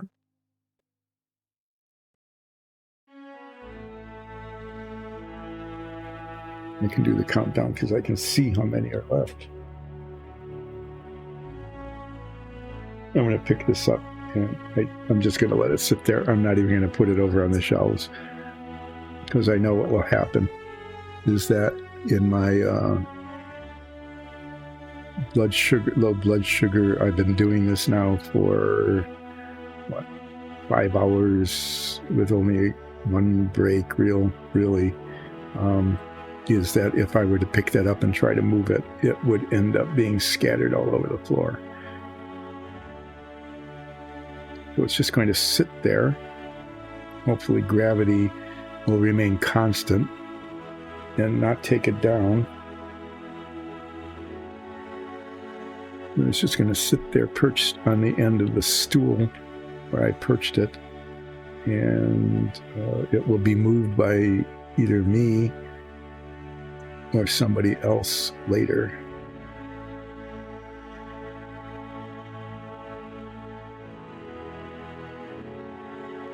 Just as I'm setting these down, and it's becoming more and more crowded and more precarious.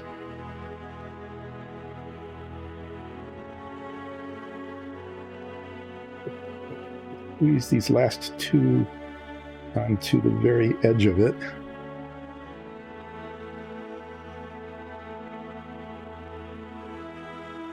Know that moving it would be not just courting disaster, it would be like sending out a super engraved invitation, come to this or be banished from the kingdom forever kind of invitation. Yeah, it would be that kind of invitation to disaster, without a doubt.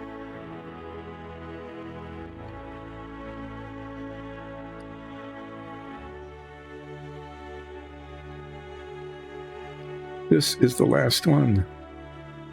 So unless there is another one lurking somewhere, or an entire tray that I missed, I don't see it anyway. I'm actually going to be finishing overtime, and I'm going to declare myself victor. I am the winner of this overtime session.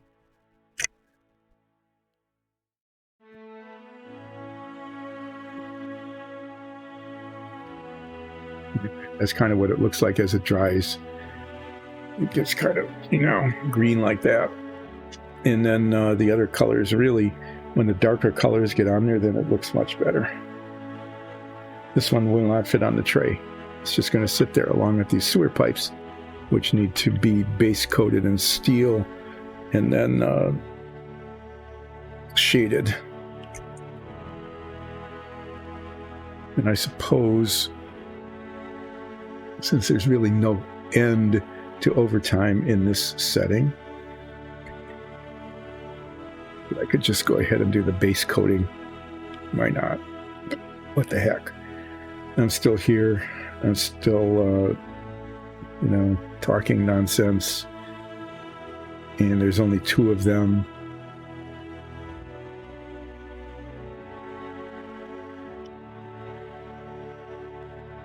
Get the steel out and get it done.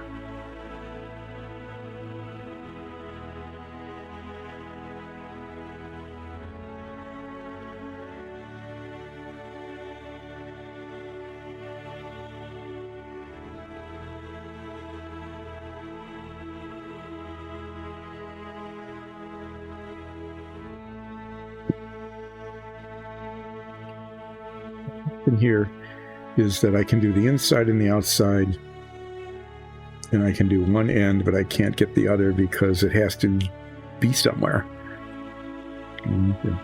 It has to set somewhere. So the only alternative would have been to like find it. I don't know. We must have done this in 2. We'll just do it like this.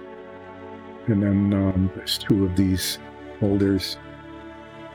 And then at some point in the future, we'll get a little bit of steel paint out and paint the other side. But I'm just going to paint these now, inside and out, on the surfaces that are visible to me.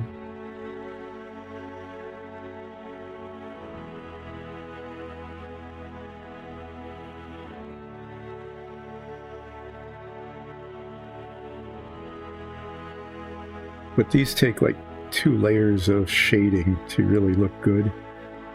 They have to be made, there's a black and a brown that go on these so that they look rusted and also corroded.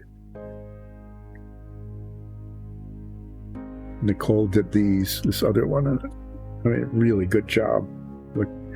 Made it look all rusty and black, slime on it. I don't know. Did a good job. I can paint the base coat though. I can do that. And then those will dry and get flipped over before they're finished with the various and sundry shading, which I might attempt to do, or I might ask Nicole to do.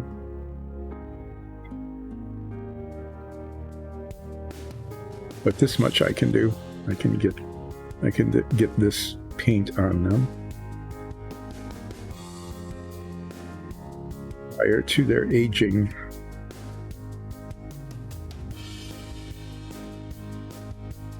I thought, well, since I'm doing overtime, I might as well base coat these 2 so that this is pretty much ready to go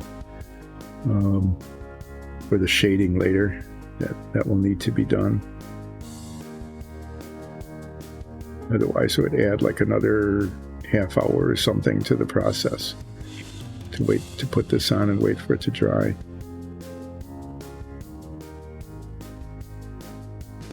Okay.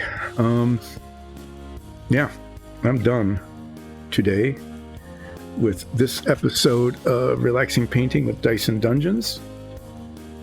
Thanks for the follow. For those of you who were watching this or catching it on YouTube or just even little bits of it, thank you again.